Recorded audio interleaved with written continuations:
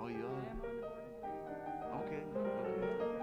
You don't have no trouble? Oh, he was getting, he told me. Yeah, what I told him, I thought Bill, is he president now? He don't have to. Gotcha. You don't have that as an excuse, right? We would not. I just asked him.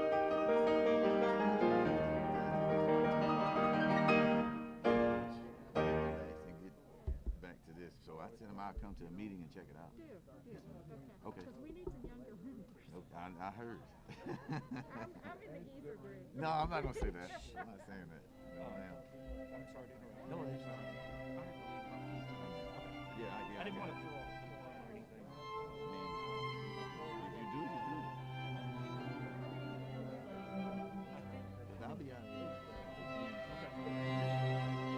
No, I mean, you got like you don't have lives outside.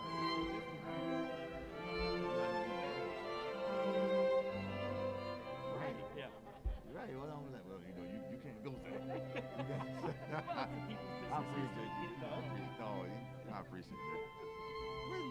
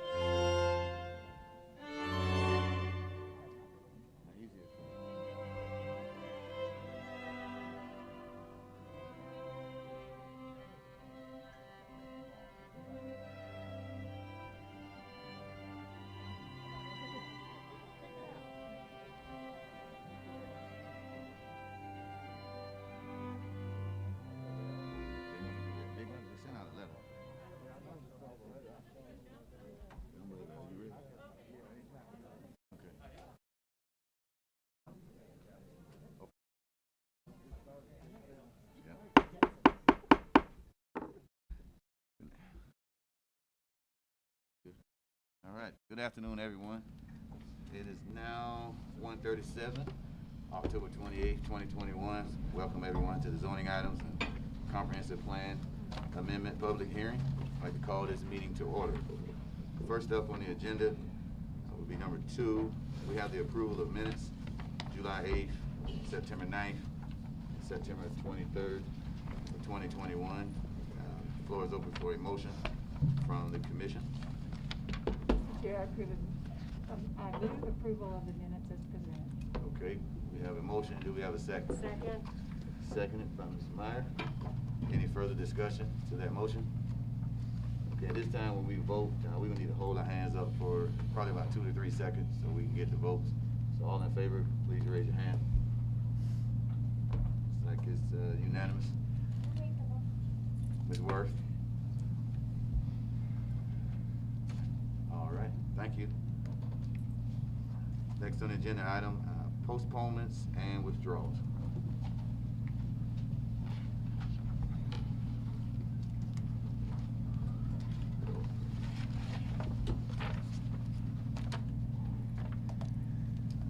Afternoon, Mr. Chairman, members of the commission, Bruce Simpson. I have 3 requests for postponements, primarily because I got under the weather the last week in September and the first part of October, and just need some more time to get ready on some of these. We also need to meet with the staff on a couple of other matters. I provided some additional information, but there's still some work to be done. So I'm asking for a 2-week postponement for item number 1 on the docket to November 11th. We'll be ready to present the case at that time. So I'm asking for a 2-week postponement in connection with that case. Okay. Do we have any questions for the applicant at this time for a 2-week postponement? That's November the 11th meeting. Page 1. It's page 2. I And can't it's see with my glasses or without my glasses. PLN-MER-18-23. Yes. I'm sorry, yeah, page 2. Floor is open for a motion for a 2-week postponement. Mr. Chairman, I move for postponement of PLN-MER 1823 to the November 11th meeting. Got a motion? Second. Seconded by Mr. DeMoulin. Any further discussion to that motion? All in favor, please raise your hand. Hold it. All right. Motion passes. Thank you. The next one is page 5, item number 3, Broadway 12th LLC. Staff had recommended postponement. We agreed with that. Supplied them some supplemental information, but they need additional time to review it. And I'm meeting with them on Tuesday to discuss that. So we would ask that that be moved to November 11th as well. Okay. The floor is open for a motion for the 2-week postponement for PLN-MER-21-14. Mr. DeMoulin. Mr. Chair, I move for postponement to November 11th, PLN-MER 2114, Broadway 12. Second. Seconded. Thank you. Any further discussion to that motion? All in favor, please raise your hand. Motion passes unanimously. Thank you. The final one, Mr. Chairman, is on page 7, item number 5, Harrisburg Road LLC. This one is going to be a little bit longer, to December the 16th. We met again with the neighbors last night, and we're still working on some things, and we also have some issues with the staff we want to get resolved, and we're going to meet next week to try to get that accomplished. But because the 11th is a pretty busy docket, we're asking that be moved to the December the 16th, and I told the neighbors last night I was going to make that request. Okay. So we got a request to move this particular application, PLN-MER-21-16 to December 16th meeting. Mr. Chair, Yes. move for postponement of PLN-MER 2116 Harrisburg Road LLC to December 16th. Thank you. Second. Seconded by Mr. DeMoblin. Any further discussion to that motion? All in favor, please raise your hand. Okay, motion passes unanimously. Thank you all. Thank you, Mr. Simpson. Hope you're feeling better.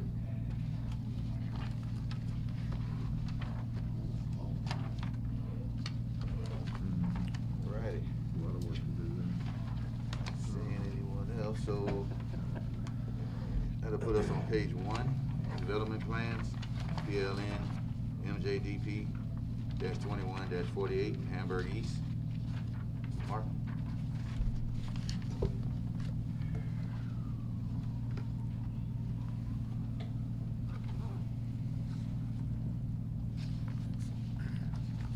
Mr. Chairman, members of the Planning Commission. The first item, of course, that you have on your agenda is a major development plan, 21-48 Hamburg East, Section 1, Lot 2E amended.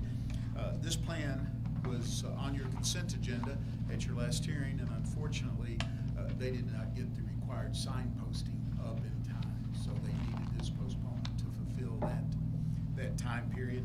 We have an affidavit that is required as well, that they did post the sign. And so with that, we are prepared to present it to you today, and I will be brief. Again, this is out at Hamburg East, where we have Costco and the sporting place. Cabela's, thank you. It is a good sporting goods store, by the way. Here we have Hamburg, Man of War. And what you have before you today is an outlot development, and they're proposing an outlot development. We have seen development across the outlots in front with a bank, a coffee place, and a Freddy's, I believe, a restaurant along the front. This is located at this intersection, this outlot. Pardon me, here's where it is. And this is your main drive in public street into the development. We have a insert which helps with you with the scale of this development, and this is a convenience store that they are proposing in this outlet. It is a consistent land use with the zone that they're in, and again, you can see as you come in here. Here's their access off of Polo Club Boulevard. Here's their canopy. There's 16 pumps being proposed in this area. Here's the convenience store. It's a little over 4,000 square feet. Access is coming in off of the drive here, Conservation Way. And then they have access to an access easement in the rear. And this access easement actually serves all these outlots and ties them together to provide access again to the main entrance points for this development. Again, so they have an access here. Here you can see circulation, parking at the rear, parking in the front. They have a pedestrian connection going to the system. There's a developed pedestrian system in the area. That's one of the important community design components in your expansion area.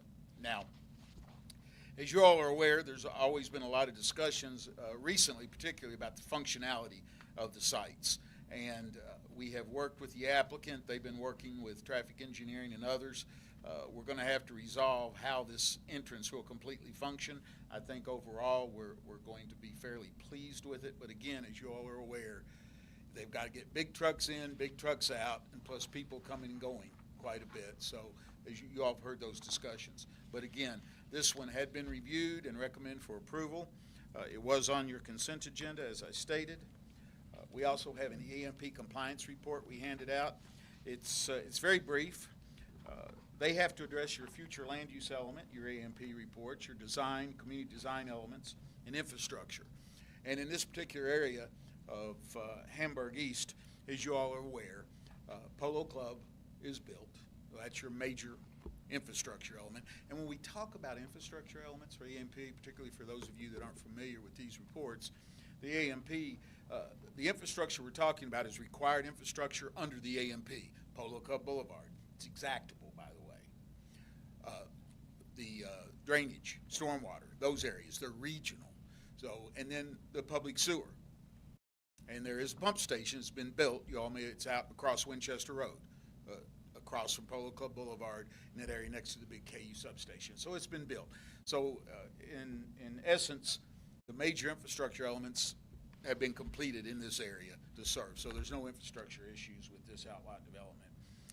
And again, as I said, it's a legal use in this zone, so the future land use is consistent. And then the community design element, again, one of its primary focuses is pedestrian connectivity. And we not only have a sidewalk system, we have a trail system that can be accessed if necessary. And again, they've demonstrated access points for pedestrians, people coming and going from their site and then out to the system. So your staff, your subdivision committee has recommended approval of this plan, and your staff is recommending that you make a finding that they comply with the AMP. I'll be happy to answer any questions you may have for staff. Any questions for staff? Okay, Mr. Martin, no questions? Thank you. Thank you. Applicant? You can step up to the podium.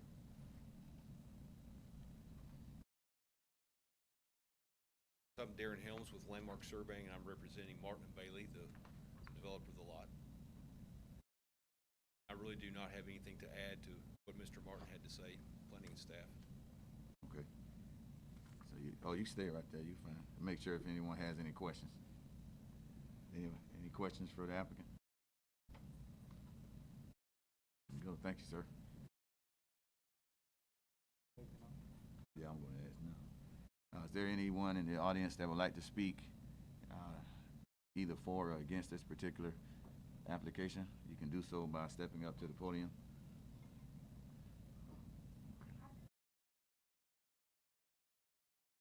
No, no, ma'am. No, no, no, no. It's coming. It's coming. Okay, all right. Thank you, thank you. Okay, well, we'll bring it back to the commission and close this part out for a motion. And we have two motions. One for the development plan and the other for the compliance report with the finding. Yes, sir. Mr. Penn. Mr. Chairman, I move for approval of PLN MJDP 2148 with the 11 conditions as presented by staff. Okay, we have a motion. We have a seconded by Ms. Worth. Any discussions to that motion? I assume you want a second. You want a second motion? Want a second? Yes, sir. All in favor, please raise your hand. Okay, motion passes unanimously. Okay, the compliance report. Yes, sir. Mr. Chairman, I move for acceptance of the compliance report as presented by staff for the same plan we just approved. We have a motion by Mr. Penn. Seconded by Mr. DeMoulin. All in favor, please raise your hand. Okay, motion passes unanimously. Thank you. Thank you. Okay, so that should put us on page 3 of the agenda. Should be PLN MAR-21-13, North Broadway LLC. We do have revised staff recommendations and a preliminary development plan as well, Hal? Yes, sir. Okay. So thank you very much, everyone. I do want to reiterate that there were 3 cases that were postponed. If you were here early on in this discussion, we are now going on to those non-postponed cases. So we are starting with, this is on page 3 of your agenda under item 2, PLN MAR 21-00013 North Broadway LLC. The applicant is seeking a zone change for the subject property located at 2275 North Broadway from an interchange service business or B5P zone to a highway service B3 zone. The applicant is seeking to rezone this property to build a commercial complex that would include the retail sale of vehicles, auto servicing of vehicles, a proposed child care facility, and then an office. Included in this is also the associated parking on the site. Just looking at the specific location of the proposed rezoning, we are looking at the property right here, located along North Broadway right before the changeover to Paris Pike. If you are out in this area, this is right near the intersection with Old Paris Road and North Broadway. The site itself is bordered on the east by Parkside Drive, and then through an access easement along the neighboring property, it is also able to be accessed along Judy Lane. Getting a little bit closer into the property, we're able to see the established zoning surrounding the subject property. To the rear of the property, or the northwest, we are looking at a single-family detached residential neighborhood zoned R1C. Across the way from the property, there is some non-conforming lots that are associated with the R1B, one of our larger size zones for single-family detached residential. One is being operated as a corner bar, which is a legal nonconformity within the zone at this time. Neighboring the property, there is a significant amount of highway service business zone, or B3 zoning. This is associated with a gas station and a few other planned developments across the way. There are portions of B5P, or the highway interchange service zone, located to the west of the property. The Waffle House, located directly adjacent to the subject property, and then a hotel, which is located here. The B5P zone is really focused on providing those services that are associated with highway interchanges, as is in the name. So in this case, the applicant is seeking to rezone this to provide a fair amount more options for redevelopment at the site. Getting a view of the aerial photography of the site, you're able to see just the land use and construction of the area. You're also able to see one very glaring aspect of this, which is a sinkhole mitigation effort located at the center of the site. This is a significant constraint in the development of the site, as these are important environmentally sensitive features within our area and are representative of the karst environment. However, you can see this access point that is currently graveled into the property. You'll see that there's been a bit more graveling in the meantime. The gas station next door, and then the Waffle House Hotel, single-family detached neighborhood to the rear. Jumping into the property itself, this is top view is a view of the property looking from that graveled entry point across from the gas station, in which you can see the whole frontage along North Broadway, as well as, I apologize for the darkness of this photo, but this is exactly where the intersection with Old Paris Road. We have the Waffle House located right here. Down this way, in the bottom, your left photo, we see Parkside Drive going back into the neighborhood. One element of this is you can see that there are not pedestrian facilities located on either way, or on either side of the roadway. This is representative of the historical development of the area. The applicant with any new redevelopment will be required to add pedestrian facilities to their site and along their frontage. Across the way, we have the gas station, a speedway, and then looking out Parkway towards the intersection with North Broadway. Here we get another view of the other area of frontage along this subject property. This is looking in town along North Broadway, looking out of town as we transition from North Broadway into Paris Pike, at that intersection with Old Paris Road, and then looking into the property, specifically our sinkhole mitigation area. Whenever receiving any application within the 2018 comprehensive plan, the applicant is required to look at the place type and development type associated with that area. In this case, the applicant is focused on the corridor development type, or place type, excuse me. As this is located along North Broadway, which is an identified corridor within the 2018 comprehensive plan, staff agreed with this assessment of place type. Additionally, the applicant must identify a development type associated with this type of what they are seeking to develop on site. The applicant is indicating that they are doing a medium density non-residential or mixed use development type. This is a recommended or suitable development type within this place type. Staff initially had concerns about how they were coming in with their plan, but with the addition of the two-story structure that they're placing on the corner of Parkside Drive and Harrodsburg Road, as well as the two other uses on site, the applicant is seeking to develop this at an intensity that is along the lines of a medium density non-residential or mixed use development type. Now, when we look at this specifically with the FAR, or the land use on this portion of land, when staff reviewed this, we did take out that environmentally sensitive area, as that cannot be developed. So when looking at this application, they are meeting many of the descriptive aspects of a medium density non-residential or mixed use development type. Within this, the applicant is not applying a recommended zone within the comprehensive plan.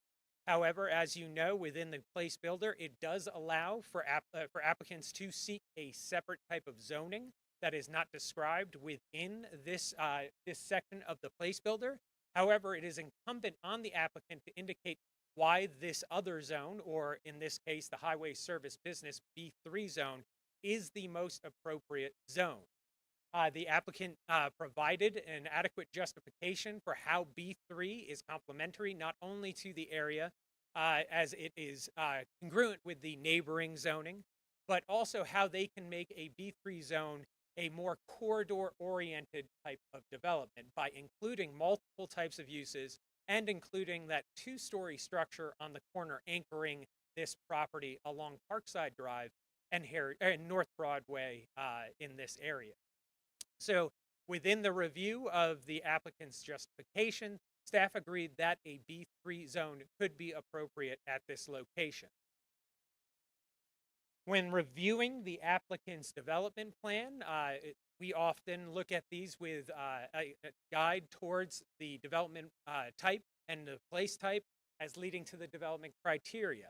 Staff reviewed all of the applicant's development criteria, and with the exception of a few elements, staff agreed that they were meeting the vast majority of the development criteria, and therefore were in agreement with the comprehensive plan.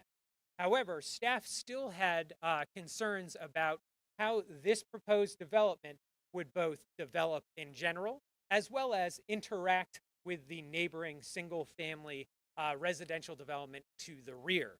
The applicant is showing a significant buffer between the parking of the proposed development and the single-family residential development to the northwest. However, staff also recommended conditional zoning restrictions on this site to further ensure that there would be no impact on those surrounding residential areas. The first being there shall be no exterior lighting greater than 12 feet in height, and all lighting shall be shielded and directed downward within 40 feet of the residential zone. Additionally, the inventory, this is where you'll see your updated staff report or revised staff report in front of you. There was a fair amount of conversation. This should be on a white sheet. It will likely be in your binder if you go to your tab on this case. So during the review or post the zoning committee, the zoning compliance officers within the Division of Planning voiced a concern about how there has been a conflict of sales and repair on sites. Initially, staff was interested in limiting the amount of vehicles that were for sale on site.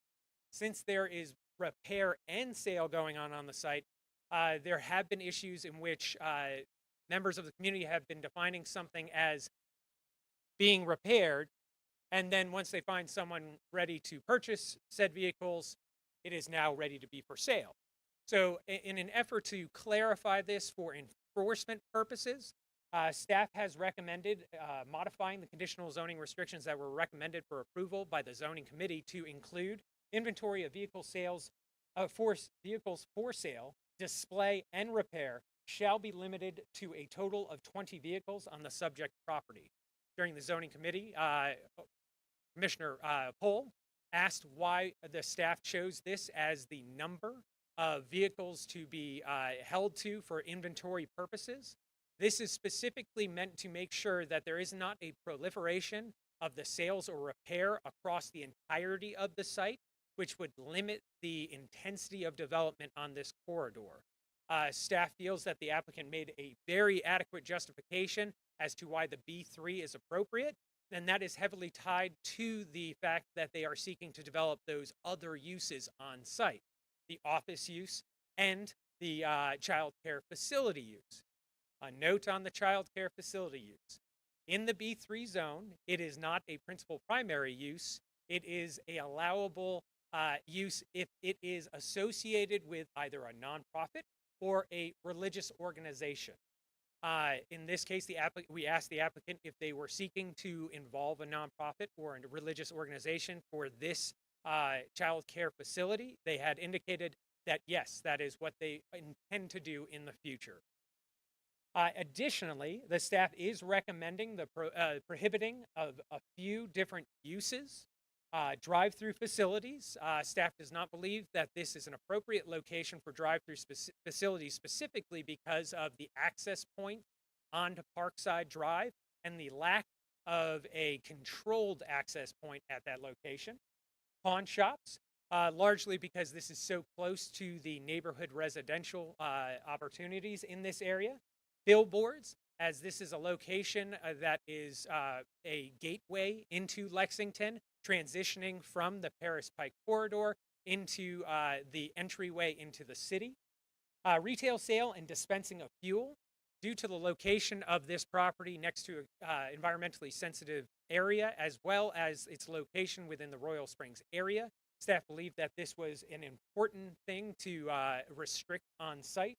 And then all underground tanks for the storage of liquid or gas fuel. This is of a similar determination to the retail sale and dispensing of fuel. So with that, the staff is recommending approval for this zone change from the B5P zone to the B3 zone. The staff found that the proposed project will gross, and again, I say a restricted B3 zone. The proposed project will grow successful neighborhoods by fostering a redevelopment of an underutilized and restricted property, and in a manner that is compatible with the existing urban form. The proposed project will incorporate the green space, specifically the sinkhole mitigation area, as well as include a significant buffer along the rear of the property. The proposed rezoning minimizes the disruption of the natural features by staying away from that environmentally sensitive area. The proposed development will improve a desired community by supporting pedestrian-friendly design, including pedestrian facilities across the site and through the site, and that they will be providing that connection between Parkside Drive and Judy Lane. The proposed rezoning seeks to maximize development on vacant and underutilized land within the urban service area, which helps us preserve the urban and rural balance. And then the justification and corollary development plan do agree with the site design, building form, and location development criteria, the transportation and pedestrian connectivity criteria, and then the green space and environmental health criteria. Staff is recommending the use of conditional zoning restrictions on this site. And as with all zone changes, this is incumbent or the recommendation is required to be associated with the approval of PLN MJDP 21-00046 North Parkway Acres as amended. And Ms. Galt will describe that here shortly. However, Mr. Martin has this one. Ms. Galt has the next one. If you have any questions about the zone change, I'd be happy to answer. For Hal. All right, great. Thank you very much. Mr. Martin?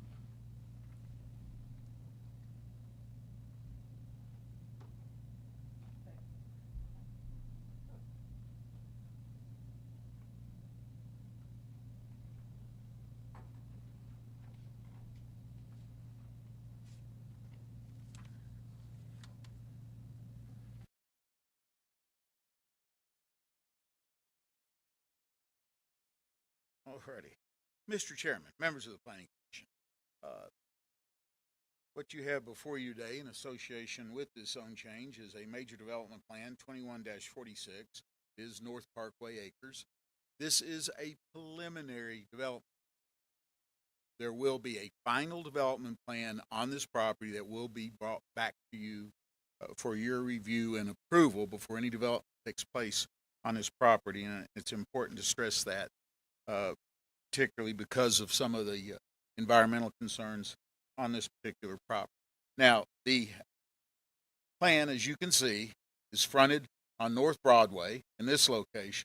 Here we have Parkside Drive, and then Jute Lane over in this location. There is an access easement, as Hal mentioned, across in front of the Waffle House that was designed and required to help serve this property. And again, that was to keep access onto the local streets and off of North Broadway. They have an access point in this location. It lines up approximately with an access point across the street. It's back off of the intersection with Broadway, again, to help with the traffic situation. They are proposing the auto repair and sales in this location. This is the daycare center that they're proposing, Building C here, and then this is a retail or professional office proposal. Now, the Building A is 4,800 square feet on this particular plan. This little item B here, this sales is 1,700, just over 1,700 feet. This daycare facility is 5,000 square feet, the largest building being proposed on the plan. And then this is a small, as I said, retail, about 1,600 square feet being proposed on your preliminary. You can see the heavy buffer that exists in this area adjacent to the single-family homes and the parking. And again, you can see this reflects the sinkhole. Al's already told you about. This is why this is like this. Now, they're overparked by a considerable amount, and what helps is the condition that we're requiring that they delineate where the vehicular sales is going to be and the 20 cars. Part of the reason, again, with the physical constraints of the site and with the parking, however, is that it also does provide access through the site from the local streets, and it provides both vehicular and pedestrian access. Now, granted, the pedestrian access won't be direct. However, that's not unusual in other parts of our community where we have arterial streets. Richmond Road, a lot of the sidewalks that exist out there, they're not on Richmond Road, they're on the service road, things like that. So, but again, they are going to have a pedestrian connection through the site, which is one of the beneficial designs that we're trying to achieve. They are going to have to resolve at the time of your final development plan fenestration and architectural details on the building. Again, presentation to Broadway, North Broadway, and the gateway is important. That's something we are going to be talking with him about and bringing to you at the time of the final development. This is a tower, by the way, which is a picture that they're proposing. So that's an item that we will be deferring to the final development plan, as well as the daycare center, as Hal mentioned. They're going to have to find an appropriate sponsor for that daycare. They'll have to bring that to you at the time of the final. The other issue that I'm going to return to again, I know there's a lot of concern about this sinkhole. It's a large sinkhole. It's an obvious sinkhole. It's been there for a long time. There's been work done on it. There's been some studies. There's going to have to be a lot more work, sinkhole and study. There's going to be a lot more study done. It's that important environmental feature. And they're aware of this. It's going to take more engineering evaluation. There's a lot of regulatory hoops they have to jump through, and it's indeed possible, because if this is part of their stormwater drainage system, well, now you're even getting into the possibility of federal permits because of the fact that it's a sinkhole. There are a lot of sinkholes in this area of our community. A lot of people may not know this, but up here on the Joyland site, now there's Martin's Peterbilt right there. There's a large sinkhole on that site. It's been built over. Of course, that was done many years ago. Cannot speak what kind of mitigation was done on that sinkhole, but it's there on the old Joyland site. So again, that's going to be looked at by Division of Engineering and Water Quality very, very carefully. They're very much aware that these are significant aspects of development in your sink. So this was reviewed by your staff. We've given you revised conditions. We are recommending approval of this preliminary plan. And I would be remiss if I didn't mention briefly the old Joyland site. My mother used to ride a trolley out there to the old Joyland Park and go dancing, and she'll be 101 on November 1st, so I wanted to share that. I'm her baby too, by the way. But I know. But I'll be happy to answer any questions you may have. Any questions for staff? Yeah, Mr. Martin. At the time of the final development plan, we'll have more studies on that sinkhole? I would hope that they would move forward on it and be their best interest, but they will, before that plan can be certified, before anything can be built, they're going to have to study that sinkhole and submit that information to both engineering, environmental quality, and again, possibly, when a sinkhole is utilized as part of your drainage system, it actually falls under federal regulations as an injection well. So that's something they have to consider and look at, and will have to evaluate. Those of you who may be familiar with other areas of Karst, and you know the city of Bowling Green used to dump all their water in dry wells into the Karst cave system, and the water would just come bubbling up all over town. And we don't do that, and frankly, really never have, except in very limited circumstances. A sinkhole, just to tell you more than you want to know, and I'm not an engineer, you all are aware of that, but when you evaluate a sinkhole, you have to keep it stable, which means you can't make it wetter, you can't make it drier. That takes a lot of math, it takes a lot of engineering to accomplish that. But this is at the Royal Springs Aqua. I believe it's just outside. I believe it's just outside. Thank you. Mr. Moore? I believe you mentioned there was a restriction on the location of the cars for sale where they could be parked. Could you show me where that is? I don't know that that's been determined unless Hal has information I don't have where they chose to do that.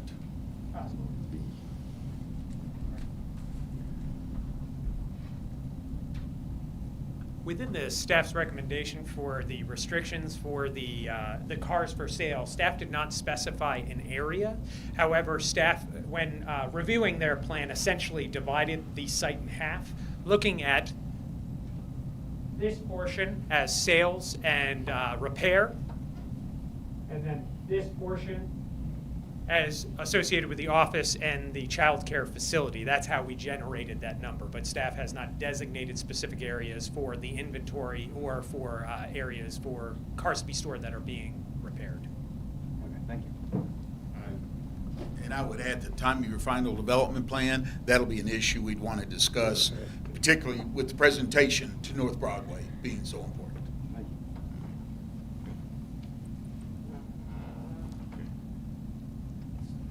Mr. Martin, not seeing any other hands. Thank you.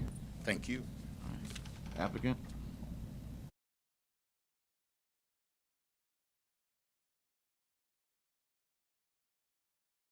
Thank you, Mr. Chairman and Commission members.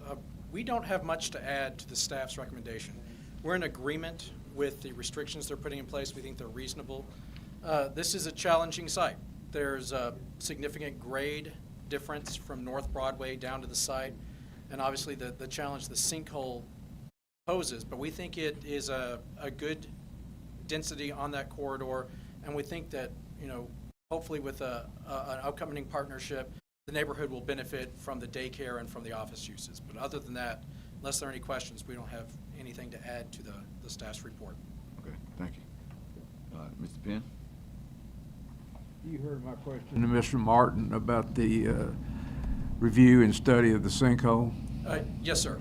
You've got ongoing plans to do that? We do. We're under a current mitigation plan. There are existing drainage easements, stormwater easements that drain into the sinkhole that have been there for 20 years. So it's under a current mitigation plan. Now there's been work done under those studies, and there will have to be more studies before we can move final with any final developments. But the intent of your plan is to use that as your stormwater. Well, it's currently being used that way. That was there when the applicant purchased the property, were those easements that are currently in place. We're still developing that stormwater because we've got to work, as was indicated by Tom, with the regulatory authorities to try to make sure that wherever the stormwater goes, whether it is into the sinkhole as the injection or not, it will be in compliance and permitted. But you will determine that before we see the development plan? Yes, sir, we'll have to. Thank you. Thank you. Any further questions for the applicant? All right. Thank you. Thank you. Do we have anyone in the audience that would like to speak either for or against this particular agenda item? Yes, ma'am. You can step up to the podium. Give us your name. Okay. I'm sorry, I don't think PowerPoint. Anthony, pass those down. Paper, there's enough. This, I'm sorry, tacky as it is a little map of all the car dealerships on this.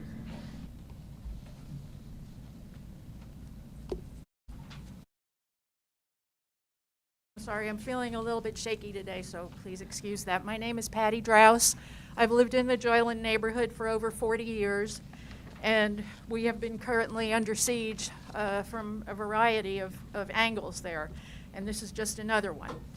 This property at 2275 North Broadway contains a sinkhole, which you've been speaking about, and according to that paper from the Kentucky Geologic Survey, there is an additional requirement of making sure the runoff from parking lots, streets, other urban areas needs to be routed through a detention basin and sediment trap before it flows into the sinkhole. So the fact that water currently flows into the sinkhole that's undeveloped land right now, and so the character or quality of what flows into that will be different. So in consideration of this information, shouldn't a restriction be placed on the property so that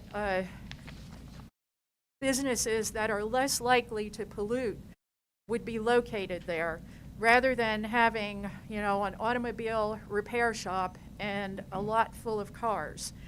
And then secondly, consider the location of trash receptacles so that any trash doesn't get blown into the sinkhole.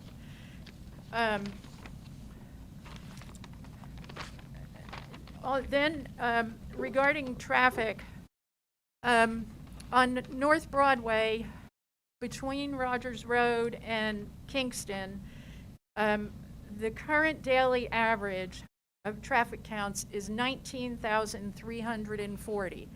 That is a 4-lane road. I don't know if any of you have ever traveled on that at peak times. Between 7:30 a.m. and 9 a.m. and 3 p.m. and 6 p.m., it is extremely difficult to leave the Joyland neighborhood from Parkside, Judy, Rogers Road, or the Speedway gas station. Speedway gas station and that other little shopping center where the bank is, Whitaker Bank, everybody's trying to come out at once, and the truck business as well. And it's a mess over there. So people are trying to make a left lane to go out, a left turn to go out Paris Pike. There's people coming out of Old Paris Road. There are many things happening at that intersection, and more traffic there, which we are going to have because 2020 Russell Cave, the development that's going on out there, is going to bring another 53 dwellings that only can leave through the Joyland neighborhood. They cannot leave out onto Russell Cave Road, if you all remember that, until the other properties are developed. I didn't allow myself enough time to collect the accident data. I know that it's available, but it was a process, and so I'm missing that information. But suffice to say that there are a lot of car wrecks over there. I know it's not in the highest, top 5 for the city or anything, but there are a lot of car wrecks at that intersection. The 2-story structure that they're planning to put on the corner will be a further obstruction to visibility for people trying to make a left lane out of Parkside, and so please consider that. And then the other thing is cars that are coming off of Broadway onto Parkside, and there's a school on Parkside, but they're coming off of Broadway onto Parkside to go in the Speedway gas station, which is maybe 20 feet down onto Parkside, frequently have to stop because the car coming out of the Speedway is blocking them. So they stop, and anybody else pulling onto Parkside then ends up spilling out onto Broadway. And so, that's a potential problem. Like I say, the traffic at 5 o'clock at night is backed up. I wish I had a picture of it, but it's backed up onto Paris Pike. It is completely blocked up over there. So I have given you the one map that's that weird shaped thing to show all of the current automobile sales businesses on the northeast side of town. And I would just like to read that list. North Broadway auto sales, 6K and under auto sales, Galaxy auto sales, Lexington auto sales, Rod Hatfield used cars, Rod Hatfield pre-owned cars, New Circle Road Auto, Brothers Auto Sales, Car-Mart of Lexington, Prestige Auto Sales, Express Auto Sales, Paradise Motorsports, Lexington Auto Store, Autotronics Auto Sales, Big Blue Autos, Lextown Motors, Ryan Auto Mall, Tri-City Auto Mart, Greens Toyota Lexington, New Circle Auto Sales, Best Buy Auto Mart, Circle 4 Discount Auto. What will it take to not put another automobile sales lot on North Broadway, on the north side of town, detracting from our neighborhood that already has Peterbilt trucking there? This is a decent little working class neighborhood, and we just ask that you help us out. Thank you very much for your consideration. Thank you. Do we have anyone else in the audience that would like to speak on this particular application?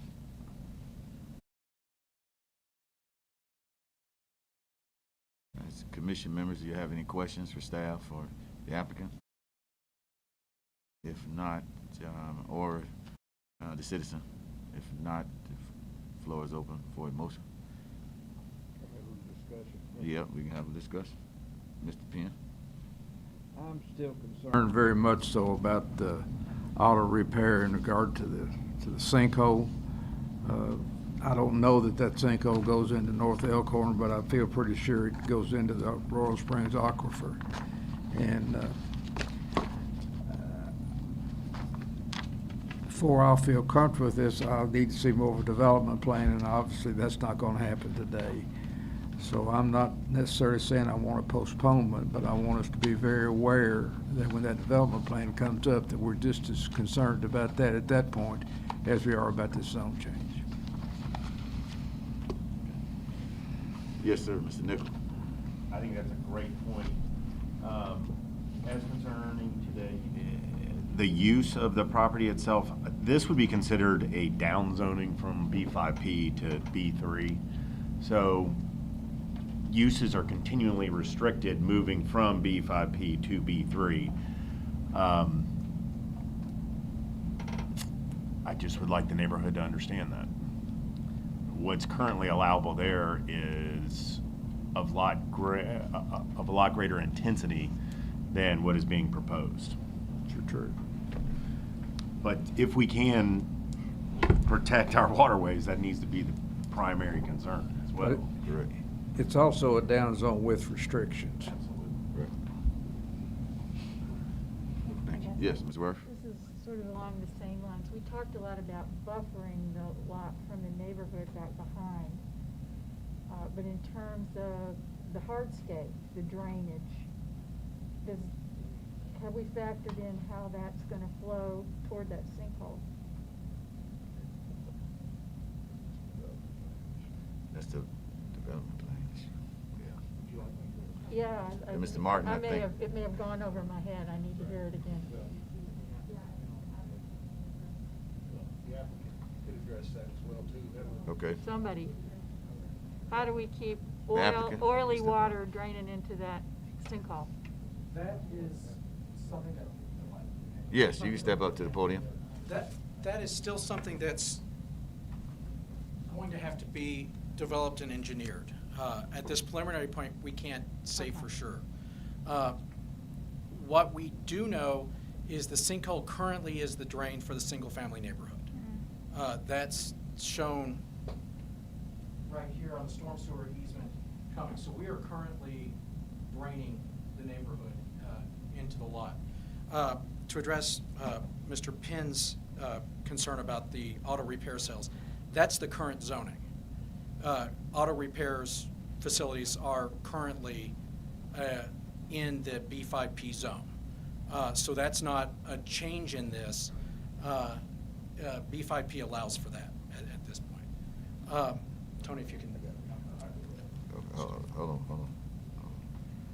Let Tony. Good afternoon. Tony Barrett with Barrett Partners Landscape Architect. When we laid out the parking lot, I'm going to address the sinkhole a little bit. When we laid out the parking lot around the sinkhole, we provided a pretty good setback. It's 20 feet or so of separation between the defined sinkhole area and the parking lot. And we can, in that location, within that 20 feet, we can deflect grade back away from the sinkhole if that's appropriate. And we can contain stormwater and treat it through the gutter, the curb that between.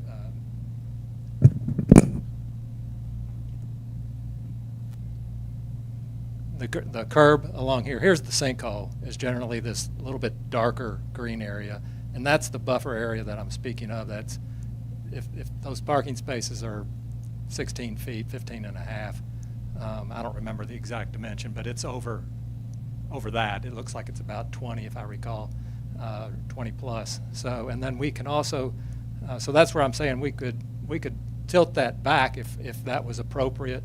And also we'll have the curb and gutter system here where we can collect that water before it flows into the,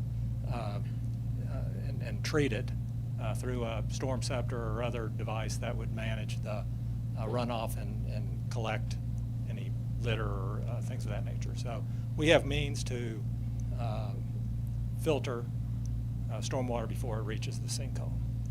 Thank you. Thank you, Mr. Barrett. Mr. Nichol, you want to get Mr. Bailey first, or you want to? I got a question for Mr. Barrett. Okay. Can you please identify where the neighborhood is draining into the sinkhole currently?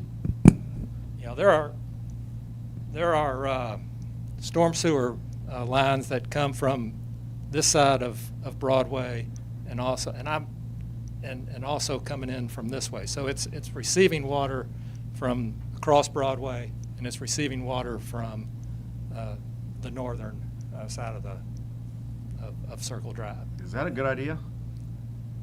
That's probably been there from when the development was developed in the 50s or whenever that was developed. But is it a good idea? I can't address that. It's not a practice we do today. Thank you.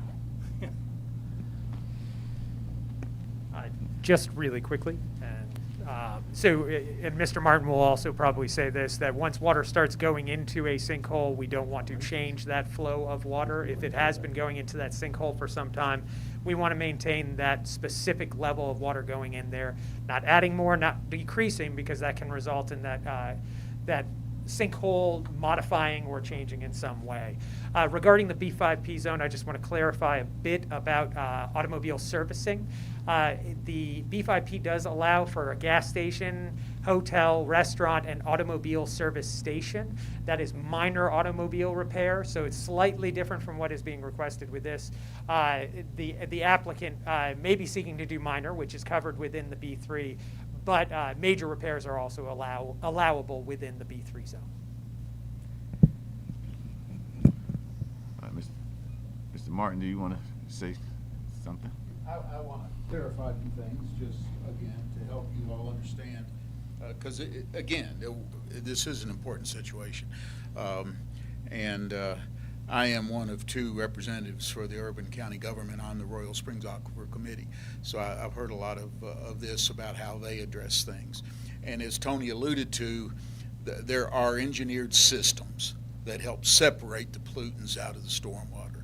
Literally call them separators. And there's mechanical separators, there's passive separators. They have that ability to do that.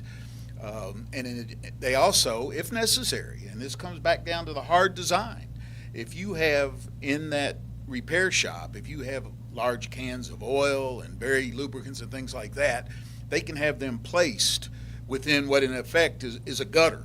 So if they spill, it's collected and they can clean it up. And that's something that was required on another site, an industrial site, on behalf of the aquifer. They literally had to put a fuel tank inside what in essence was a raised curb so it could be collected. And again, this is an older area. It was developed, the subdivision was, before the flood insurance program existed.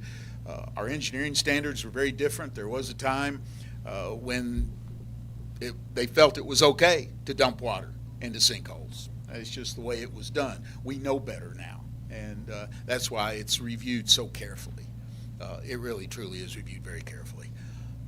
So I hope that helps you understand where we're headed on this and what you're going to be, certainly what we're going to be talking about with your final development plan. Yes, ma'am. Mr. Martin, when the service center is set up, who oversees to make sure that these safety measures are put into place? If they're required, your Division of Engineering, New Development. And I can tell you it's been a pleasure in my career to work with them. They're very conscientious. Thank you. Mr. Penn? Mr. Martin, I don't want to beat a dead horse here, but I want it on the record that we can approve this zone change, and this development plan does or does not have to be built.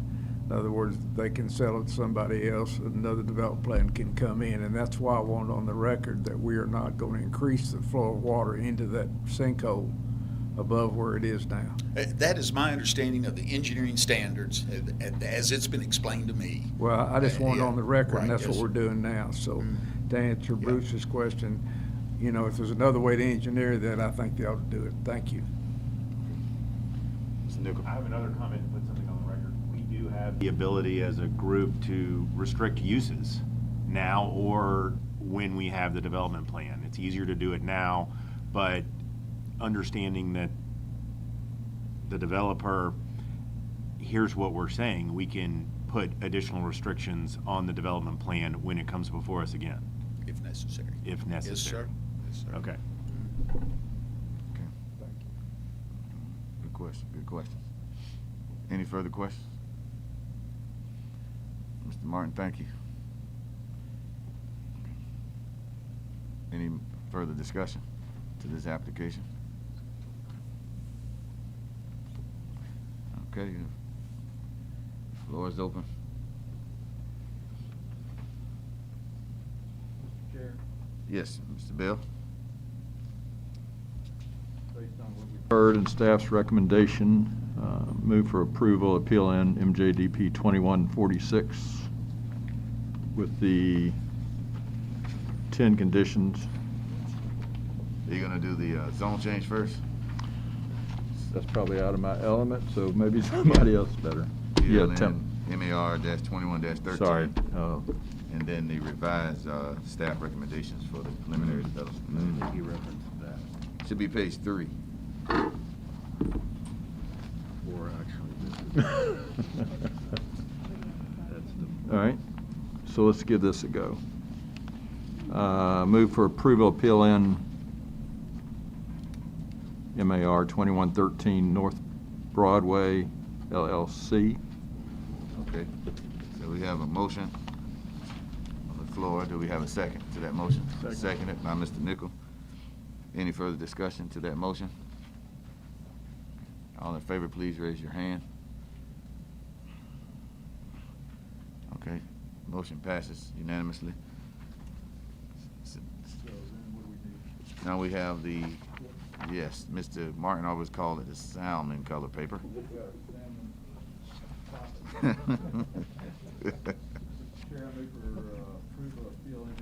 E2146 North Park Acres is amended with the 10 conditions as stated. Thank you. So we have a motion on the table for the revised staff recommendations. Do we have a second? Seconded by Mr. Penn. Any further discussion to that motion? Okay, all in favor, please raise your hand. Okay, motion passes unanimously. Thank you. Thank you. Oh, right, let me make sure I'm right here.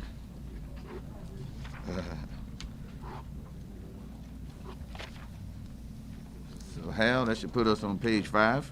Yes, sir. PLN MAR-21-15.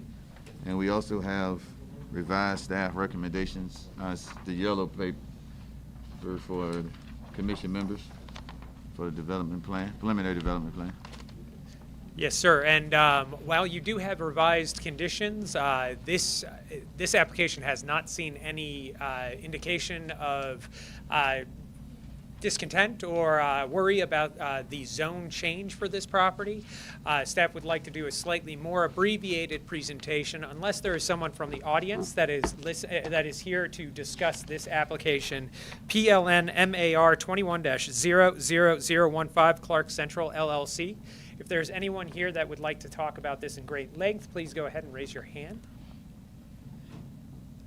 Sir, if it would be all right, I will do the presentation for the zone change in a slightly more abbreviated presentation. Then Ms. Galt will come up and do the presentation for the development plan. Yes, sir. Thank you very much. This is a zone change request for the property located at 2670 Sandersville Road. The property is approximately 0.84 net and 2.51 gross acres. You will see why there is such a large distance between the net and the gross here in a second. The applicant is seeking a zone change from the wholesale and warehousing business, or the B4 zone, to the neighborhood business, or the B1 zone, in an effort to redevelop the property to a gas station with a drive-through facility and associated restaurant. They are seeking to do this under the enhanced neighborhood and the low-density, non-residential, or mixed-use development type.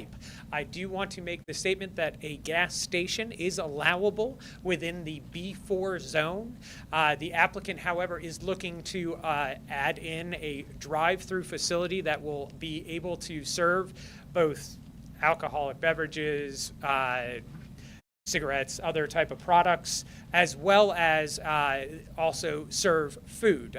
They will have an associated restaurant facility within their convenience store, which is why they are coming to you today for this zone change. Just looking at the property, we are off of Citation Boulevard, off of our newly constructed Sandersville Road. Looking at the zoning in the area across Citation Boulevard, we are seeing primarily residential zoning in this location, the planned neighborhood residential R3 zone. This area is connected with a B4 land use, or that wholesale warehousing, which jumps across the road just a bit and occupies the space south of Sandersville Road. To the northeast, we are seeing more of a multifamily and single-family detached construction development occurring, and then continuing on down into more single-family detached along Sandersville. Just getting an idea, this is an old photo of the aerial. It does not really give you a great idea of how this area has developed over the last 2 years, but as we jump into the photographs of the site, you can see that the storage warehouse facility or self-storage warehouse facility to the rear of the property, the south of the property, has been constructed. This is the area that is slated for the gas station and convenience store. And then coming down this way, we are looking north on Citation. You'll see to the right side of the screen, there are several multifamily buildings that are under construction at that location. Across the way, there is also a significant amount of residential development that is occurring. Looking down Citation towards Leestown Road, we can see that there's both a sidewalk facility and a nice multi-use trail facility right next to that. Gives a little bit of delineation.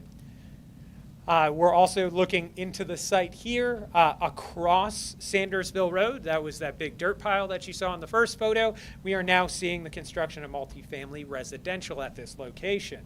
And then looking into the site, there is the access easement that will serve this portion of the property. Ms. Galt will point that out within her presentation. With all zone changes, we seek to place this into a place type and development type. The applicant is seeking to develop this as an enhanced neighborhood due to the fact that they are not facing this on Citation Boulevard. Citation Boulevard is also not an identified collector street, or I'm sorry, identified corridor. They are seeking to focus this more on the neighborhood side of things. Staff agreed with that, just with how they're orienting their site. They are providing a significant amount of pedestrian facilities to allow for a safe and easy access into the convenience store / restaurant. They are seeking to develop this, hope this is still working, there we go, as a low-density, non-residential or mixed-use place or development type. This is associated with the fact that it is a low FAR type development. They are not seeking to develop this in any great significant way, adding lot coverage or anything along those lines, and it can correlate to the kind of lower density kind of traffic that would be pulled off of Sandersville Road. The applicant is seeking to develop this as a B1 zone, which is a recommended zone, and staff agreed that that would be an appropriate change for this location. Staff is recommending approval of this zone change, as the proposed project will grow successful neighborhoods by creating a development that is compatible with the existing urban form in this specific location, while also meeting the community needs and adding amenities to this area. The proposed project seeks to incorporate green space, specifically along the outer edges and throughout the property, as well as providing a fair amount of safe and delineated pedestrian facilities throughout the site. The rezoning will maximize the development on a vacant and underutilized land within the urban service area in an effort to preserve that urban and rural balance. And then the applicant is applying the development criteria for this site appropriately, meeting the site design, building form, and location, the transportation and pedestrian connectivity, and then also the green space and environmental health for this site. As with all rezonings, it is incumbent that the development plan be approved and certified at least 2 weeks after this hearing. For the plan PLN MJDP 21-00049 RML citation, Hillenmeyer Interest LTD, Clark Pump and Shop as amended. If you have any questions on this rezoning, I'd be happy to answer them. Any questions for Hal? Not seeing any. Thank you, Hal. Cheryl.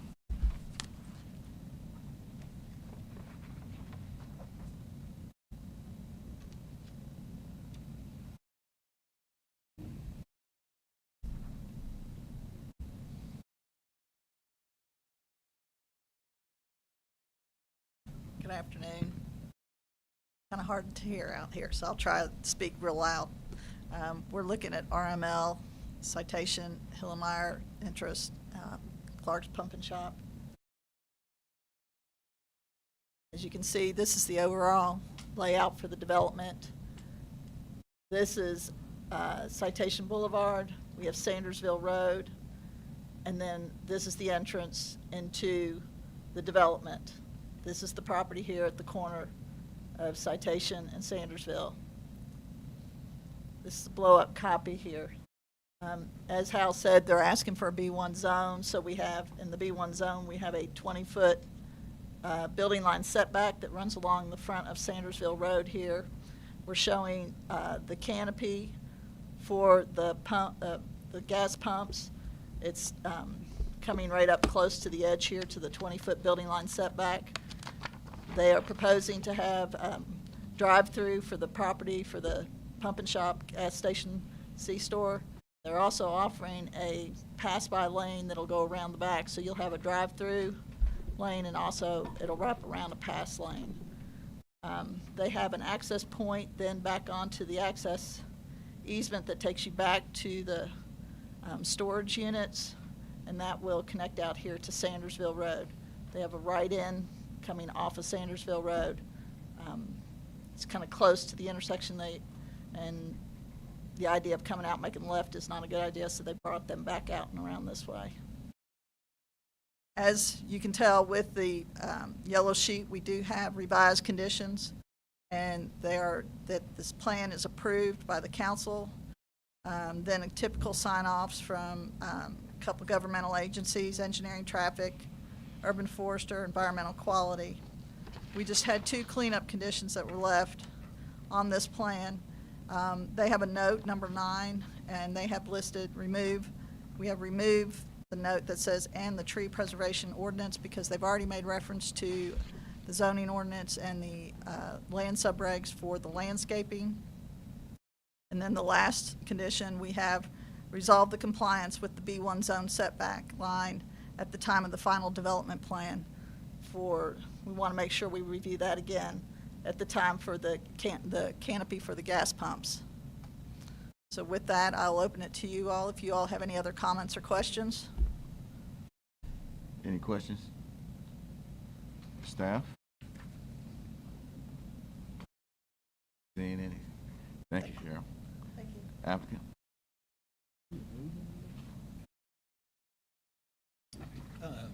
Thank you all. Nick Nicholson here on behalf of Clark Pump and Shop. I don't have anything to truly say because we are in complete agreement with the staff on the conditions of approval for both the zone change and the development plan. I did want to make 2 quick clarifications that I made at the committee level, but I did also just want to make it today. While this is technically a drive-through by ordinance, it is more of a pickup window that you are kind of akin to a dry cleaners. There's no menu board, there's no outdoor ordering. This isn't any type of restaurant where you see, like at the Pilot and McDonald's at kind of Wadi Petono, where it's, half gas station, half McDonald's. This is just to allow for the preparation of things like sausage biscuits that you see at kind of most successful gas stations nowadays.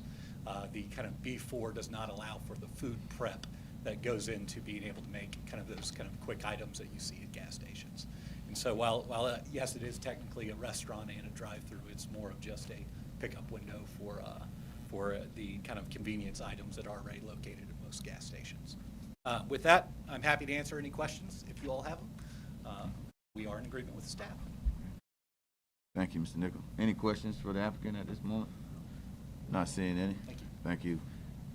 We don't have any citizens comments for this particular application, so as a commission, if there's any further questions or discussion, the floor is open as well. Also, the floor is open for a motion.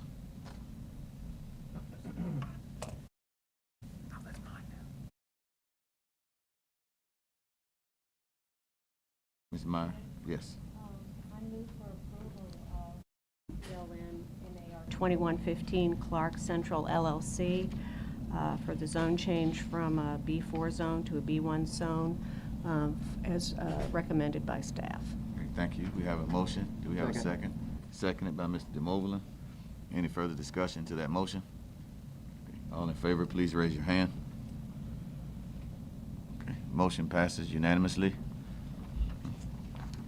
Yes, ma'am. Mr. Chair, I move for approval of PLN MAR 2115 Clark Central LLC. No, we just did that one. That one. Okay, go to the I'm yellow sorry. sheet. The yellow sheet, sorry. Yellow Okay, sheet. here we go. Yep. PLN MJDP 2149 RML citation, Helen Meyer Interest Limited, Clark Pump and Shop. Move for approval as recommended by staff and subject to the 7 conditions. Thank you. Second. Seconded by Mr. DeMoulin. Any further discussion to that motion? All in favor, please raise your hand. Motion passes unanimously. Thank you. Thank you. Okay, so that should put us on the commission items.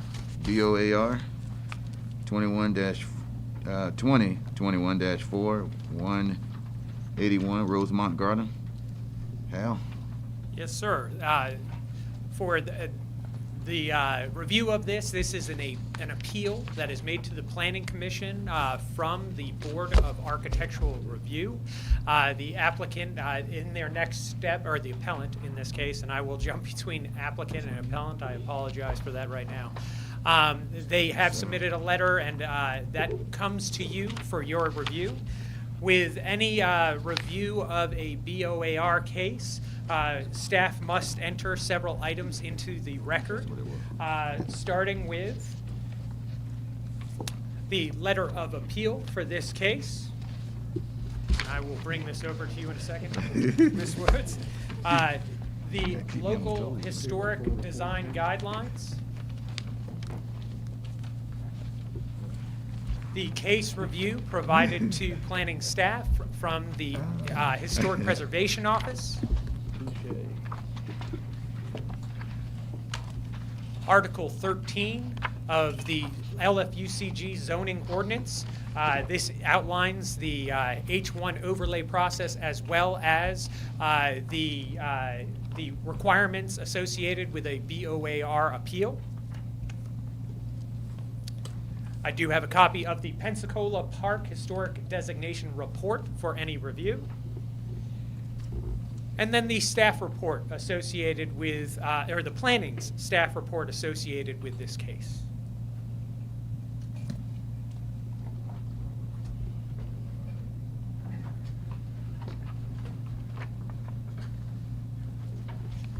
This is BOAR 2021-4 for the property located at 181 Rosemont Garden.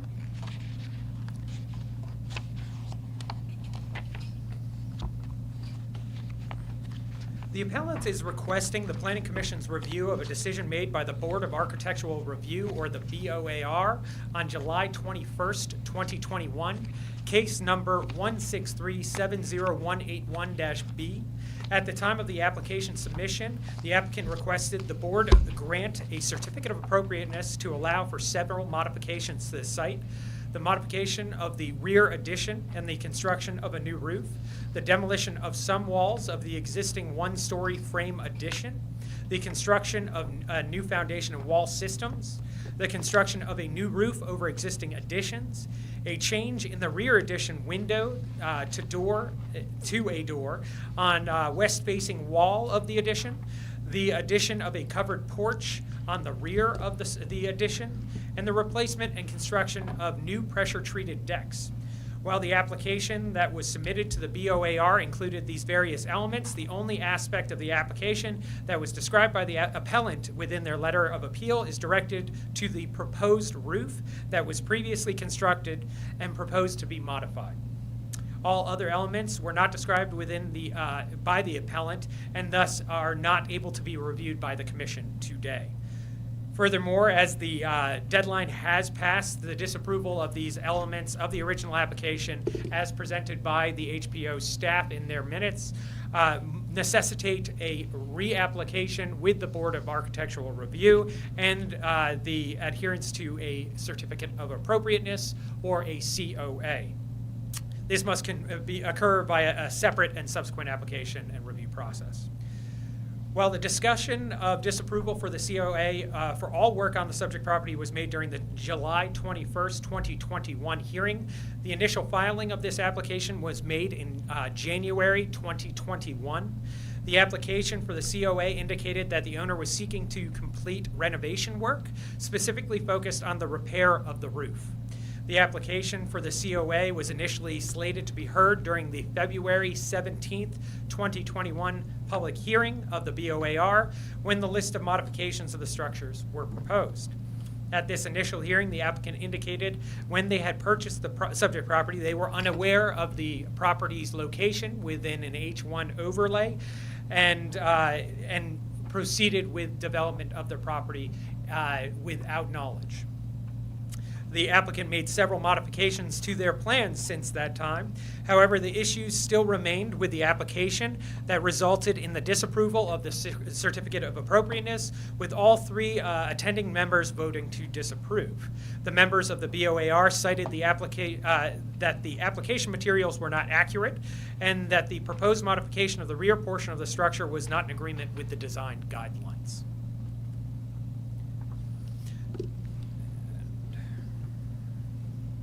The subject property is located within the Pensacola Park Historic Overlay, or the H1 zone, which was established in 2019. This is our most recent H1 overlay within the Lexington-Fayette Urban County area.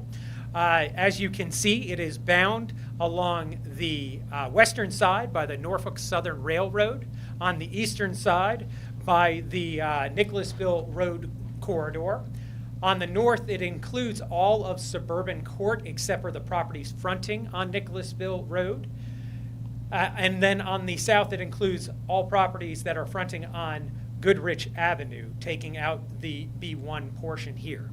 As you can see, all of the zoning in this area is residential in nature. They're all R1C, or single family detached residential. The vast majority of the land use in the area reflects that. In this case, this is somewhat unique in the fact that this property is a duplex. It is grandfathered in. Currently, from the information that staff could find, it was remaining a single-family detached structure until at least 1966, and then it was converted sometime thereafter. There are 5 properties within this area that are zoned R3, and the historic area does contain approximately 93 acres and 422 properties. Looking at where the property is, we're located right here off of Rosemont Garden. Jumping into the aerial view of the property, this just gives you an idea of the layout of this historic area. It is important to note that the historic district legislation has been determined to be constitutional as it produces an equitable distribution of benefits and burdens. In other words, the neighborhood receives the average reciprocity of advantage, whereby the individual may be restricted on some elements of what they are able to do with the exterior of their property, but gain the benefits from the restrictions of the surrounding properties. The restrictions provide construction consistency over time while respecting the historic character of the area and preserving historic structures. There is no distinction within Article 13 of the LFUCG zoning ordinance between those properties that have been identified as historically significant or contributing to a national historic district and those that are newer in construction. For the property within an H1 overlay, a certificate of appropriateness, or a COA, is required prior to the initiation of any new construction on any exterior change to or the demolition of all or a part of any building, structure, or sign on the premises in an area protected by an H1 overlay. All applications are reviewed for agreement with the design guidelines. In this case, the appellant did not receive a COA nor a building permit prior to starting renovations and construction and sought to achieve the COA following notification by HPO staff. The main portion of the structure was constructed in 1925 and is representative of the historical development in the Pensacola Park Historic District. The historic district developed cohesively over a set period of time with similar type homes, all designed to be appealing and affordable for working and middle class residents in Lexington at that time. The suburban nature of the district means that every house has a front yard, a driveway, and a comparable setback from the street, resulting in a cohesive, dense concentration of significant domestic architecture, mainly dating from 1919 through 1944. This was a time of expansion and growth in Lexington's history. I've talked a bit about just how this has developed over time. As we can see here, that's a zoom in on the property looking down Rosemont Garden as we're going away from Nicholasville Road, and then looking into the property itself. The property is a representative example of what is there. What you are looking at in the front of the building is very much the historic portion of the structure. Now, I do have the duplex nonconformity. This was an element that makes the modification of the property somewhat complex. When looking at nonconformities within the zoning ordinance, Article 3 gets into a certain aspect of what is a nonconformity, when can a nonconformity change. In this case, it is not a nonconforming structure. It is a nonconforming use. They are meeting all setbacks required within the R1C zone. However, they are operating a duplex. There was a bit of confusion at the BOAR about an element of the zoning ordinance which talks about increasing the cubic feet within a nonconforming structure. The aspect of this is that they are modifying the roof line, seeking to increase the cubic feet as well as increase the kind of utilization of the roof of the building. We'll show a few photos of that. However, I do want to note that, I just hit something on this one, but that this is a non-conforming use, not a non-conforming structure. Therefore, the cubic feet does not apply in the same way as we would see in other areas.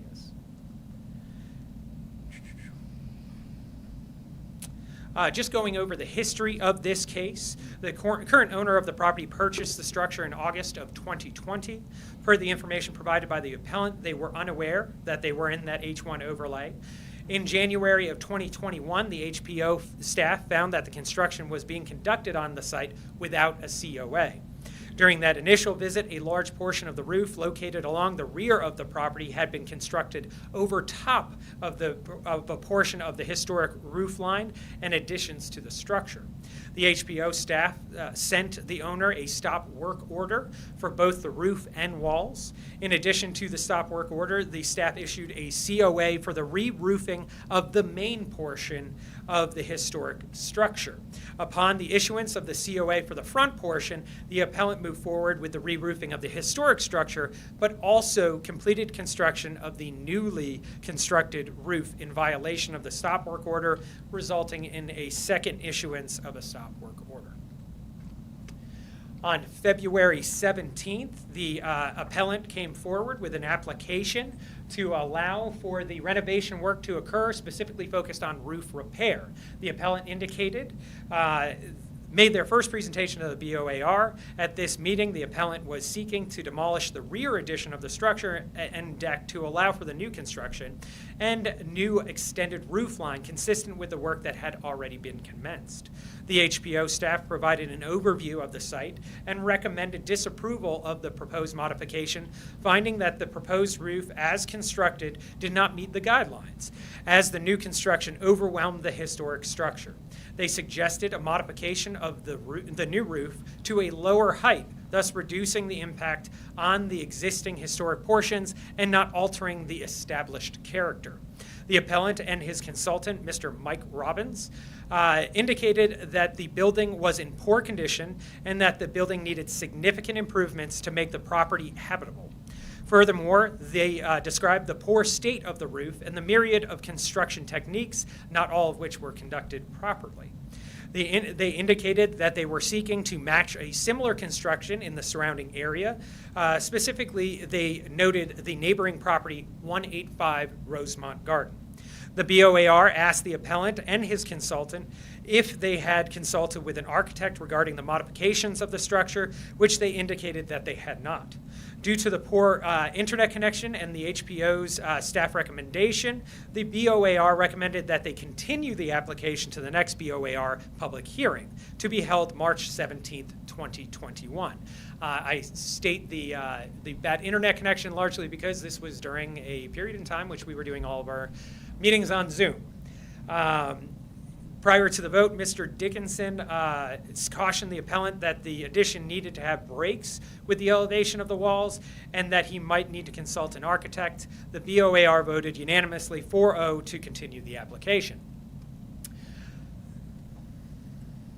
At the March 17th, 2021 BOAR public hearing, the staff reiterated their concerns and recommendation of disapproval for the COA for the proposed and constructed work. The appellant provided greater information regarding the work that had been conducted and the various surrounding sites. The appellant described the deterioration of the roof and that they had tried to work in good faith so to build a stable and habitable structure.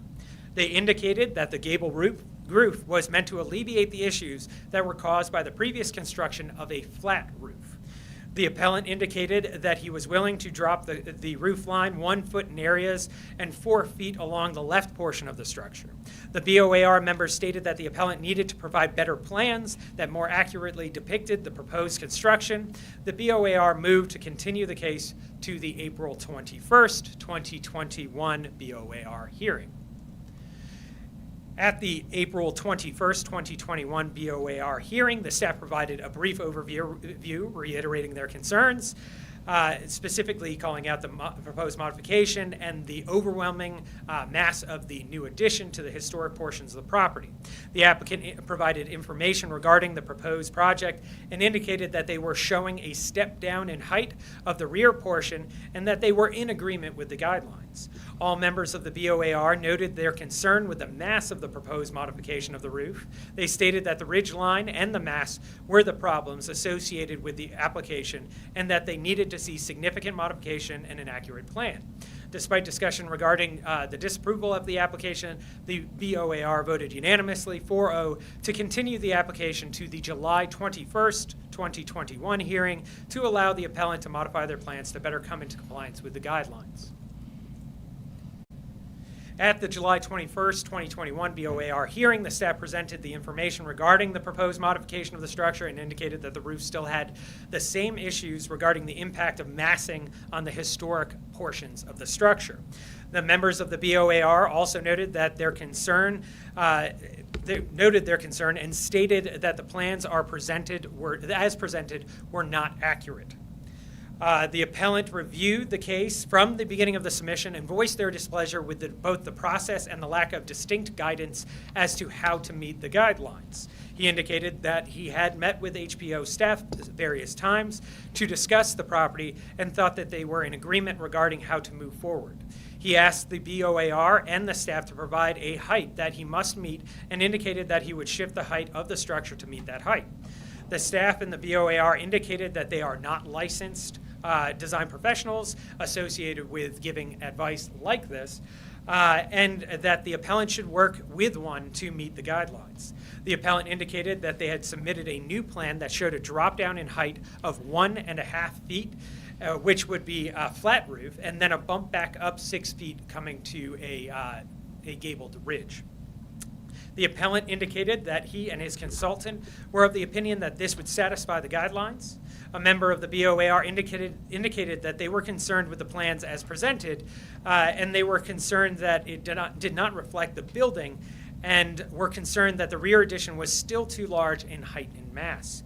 There was also a concern regarding the L of the roof, or the portion of the roof that is the wing of the building expanding back perpendicular to the actual building, the front plane of the building. I will show a picture of this here shortly and show you what the L actually looks like. Following the extensive conversation regarding the staff's role in the process and the plan submitted, the members of the BOAR stressed the applicant should work with a licensed design professional, and they should return with a more accurate depictions of the structure and show how a reduced height of the rear portion of the property. The BOAR voted to disapprove the application, voting unanimously 3-0 to disapprove the COA. The letter of appeal was sent to the staff on August 20th, 2021. Within their letter of appeal, they provide an overview of the case history, their submissions over the course of the 6-month review by the BOAR, and their perspective as to how the BOAR and the HPO staff erred in their disapproval of the proposed modification of the structure. Much of the letter of appeal was focused on the communication between the appellant and the staff from different divisions of the Lexington Fayette Urban County government. The appellant indicated that they were dissatisfied with the communication and indicated that they sought to work in good faith with staff regarding the proposed modification. The appellant stressed that they requested specifics as to how to bring the structure into compliance and thought they had reached a compromise that was agreeable.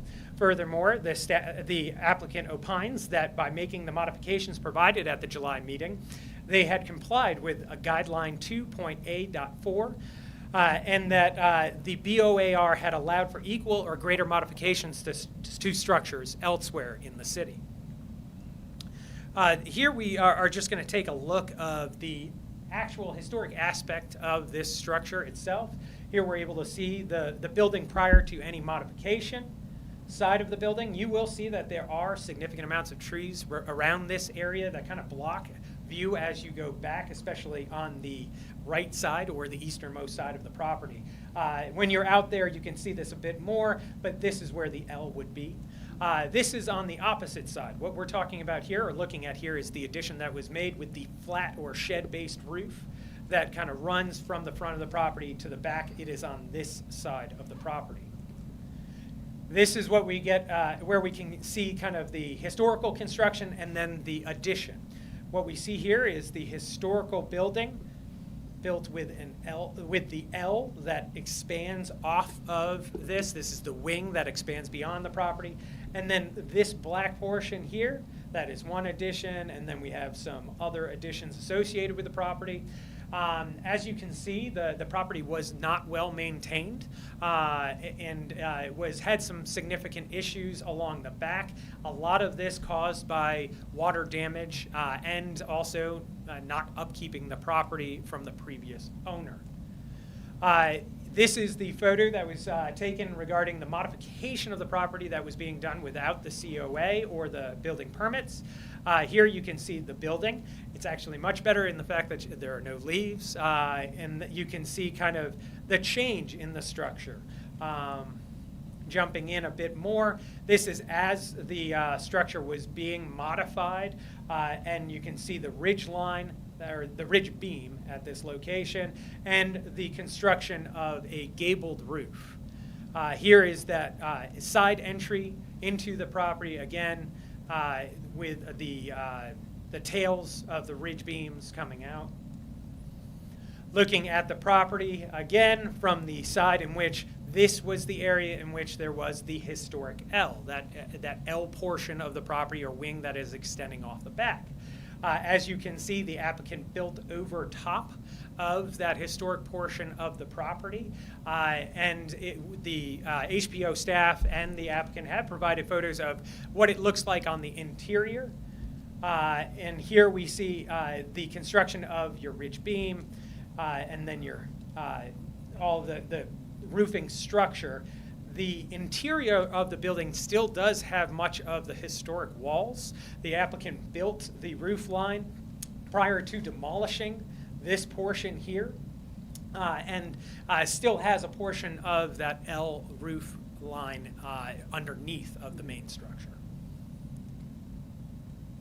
And then here are photos of the structure from yesterday morning. Again, leaves are not our friends on this one, and they kind of block some of the view of it, but you do see the construction of the gabled roof in the back.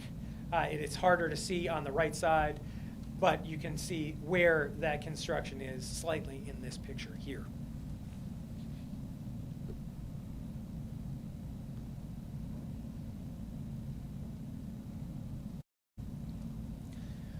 The appellant cites Design Guideline 2A4 within their letter, which states in planning additions, the best approach is to place the additions where they will have the least impact on the building's overall form and plan.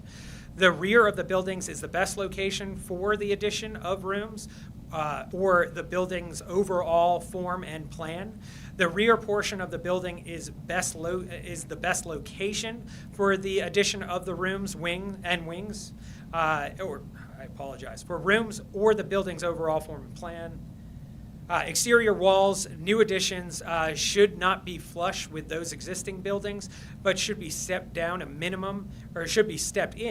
minimum of 12 inches from the edges of the existing building. Likewise, additional roof lines should be stepped down from the peak of existing roof lines so that the existing main roof elements remains evident.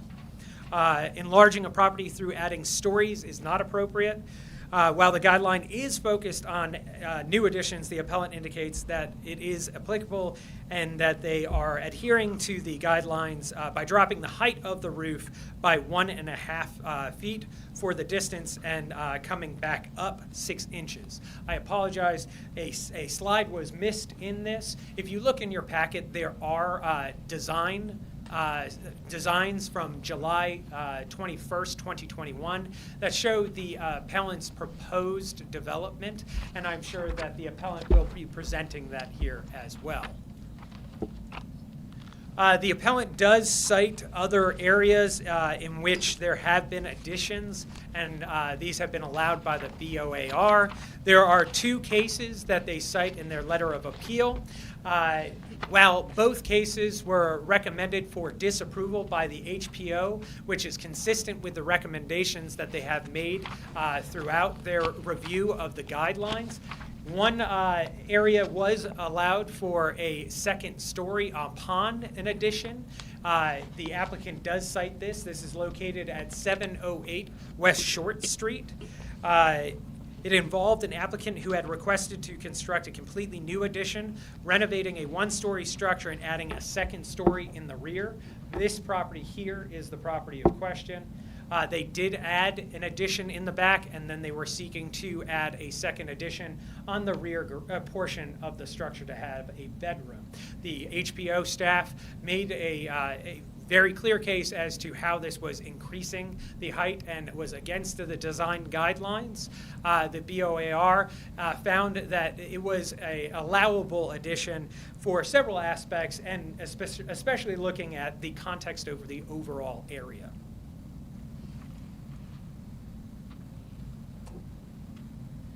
While in both cases the HPO staff, I'm jumping around here, I'm sorry about that. Whereas in many appeals made to the Planning Commission, the guidelines are prescriptive and provide clear guidance as to the types of materials or form of a modification, this case is complicated, both by the discretionary review associated with the guidelines, the previous modification of the structure, the non-conforming use of the structure, and the fact that the structure was modified prior to obtaining a COA by the Board of Architectural Review. The case is further complicated by the BOAR and the HPO staff's concerns that proposed designs did not accurately depict the structure and their want for a licensed design professional to provide more accurate plans.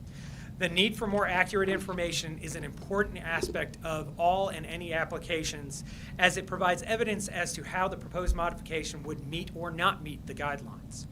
Prior to the review of the guidelines and this appeal, it is important to clarify that some of the discussion had with the BOAR is associated with the expansion and nonconformity. That expansion and nonconformity I talked about is located in Article 4-3, and the staff has made several statements to the Building Inspection Division and forwarded along their concerns about interpretation of a nonconforming use versus a nonconforming structure and the increase thereof. In review of this case, with a focus on the roof modification, the most impactful design guideline is 2.A.4. While the appellant is proposing a step down in height per the information that you have within your packets, the massing, While the appellant is proposing that step down in height, the HPO staff and the BOAR stressed that the massing overwhelmed the structure and that the height of the L of the building was being erased.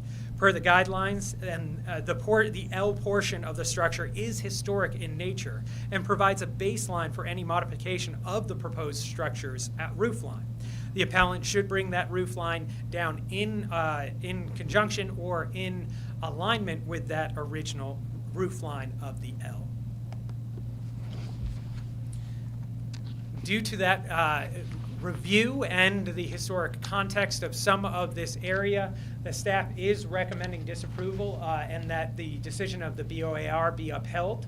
The denial of the certificate of appropriateness by the Board of Architectural Review is consistent with the Design Guideline 2.A.4 established by the local Historic Preservation Commission. It is also in line with the recommendations, consistent recommendations of the HPO staff. This is my portion of our review. I will turn it over to the HPO staff so that they can add or correct any information that I have presented here today. But before I do so, do you have any questions for planning staff? Mr. Nichol. When the customer bought this, August 2020, or when the appellate bought this in August 2020, and nowhere in their contract it said that this was ND overlay. I know this my realtor commissioners are going to ask a little bit later, but I just want to confirm that that's the case. That was not indicated within their letter of appeal. Staff reacts to that letter of appeal. I think that is a fair question to ask of the appellant. Okay, thank you. All right, great. Yeah.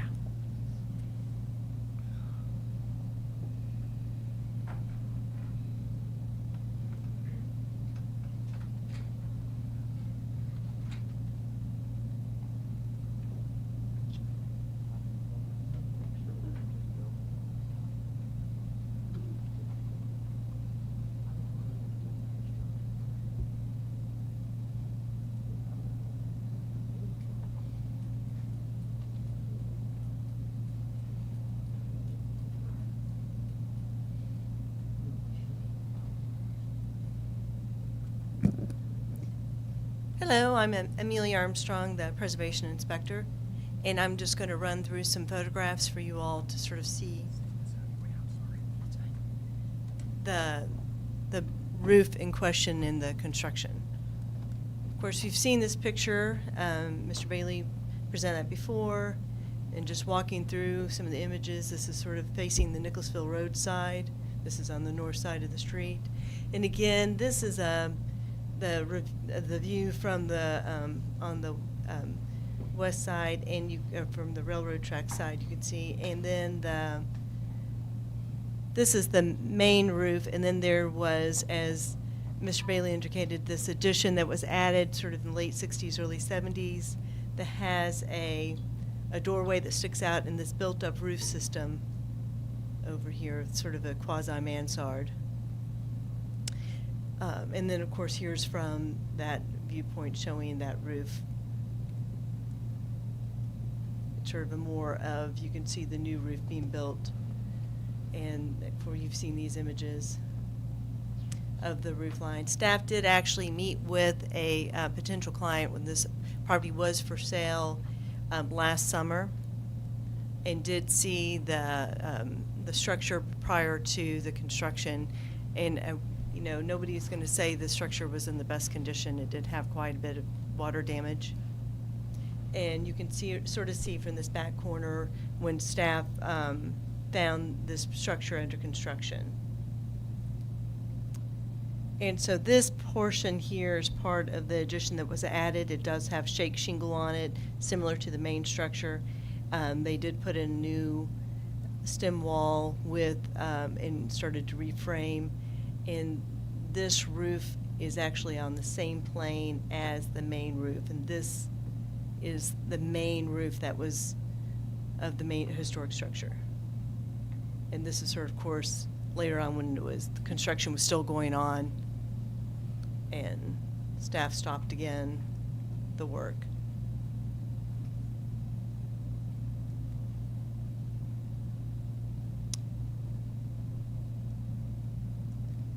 I'll show you this side. And then, of course, as he indicated, this was the original portion of the structure with, which is the rear L.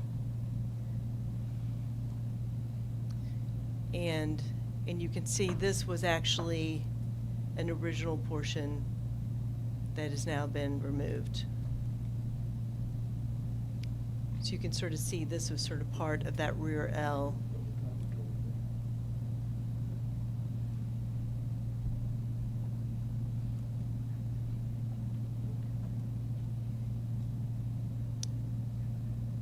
And of course, this did actually have a screened-in porch with this corrugated plastic roof that was removed when they took out the stem walls of the porch that you can see here.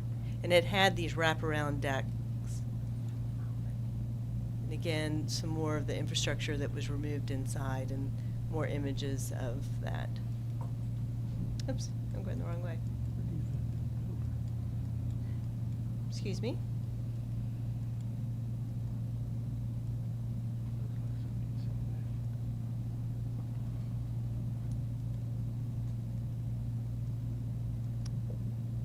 And then this is sort of when it was being reframed inside.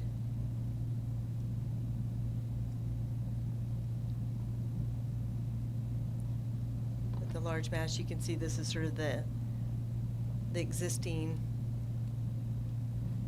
and this structure here is the same footprint as this structure. And these are just sort of more some aerial showing the overall, the evolution of the structure from probably 2000 to present. And you can see this is sort of indicating the fill-in of this roof. So this is the roof of the February 2000. And I'll show you this. And the issue with this front is the fact that there's no break to show you the recessed of this, where this door is, as far as the actual, what the actual plan of the structure is present. And then, of course, this is March, which was a carryover, as Mr. Bailey explained, because of technical errors. This was what was seen at that time in March.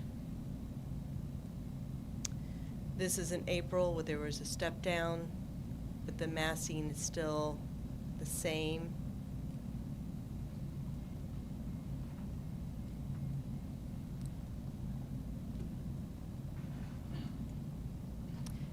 This is an existing footprint, and showing that there were 2 units. Then there's the proposed plan and the roof plan, but it still is sort of inconsistent in the fact that this addition juts out on the driveway side. And this is the massing of the new addition. And just sort of show you we did this plan to sort of show the new in the old, what was existing and what is going to be added. So this is sort of the original footprint.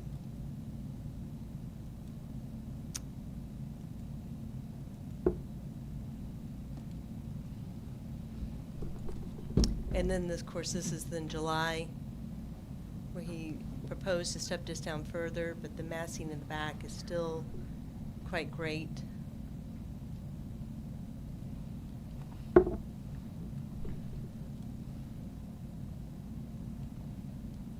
And then these are similar images to what you just saw. And then this is sort of staff's recommendation to bring this down only in the sense that this is sort of a similar outline to what the rear L would be. And of course, per our guidelines, everything, and philosophically, all additions sort of need to be subservient to the main ridge and have a step-down approach. And again, we've seen this image before. Does anybody have any questions?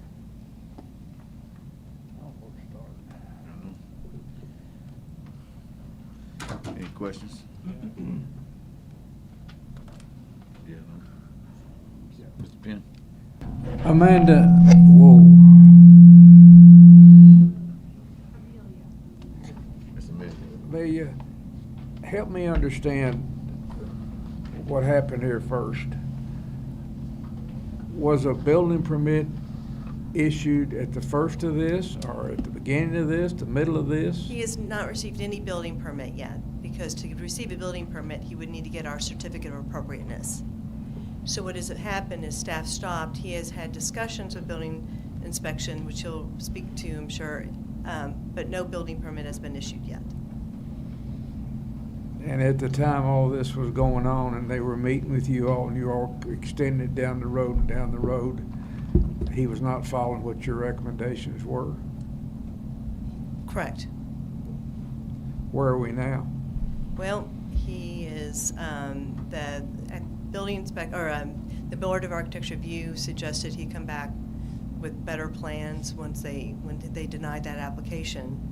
So he is, been denied his application at this point and he's appealing the case. Okay, I'll ask the applicant. Thank you. Well, Mr. Nichol, you got a question? Amelia? So Amelia, just a procedural question.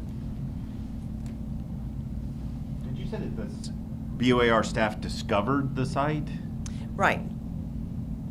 I drove by and I saw the work was Okay, going so on. so the normal process is you get a building permit. If the building permit is in a H1 overlay, it then goes to you. So Correct. that's a safeguard. So Correct. once you apply for a building permit, it's then, you're notified, the BOAR is notified to make sure it's in compliance. Is that correct? Correct. Or that there is a sometimes- process. That's correct. Sometimes clients will contact us directly and work with building inspection as well. Okay, so in order to build this structure, they needed a building permit, correct? Correct. If they'd gotten a building permit, you would have been notified as a representative of the BOAR. Then you would have contacted the homeowner and told them they were in a H1 overlay, is that correct? Correct. Okay, thanks. Thank you. Any other questions? Okay, applicant?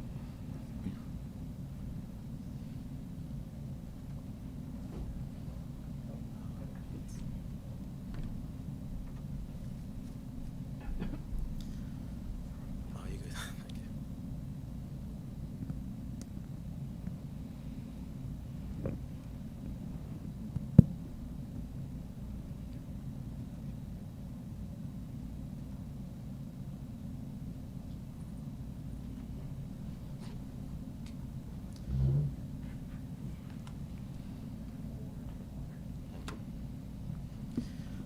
Good afternoon. I just wanted to give you guys some background, some insight, and some pictures what actually went through. So I purchased this house in March of 2020, or in August of 2020, and I was not aware that this house is in the historic zoning. I purchased it from an individual, I think he raised the question, who had just purchased the house and he was reselling. Okay, and I've been living in Lexington for the past 20 years, and I had not known that Rosemont is in historic zoning, and I found out a year prior to my purchase, it was put in the historic zoning. So when I purchased this house, I had not known, I didn't know it needs this much work. I had just graduated from UK with my doctorate in biomedical engineering. I had just got married. I purchased this house to do minor renovation and to move in, okay? And I'll show you what we discovered. And from the beginning, I was in contact with the building inspector, Kevin Ezel. I have all the texts, emails. So I met with Kevin, and I showed him what I need to do with this property. I said that, and I'll show you pictures. So I wanted to fix the roof because there were water damage. Okay. This is when we tried to fix the ceiling, and it was a drop-down ceiling. This is what we discovered. Okay, you see how everything was rotted to this to the roof material, right? So I had not seen this. I had not known about this when I purchased the property. Okay, all we wanted to do was change the ceiling, like do the paints and fix the roof. Okay, but this is not a kind of roof that you want to fix. I mean, there is nothing historic about this. The front portion is historic, which we did not touch. Okay, so when I consult with Kevin Ezel, he mentioned, well, for renovation, you don't have to get a permit because you're just renovating. But once we got into it, when the roofers came there, they mentioned there is nothing that you could do about this. You have to fix this because this is just a flat roof. And over the years, you had water infiltration. It was a deteriorated, rotted roof. And we're talking about preserving the history, right? What do you do about this kind of roof? What are you supposed to do? The correct measure is to have a gable roof. I had not purchased this house with the understanding that I'm going to spend this much time and resources. But that's what I found myself into. I did everything in good faith. I consulted with the inspector. He said for renovation, you do not need to get a permit. Okay? So then, when we opened the ceiling, when we noticed all these issues, I had him come over. And he said, what you need to do is to change your renovation permit request to an addition permit request for the back. We did not add one, and you could check that in the record. I had applied for the renovation permit. When I showed him the damage, he said, that's what you need to do. Okay?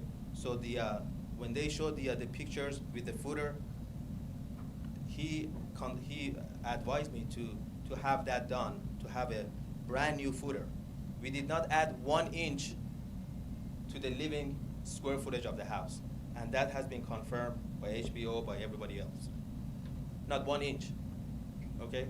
So I did the right thing as I was consulted, as I was advised.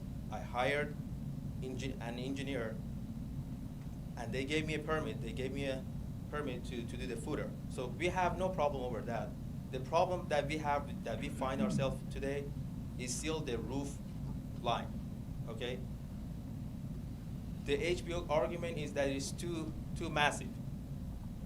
It's too big. Okay? The guideline language is so vague. It doesn't give you a specific measurement. So I just want to show you this. This is the house right next door to it. It's not out of character for the neighborhood. That's the house right next door to it. This is in the back of the house. So we're talking about preserving the history. The front of the house, we did not touch. This is the back with the flat roof that it was just a matter of time that the whole thing collapsed. You saw the pictures. That's what we found ourselves. What's the correct measure for this? When you have a flat roof that is this deteriorated, you have to put a gable roof. That's exactly what we did. I did not add any square footage to the living space. That's what a lot of people want to do to add more value to the house. We basically replaced the flat, rotted roof with a gable roof. It's a vaulted ceiling. I did not add any square footage. I mean, I keep saying this because I just want to make sure everybody understands the sole intention of this work which I did not intend to do and get myself into and drag this for over a year, was to correct the deteriorated roof that we have. Is this not how you preserve the history, if you're talking about preserving the history here?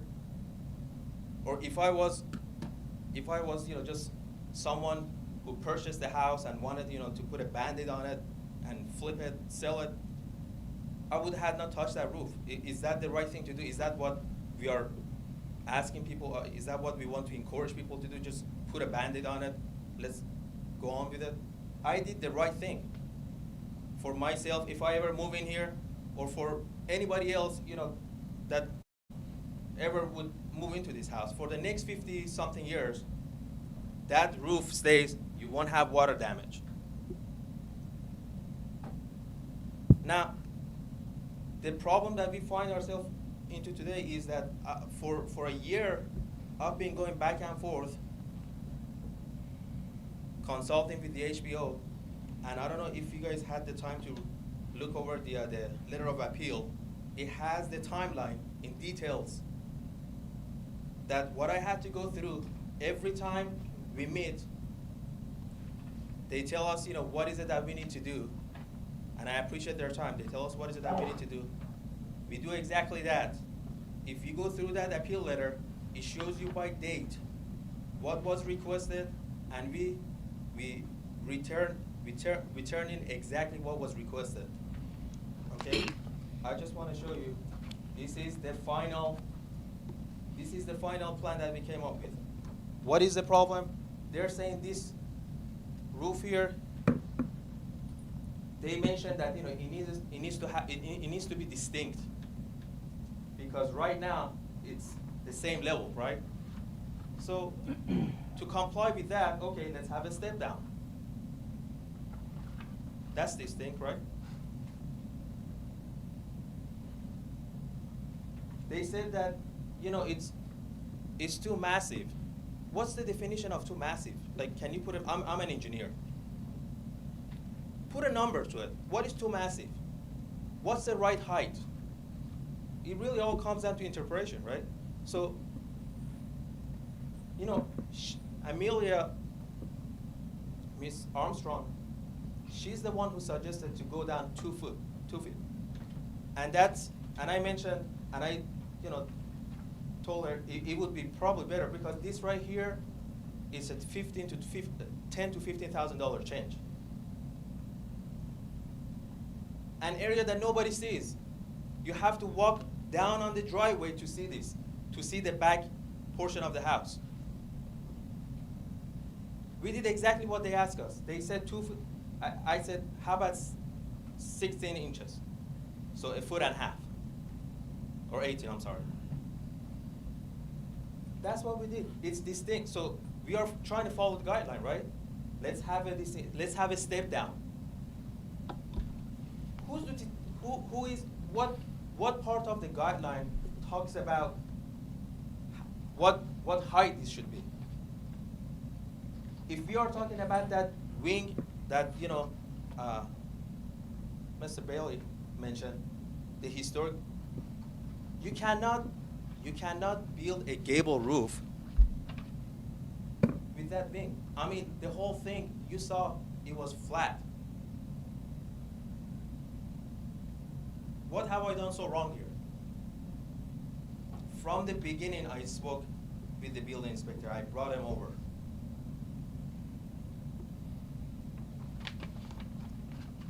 I turned in this house that all the neighbors complained about.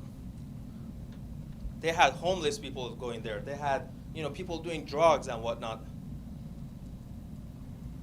To this, everybody's happy there. You could go talk to the neighbors there. They're excited to see somebody move in there. Finally, somebody move in there.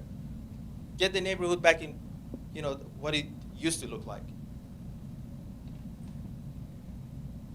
Now, I'm saying all this, and I really urge everyone to please, if not today, if you could please go over the appeal letter with the timelines that, I comply with everything over and over, okay?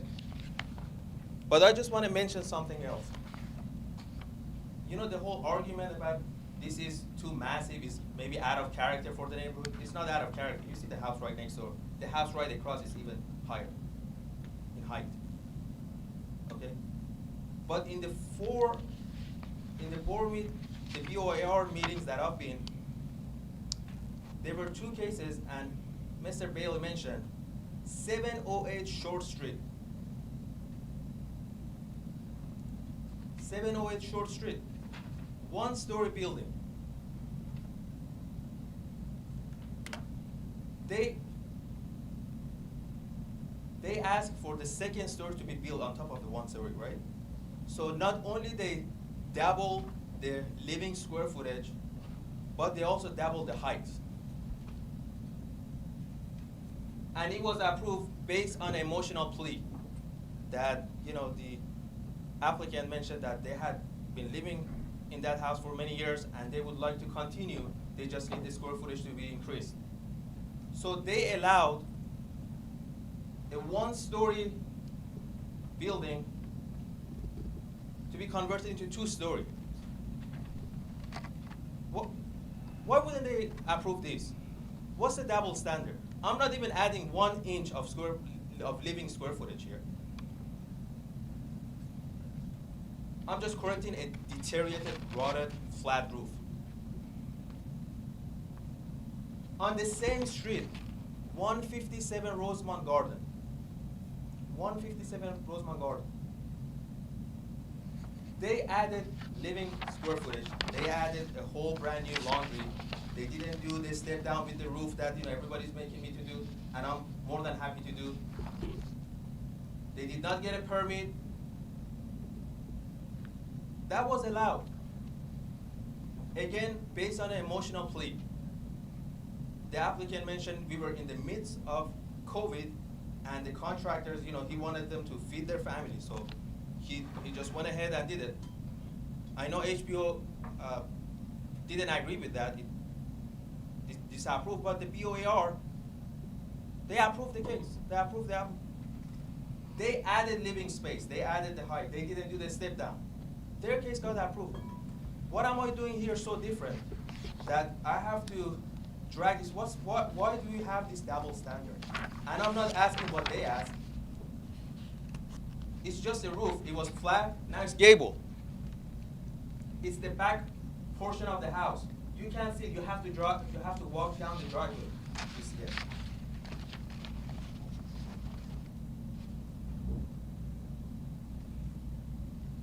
I'm really speechless. I mean, this shouldn't take, you know, this long.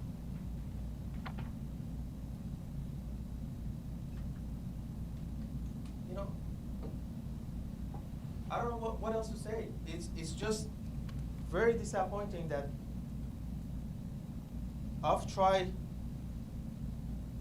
my best to comply with every guideline, as vague as it is. Last time we met, they mentioned Miss Armstrong at the site. She said, drop this down, go this far back, and we are in an agreement. She was with her colleague. And I said, please shake my hand and write it that you are in agreement with this. We shook hands, but she said she wouldn't write it. Like, that's not a practice they do. Mike Robinson was there, the land consultant, and he has written a letter confirming this. I have the HBO, Miss Armstrong and her colleague, who I really appreciate their time, you know, every time they met me there. I have their handwriting showing me on a piece of paper, when I had this printed, showing me you have to drop this down and go this far back.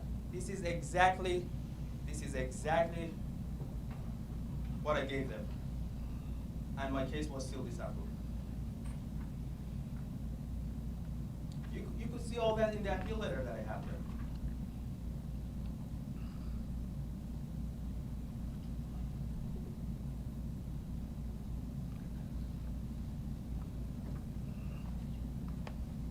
I don't know what else to say.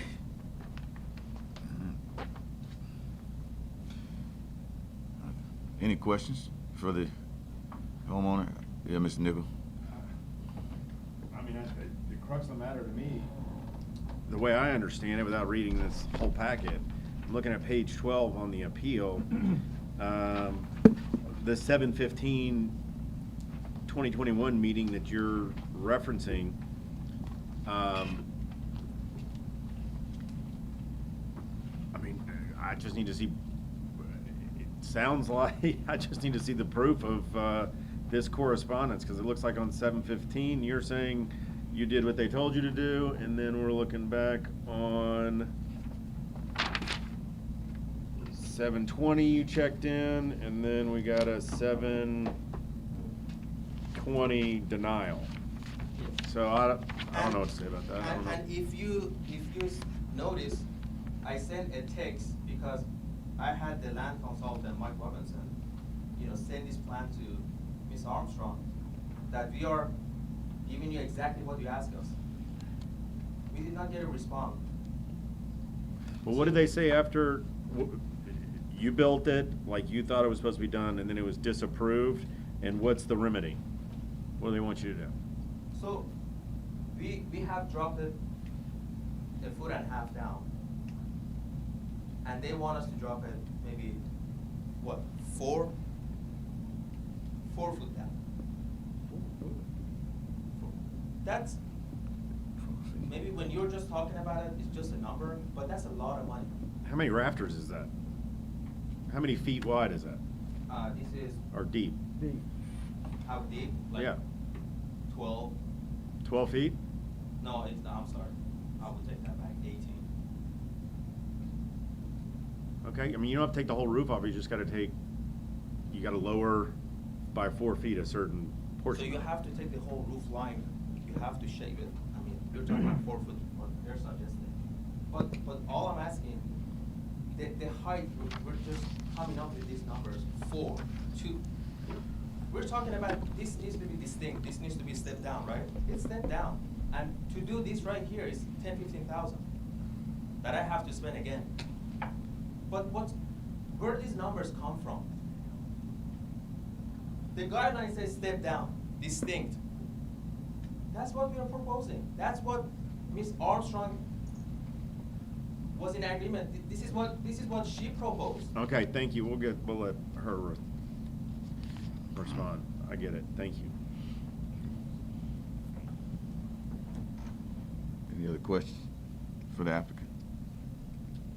I just happened to look at one of the earlier conversations, the comments that came from LFUCG, and they were mentioning, showing that you're still using it as a one-family. Are you trying to do a two-family unit or just a one-family? It was purchased as a duplex. So when we purchased it, I was with my wife that we just had got married then, like 3 weeks before that. We were going to move in the back unit, and her aunt, an older lady, to move in the front. Mm-hmm. Okay? So they had some confusion that, well, it's a single family housing, but it's a duplex.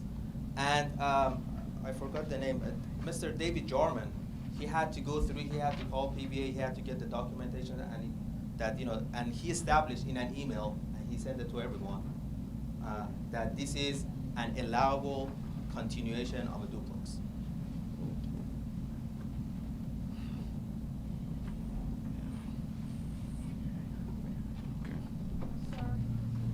I'm confused about when this roof actually got put on. When was this constructed, this roof that you now have there? Yes. So when we purchased, we had to do something about the roof, okay? And we didn't know how bad it was, because from these pictures here,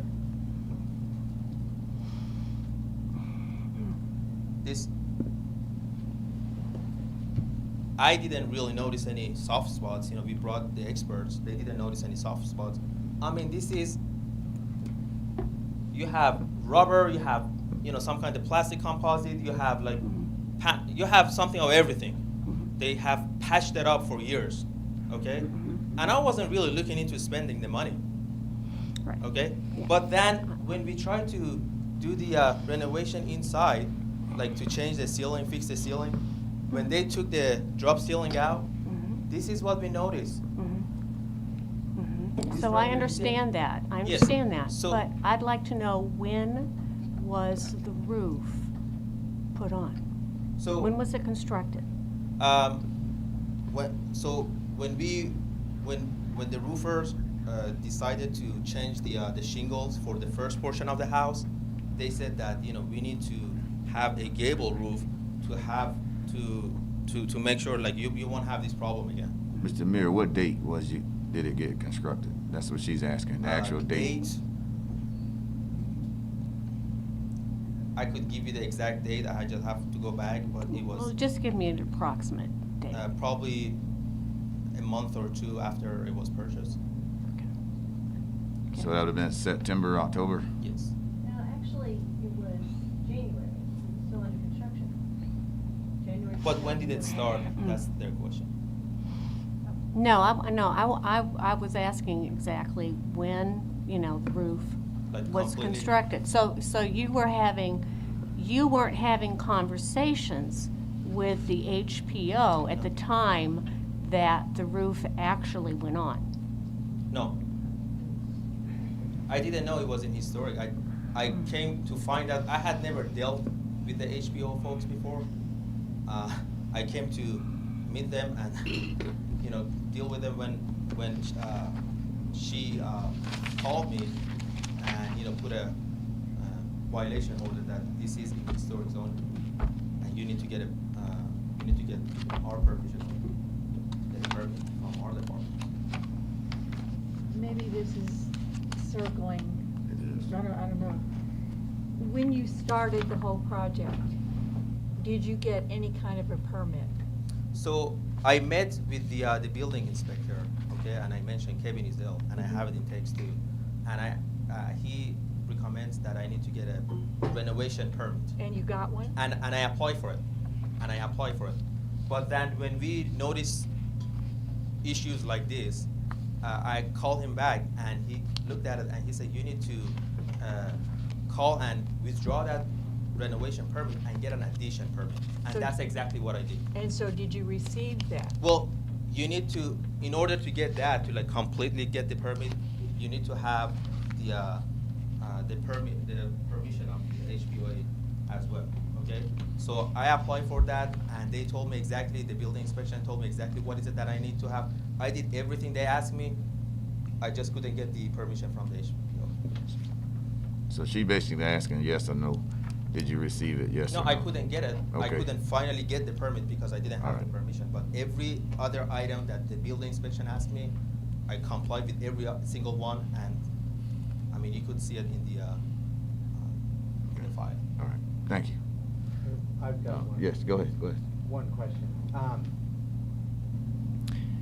In the timeline as staff presented it, there were a lot of continuations where you went before the Board of Architectural Reviews, and it kept getting continued to the next hearing. It sounded like from that timeline and from the report that they were really trying to get to yes with you. Yes. And it also sounded like the sticking points were not that many. It was really over the roof line, since you were in compliance with the square footage. Yes. Or the material choices weren't the sticking That's points. So I'm just a little bit confused because it seemed like even though you started without this permit, you were pretty close to getting to yes with the Board of Architectural Reviews. What was your view just that the step down was too unpalatable to accept, and is that how you ended up with a denial? Yes, because when the last time that I met at the site with Ms. Armstrong and her colleague, this is exactly what they asked us to do, and this is what we gave them. Okay, at the BOAR meeting when we met, to my surprise, I come to find out that the HBO has disapproved this, and so what they mentioned was that in order to come in compliance, you have to drop this further than the 4.5.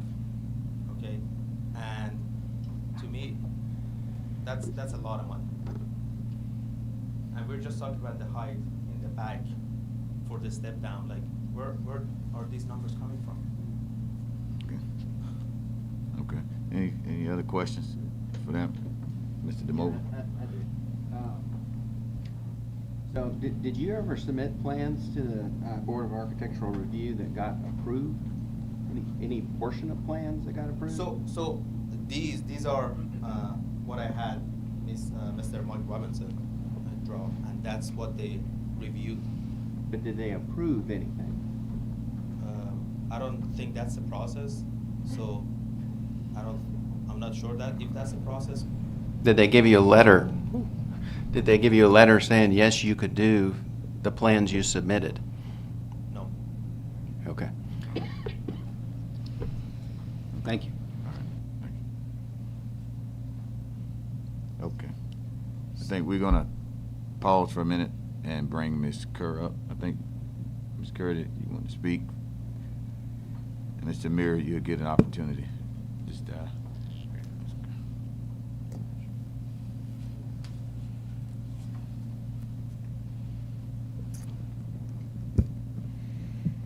Thank you. At the end of the day, take this off. This application is similar to any other that has proceeded and done work without permits and has not been successful in providing the necessary information and working with the process in order to accomplish the board being in a position to give an approval. The board has spent an amazing amount of time on this application. It's the only one I can think of in the last, 5 years that has been carried forward 3 times before at the 4th meeting finally voting to turn it down. A great deal of staff time's gone into trying to help this applicant. The applicant has made all sorts of statements that the staff would strongly disagree with, but I will not take your time to go through those.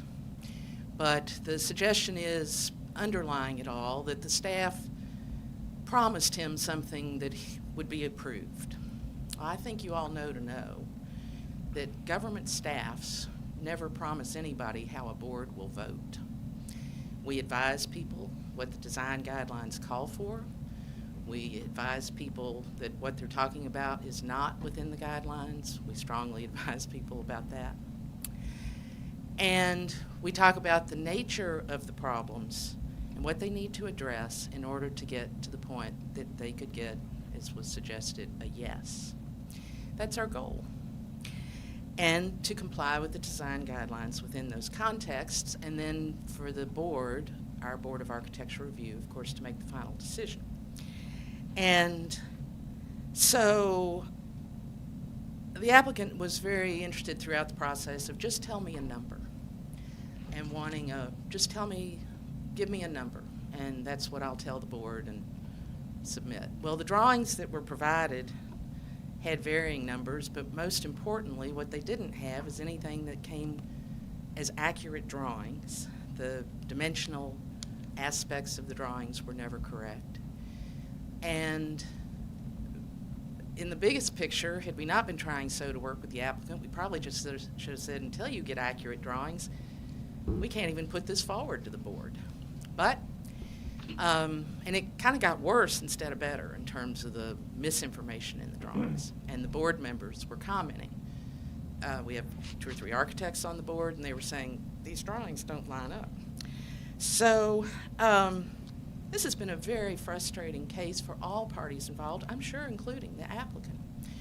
But at the end of the day, the applicant started work without permits. The applicant holds no permits on this property, no foundation plan permit. You can't get any of those permits without having gotten first your certificate of appropriateness from historic preservation.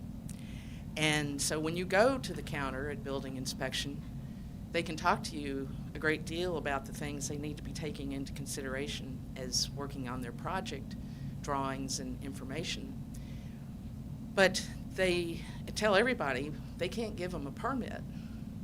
No piece of the government can give them those permits for exterior work. Now, you can get permits for interior plumbing and electrical interior, things that do not come into the building envelope. But when you get into the building envelope, you've got to first have your certificate of appropriateness, and then you, in conjunction with that, get your appropriate permits from building inspection. And it is meant to be a very carefully coordinated, concerted effort on behalf of this government to have these projects turn out as is meant to be within all the proper regulations. So I think the key to this would be, first of all, keep in mind we had to keep stopping work on this project twice. I shouldn't say keep. We had to twice stop work on it. The applicant has not physically made any changes from how the building was built. At the time our inspector encountered it, it is sitting in that exact same state today. So no step downs, no whatever. And the step downs, it's not just a matter of, you know, step down and pop back up and so forth. It needs to extend all the way out to the ends of the rear additions. And one last thing I'd say, the permit, the process is intended that there's a reason people need a permit before you start work, many, many reasons. But in the historic areas, one of the charges of the process is that you don't start work by tearing things down that haven't been reviewed by the process and by the staff and the board to establish if it's significant or not, if it's appropriate to have it torn down or not, and give you a permit for demolition. I think it would not, and I never predict how boards will vote, keep in mind. But these additions that had come to be in the 1960s and 70s on the back of this house, had the applicant come forward without doing anything and just come and made the proper application and said, my request is to tear this portion down and in its place build the following with legitimate, properly drawn drawings, that's what would have empowered it to go forward to the board and had some really good process discussions. And the board would have been in a position, and the staff making recommendations to the board, to have evaluated the elements to be torn down, which in this instance, nobody's suggesting they were significant. I think it's very obvious that that would have been recommended for approval, for tear down, and then through the grandfathered in process of the footprint, he would have had the right to build something of a similar footprint, but the architecture design of it, the volume of the building, the roof systems, how the walls interact, there's a whole list of other things that he didn't appeal that were denied about this application to do with the exterior elevations and the treatment of some of the openings and a lot of other things that he still needs permits for if he's going to build anything or retain anything of what he's got. At the end of the day, I think the board just couldn't find anywhere to go to try to help this situation. And they denied it and urged him to come back with a new proposal with accurate plans so that this process could do the function it's charged with. Anybody have questions? Thank you. Great, thank you. Hold on, Ms. Kerr. If you had to estimate how many dwelling unit or how many homes are in historic districts in Fayette County? In Fayette County? Or just under your purview? In local historic districts versus federal designations? I'm just curious, how many homes? Around 3,600. Okay. Yep, thank you. Thank you. Thank you, Ms. Kerr.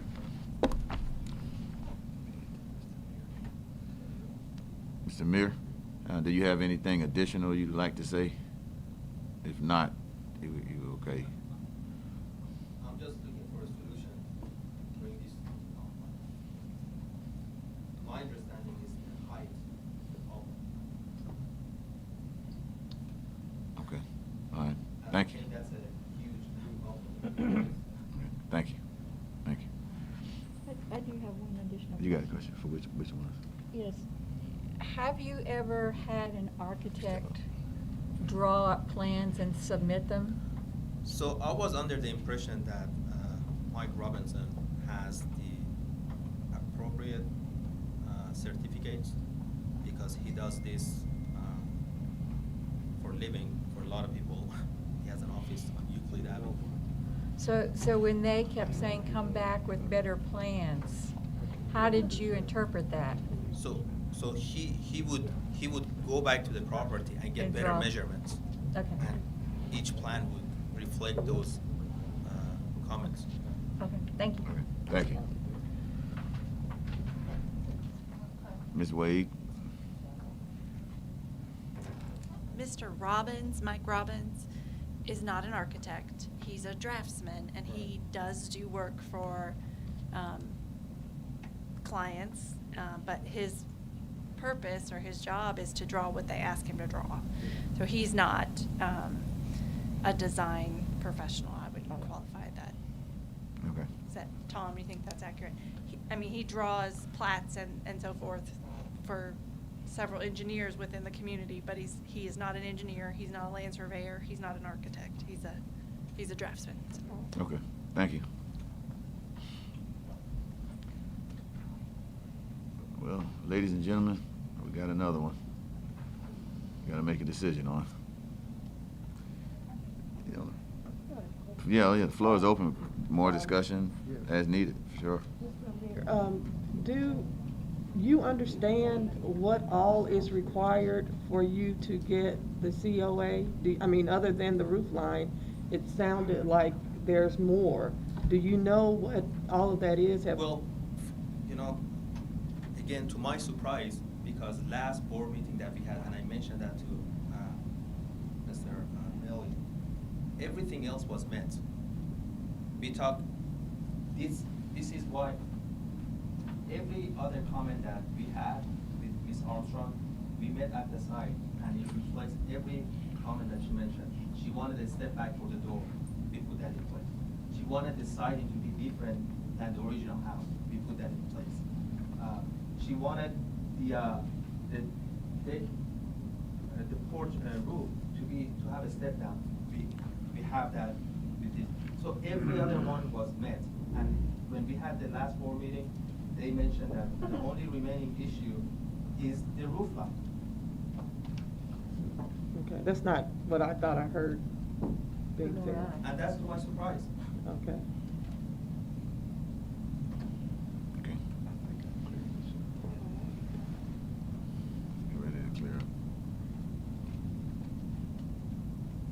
You will see in the record that the action of the Board of Architectural Review was to deny all aspects of the application as submitted. So it is a denial of all of the proposal.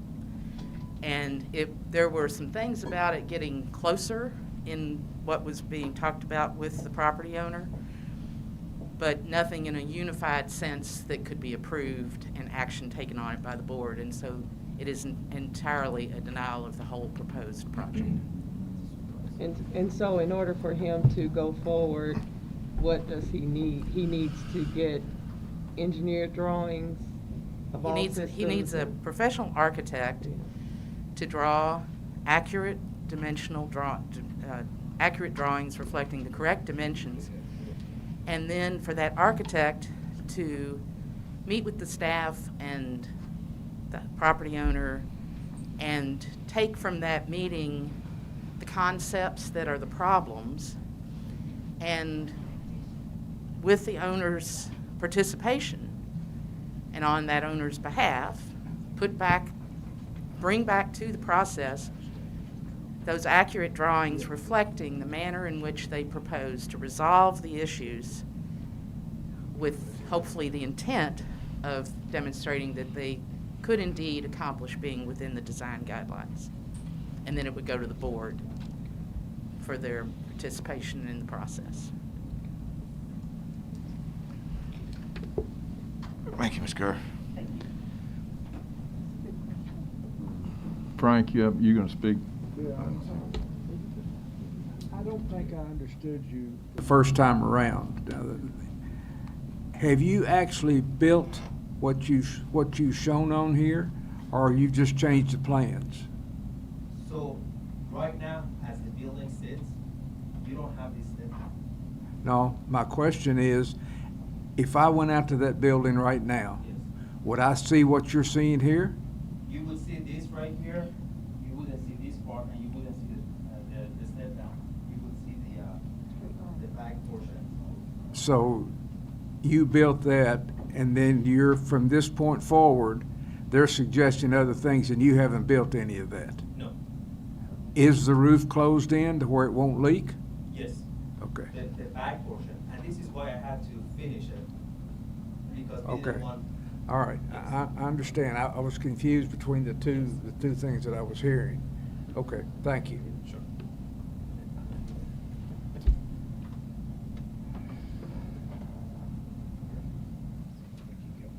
I know.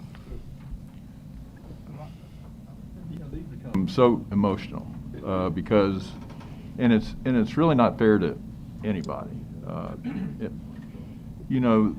Again, the gentleman bought his home. He realized once he bought it that, after he bought it, that there are more issues than he thought were there. And didn't realize he was in the historic overlay, which is on him to learn. We end up dealing with these issues that so often I didn't know was in the historic overlay. Well, that's not our problem, you know? It's the way it is. So then we have to deal with this, or more importantly, the board and such has to deal with these things, and we try to be sensitive to it. But the fact is that at no point, in my opinion, did he attempt to work with going through the proper procedures. There are procedures that exist. And so for me, I have a hard time being sensitive to it, because I believe there's a process that's in place. You're right. And that we have to follow the process, and it starts in the beginning. And if he had done his homework, in my opinion, we wouldn't be having all this discussion. Well, I think where your problem is, Ely, is that he hired a draftsman. And that's not our problem. We end up having to deal with these emotional situations. Yeah. We're very sensitive to it, but in the end, there is a process. There is a process. And we have to have a framework, in my opinion. It's no different than anything else we talk about as far as process. That we deal with. I feel his pain, but this thing went off the track very early. And it's still off the track. And I just don't feel that he was willing to ever really compromise to the degree that to get on track. It was going to be. So that's my impression of it. Yep. Can I make a comment on that?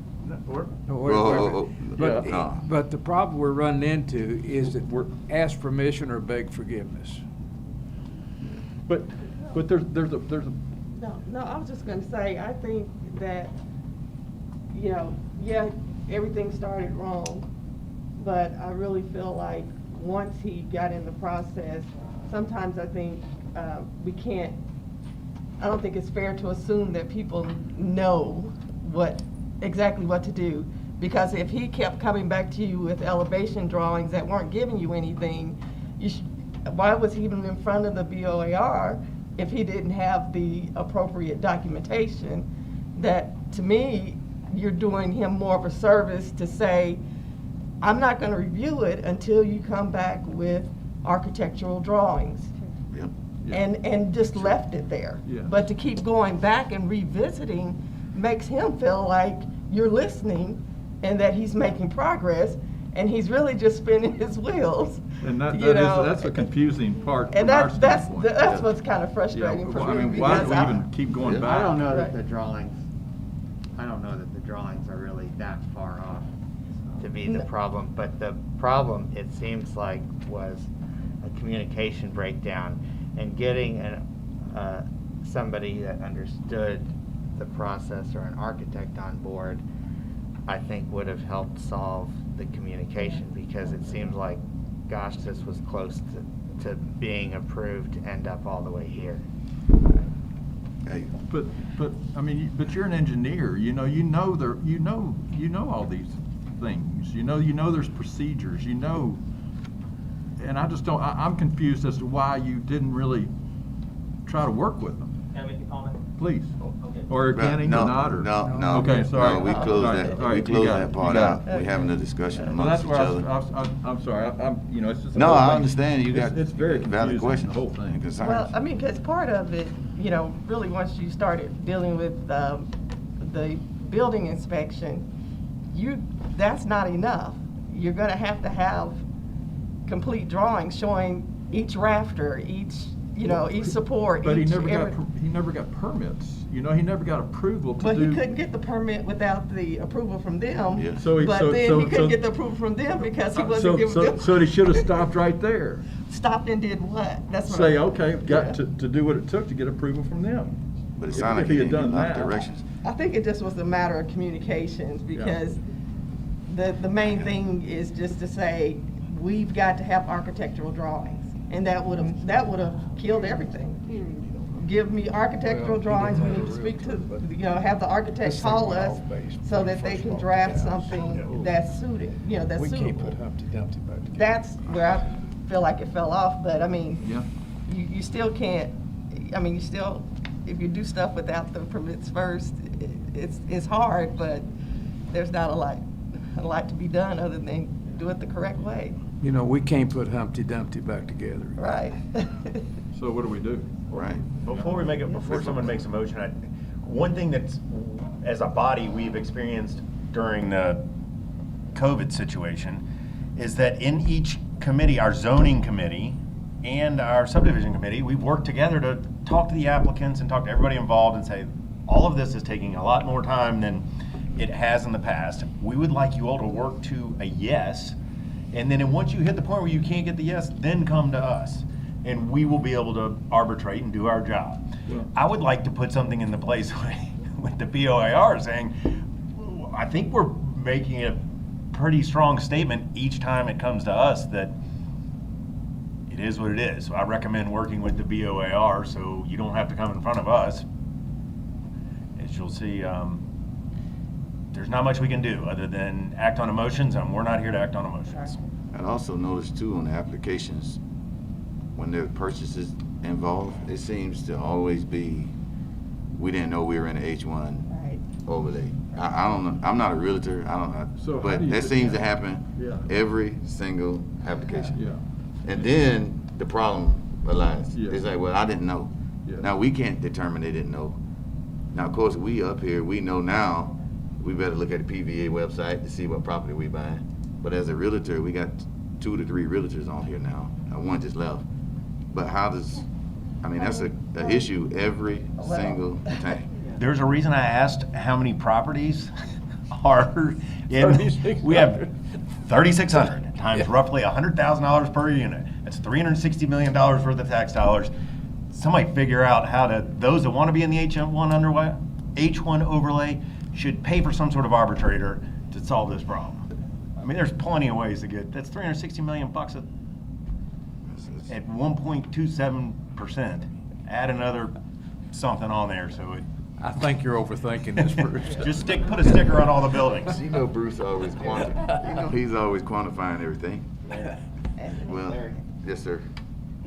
Yeah, I'd just like to say that we really don't have that many that come up to us compared to the number of homes that sell in an H1 overlay.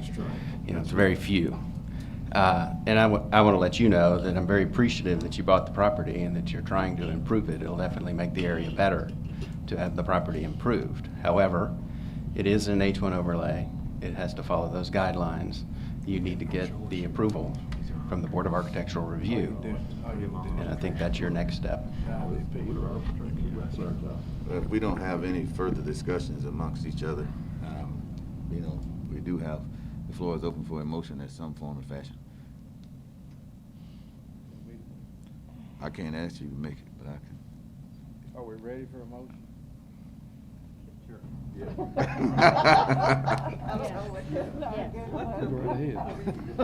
Either motion for a denial or find findings for approval. I would make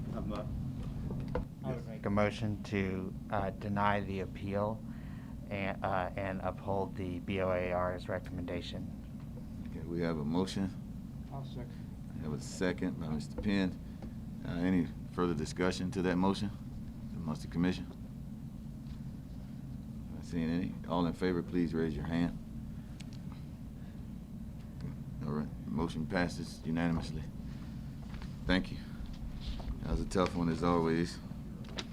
We're gonna. Please get an architect. We're gonna take like 3 minutes, bathroom break, water break, something after this, and then next up, we'll have Craig Bench.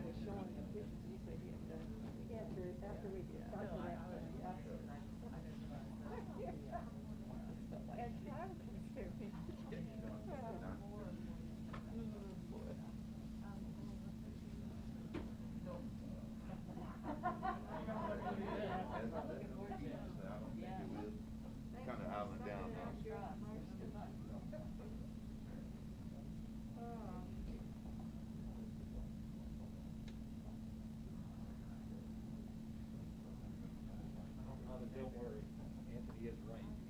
Very few of these actually end up coming. But every time you have to deal in our field, it's like that. Until he starts representing them. No. I can't upset them. I think the board of architectural review people. I have a feeling that one is so close that if he had had representation, that it wouldn't have gotten. The fact that that got denied, whether it's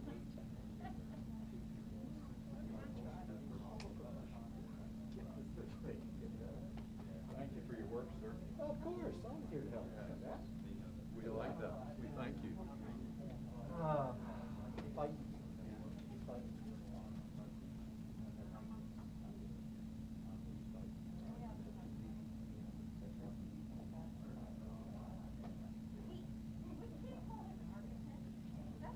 Him and Linda have overcome too much and become too good people.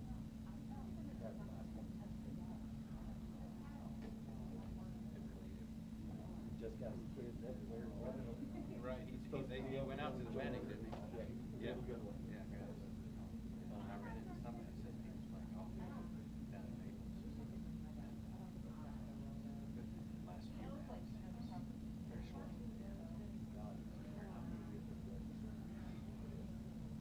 No good. And this could be, that is another one of the great unknowns. What does that mean? Well, I have no idea. Mike are very good. They're kind of in their lanes. Lisa's really good at kind of, the marketable side of the land, everything, do the pitches. Mike kind of just runs leasing, not much of the development side. So, I mean, truly, I've never been more impressed standing over the development plan with the way Ray is able to see it and being able to be like, so if we move this here, this will do this, it'll do this. This reminds me of the situation in '88 we ran into over at Lakeside. We've got to change this. It's a hard. It is impressive. It really is. So, can't replace that. I guess. I met Lisa way back. Sure. Great. Sure. Someone's like 19 bricks. Even if they cost you money, I mean, how much? Look at 6 months. Well, I mean, it was a disaster from this. Everybody says it's a home inspection and all that, and like somebody like totally took the air. Well, I mean, such bad shape. Yeah. I would have loved to have seen what the planning commission would say. And it's the code. I mean, they built that with like a post on the old wall, which was rotten.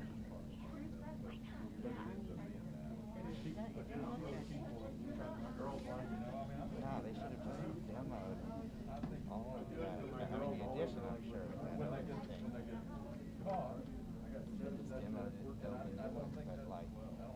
built it, but like. And his addition was so close to being mine, just like.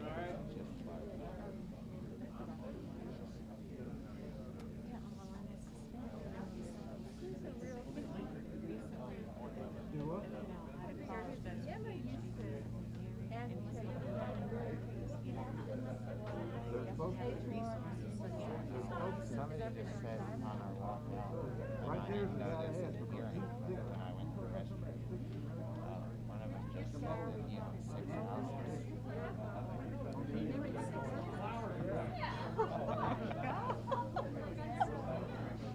I don't know, that's what I just heard, so I don't know if that's.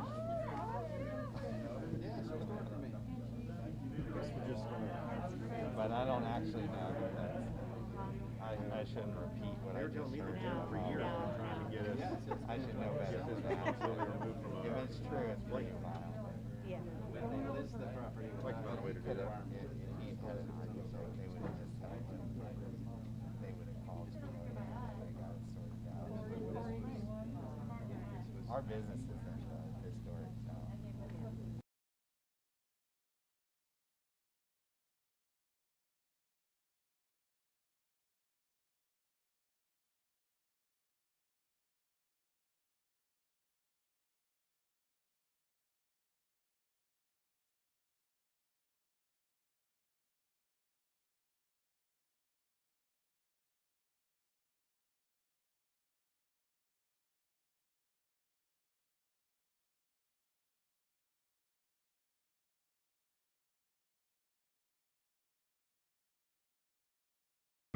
You're in trouble, Scotty. No. Okay. Craig, I think we're ready for you now. Thank you. Good afternoon, everyone. This is an update on the completion of the Sustainable Growth Study, essentially an adoption hearing. A couple of things I'd like to bring to your attention before I begin. There was a resolution drafted adopting the study. I believe that's in your binder today. And you should also have, can't hear me, thank you. Is that better? Yeah. All right, good deal. And you should also have some correspondence that we've received over the last week regarding the meeting today and the adoption of the study. So hopefully all of those are in there as well. I believe there was should be 4 different letters, including one from one of our co-chairs of the Sustainable Growth Task Force. So of course, this is the urban service boundary. This is the reason we're here today. It was established in 1958, first one in the nation. The last expansion of the boundary, as you know, was about 25 years ago in '96, and that resulted in the expansion area master plan. This study is responsive to goals 3 and 4 of the comprehensive plan of Imagine Lexington. Goal 3 maintains the current boundaries of the urban service area until the goal is superseded by goal 4. And then goal 4 goes on to call for the creation of a new process for determining a long-term land use decision, or a process for determining long-term land use decisions involving the urban service boundary and rural activity centers. So the Planning Commission will carry forward with remaining tasks related to this goal. You'll see that we have completed at this point the underlined portion of the slide there. However, there's additional work to do. The land appropriate for potential future development still needs to be identified, and rural land for long-term preservation still needs to be identified. So those are the next steps that would be before this board. These were the goals of the Sustainable Growth Study when we started it. It creates an objective evaluation framework to help guide decisions regarding the alignment of the urban service boundary. And again, there's a couple things it does not do. It doesn't identify areas specific for future expansion.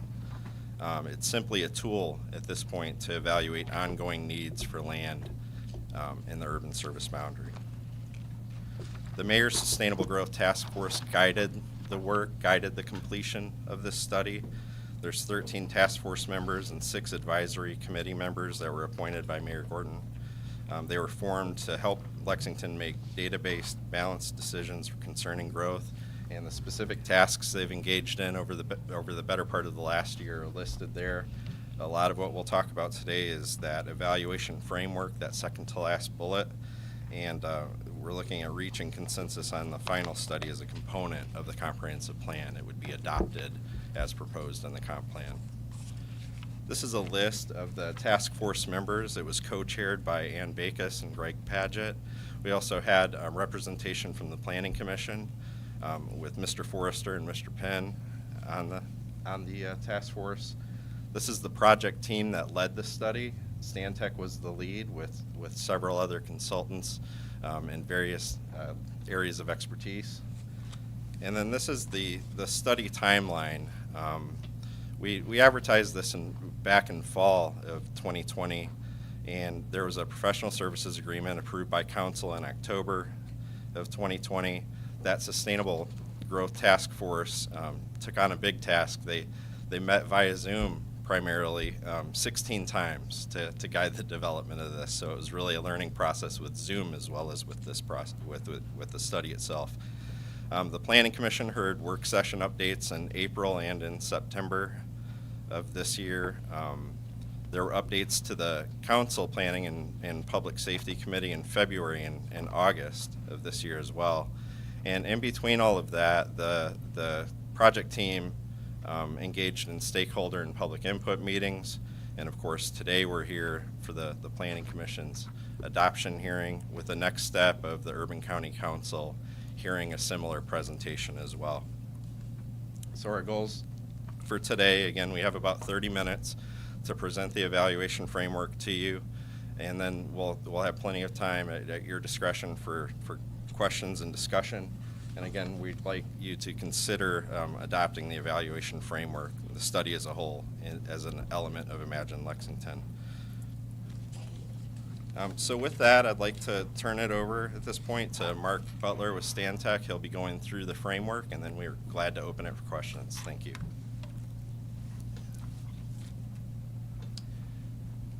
Good afternoon. Thank you for having me. I am Mark Butler from Stantec Consulting Services. We were the prime Stantec Consulting Services. We were the prime consultants on this project, and basically I'll be recapping what we spoke about at the working session last month.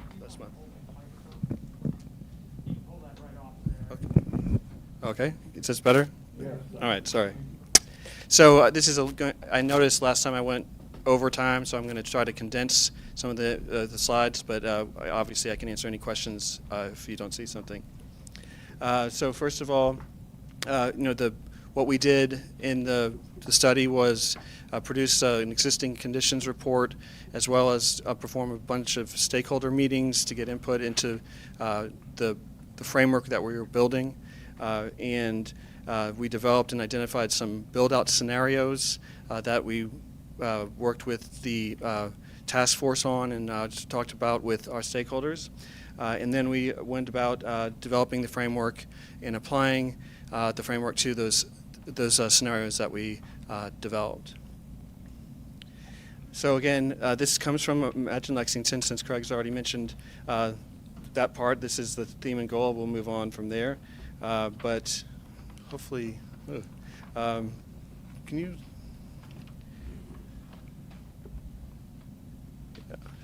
Okay, hopefully that works.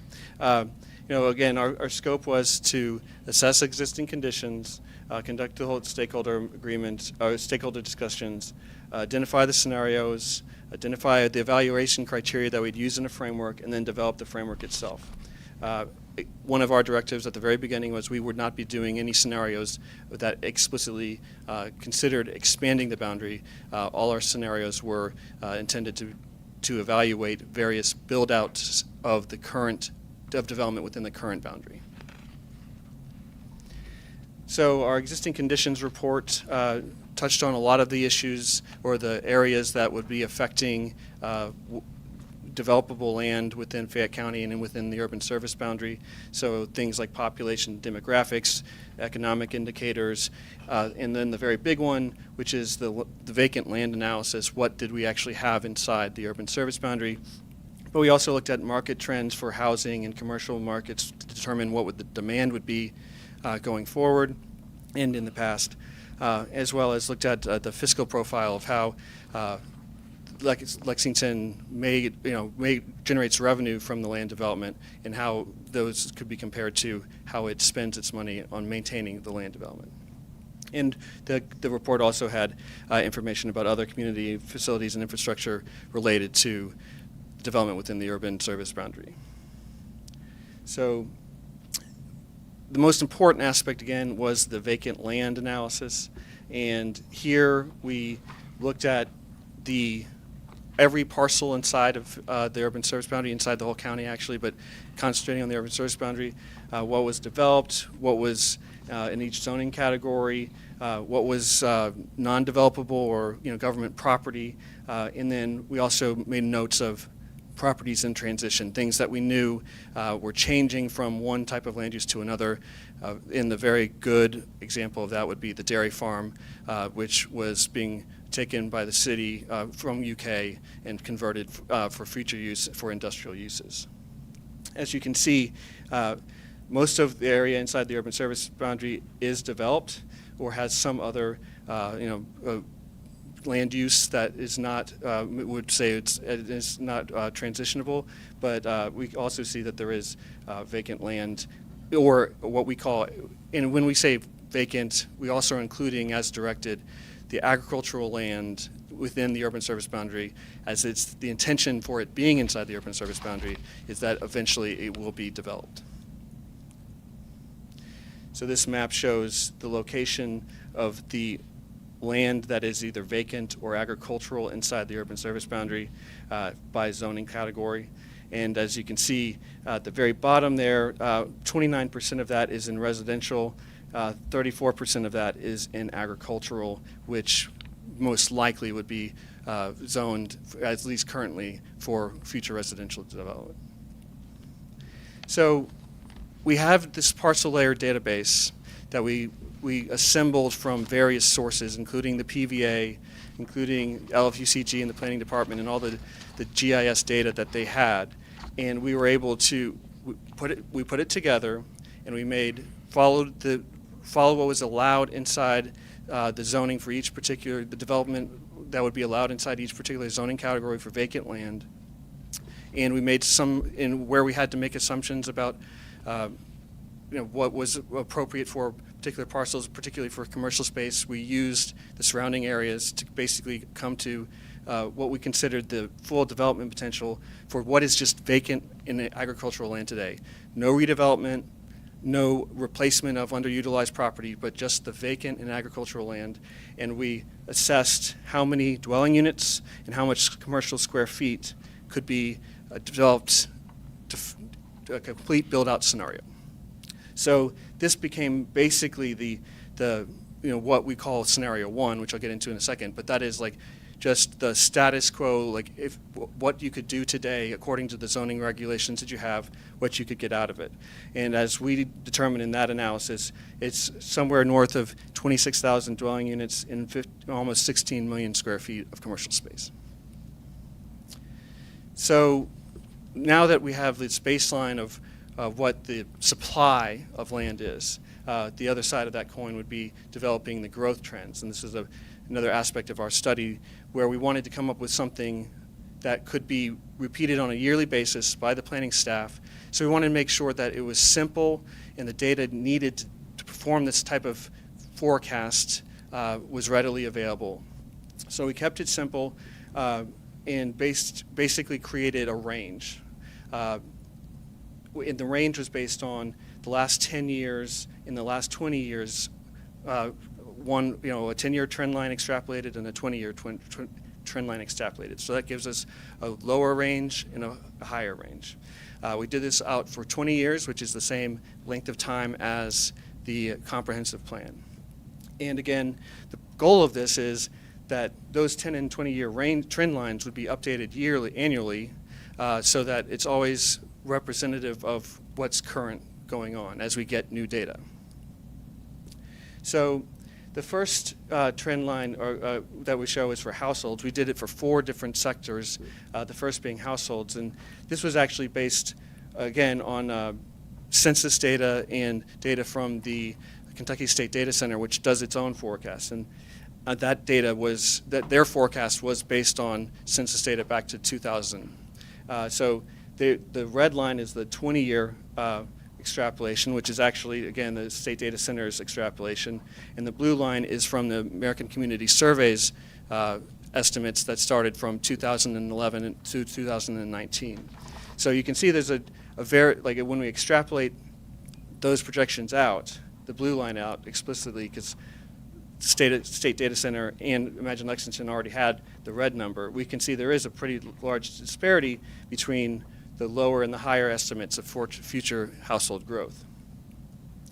We did the same with office and commercial space, retail space. We got this data from primarily a retail inventory data service, but we also compared it to what we received from the building department for building permits, the PVA data, just as a reference check.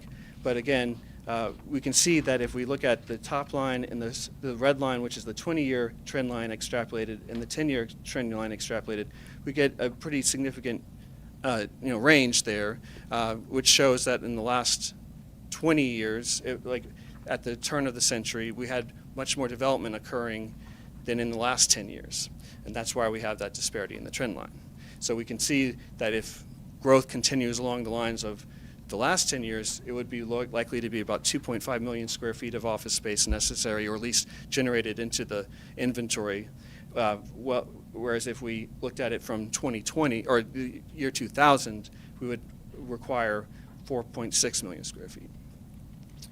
And similarly for retail, we see a similar set of numbers, 5 million square feet from the 20-year trend line and 2.2 million square feet from the last 10-year trend line. And then industrial space, we see the largest difference between the two.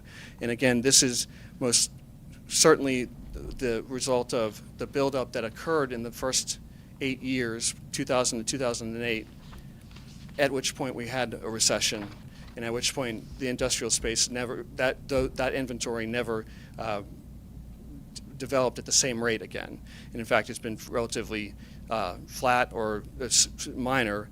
And we believe that that is the result of several factors. One, not being a lot of prime industrial space that developers wanted to market, but also that there was a buildup of inventory, there was the recession, and the market itself has not warranted the development of new industrial space.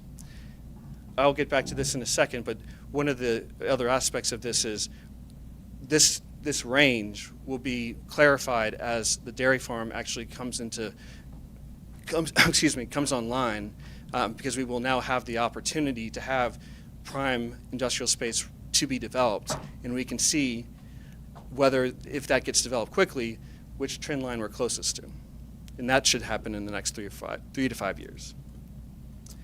So I'm going to get to the building scenarios now, the build-out scenarios. These scenarios were how we would test and demonstrate how the framework works. And the premise is that you always have some question of, do we have enough land? Well, it depends on what your conditions and parameters of what you think is going to happen over the next 20 years will be. There's a spectrum of what could happen, correct? And so we wanted to make sure, or what we try to do is create various mileposts along what could happen within the current regulatory framework of our comprehensive plan. So we have 3 scenarios, and they're just used to test and apply the framework, and they can and should be updated according to the policy directives from the Planning Commission or the Urban County Council with consultation with planning staff.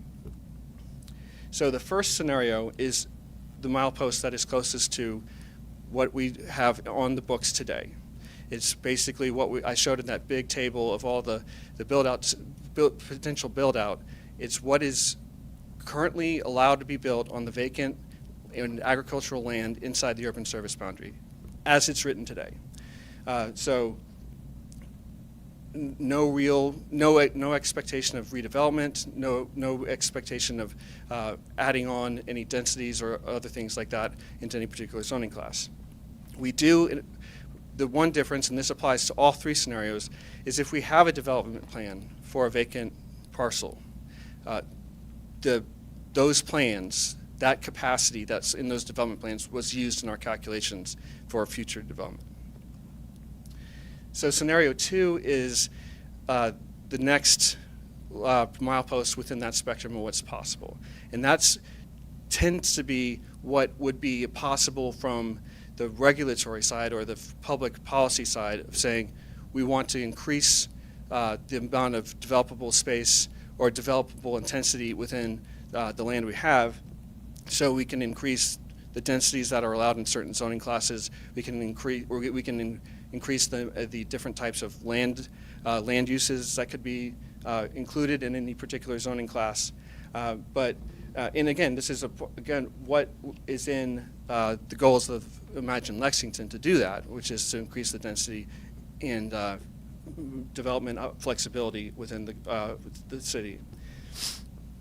And then finally, for scenario 3, we take it to the farther end of what the comp plan aspirational goals are, which is the redevelopment of underutilized parcels, redevelopment of corridors, densification along corridors. And to do that, we looked at different plans and proposals that have already been circulated and announced, including things like Imagine Nicholasville Road and things like Grow Smart, various neighborhood plans that may have had a development, some development plans that actually are likely to occur as they are. And we did the same kind of work to determine, well, what did they say was the full potential? And then we said, what if we will take about 20 to 30% of any particular of those plans and say that's what's applied in this future, so that in 20 years we don't take everything that could possibly happen, but we say due to the city's commitment to further Imagine Lexington, due to the developers community's commitment to try to make these things happen, this could be what happens. And if that's the case, what would be our ability to meet the capacities for housing and retail and industrial, excuse me, etc. So now that we have these scenarios, we need the process to evaluate them and to be able to answer the question, does any of these particular scenarios, how do they compare with the goals of, answer the question, do we have enough land within the current urban service boundary or not? And again, we're going back to the comprehensive plans, the reason why why we're here, is to try to further the comprehensive plan's goals. And so we're also interested in each of these scenarios, what is the compatibility of these scenarios with the comprehensive plan. So the framework itself is just a data exercise. And so we're trying to be transparent. We're trying to use the various data points that we've assembled throughout the study and apply them through this framework to the scenarios we've identified. So again, we start with the data. We create scenarios that we believe are realistic, but they're still at this point, hypothetical. We're not proposing a specific development. We're not proposing that what happens today is exactly what's going to happen. It's simply, what good mileposts along the spectrum determine, and then once we've done the analysis, we look through and say what else could happen that would make this expansion necessary. And then the goal, the whole point of this is that it can be done regularly, annually. So the staff can follow the same process, update the base data to know what land has been developed since the last analysis, and what the new trend data shows as far as what is needed for housing and office space and retail space, et cetera. And then finally, our goal is just to provide this process, not to provide the policy, to give the opportunity for the Planning Commission, the Council, to adapt the framework to the policy that they want to set. So again, this is our general process. We're going through organizing the data, we're establishing the demand, we're identifying the scenarios, we're establishing our metrics, again, things as simple as square footage and dwelling units, according to the questions that we'll be addressing in the actual framework when we get into that, some spatial distances from transit stops, et cetera, the fiscal analysis. And then we evaluate each scenario based on those metrics through the framework. And then we provide the results to the Planning Commission for their consideration and their deliberation. So when I say that the policy, we're setting a framework that allows you to keep the policy. In the areas that are bold and highlighted there, we're showing us the thresholds that we as the task force developed to determine whether a scenario answers the question of whether it meets enough capacity and it's compatible with the comprehensive plan. So you can see those highlighted areas demonstrate opportunities for the policy to be set by you, but the framework could still be the framework. So first of all, this evaluation framework is really two questions. Does the scenario meet the capacity needs as established by the demand forecasts? Does it meet 100% of the lower end of the range, and does it meet 75% of the higher end of the range? And then if it doesn't, and again, we did 3, but you don't have to do 3. You could start with just the base scenario and say it does not meet enough capacity. What are some of the easy changes that you would suggest would create more capacity? In our case, our scenario 2 was increased density, increased flexibility in what you allow in each of the land uses.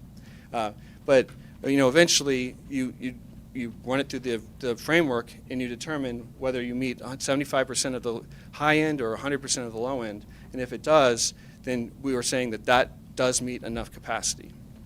Now, the reason why we say 75% is because that is the high end of the range, and we're still talking about what you need to have to match the demand for 20 years. So therefore, if you certainly would want to be able to know that you can meet 100% of the low end of that range, but the high end of the range, you still have some time to consider how things are moving forward with development patterns, with the opportunity to change policy. So, if you're meeting 75% of your goal 20 years, 20 years before, you still have some buffer time to do that. and you also see what happens in the future with demand. Those things could change. So the goal isn't to have to meet 100% of the highest end of the demand, it's to meet 75%. So then once we've done that part of the analysis, we look at the compatibility. We looked at the various goals and themes in the comprehensive plan, determined some questions that we went over with the task force, and on a metric scale, or a Likert scale, how well did each of these scenarios, or how compatible were they with answering those questions, of meeting those aspects of the comprehensive plan.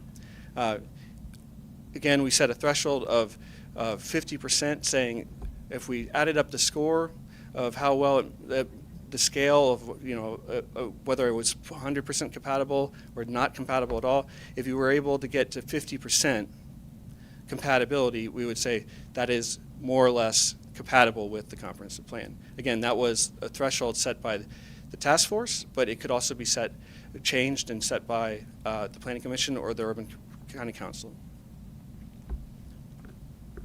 So these were the questions these are the questions for capacity that we were trying to answer. Again, it's do you meet 100% of growth for the conservative projection, or 75% of the growth for the high projection for residential, office, retail, and industrial space.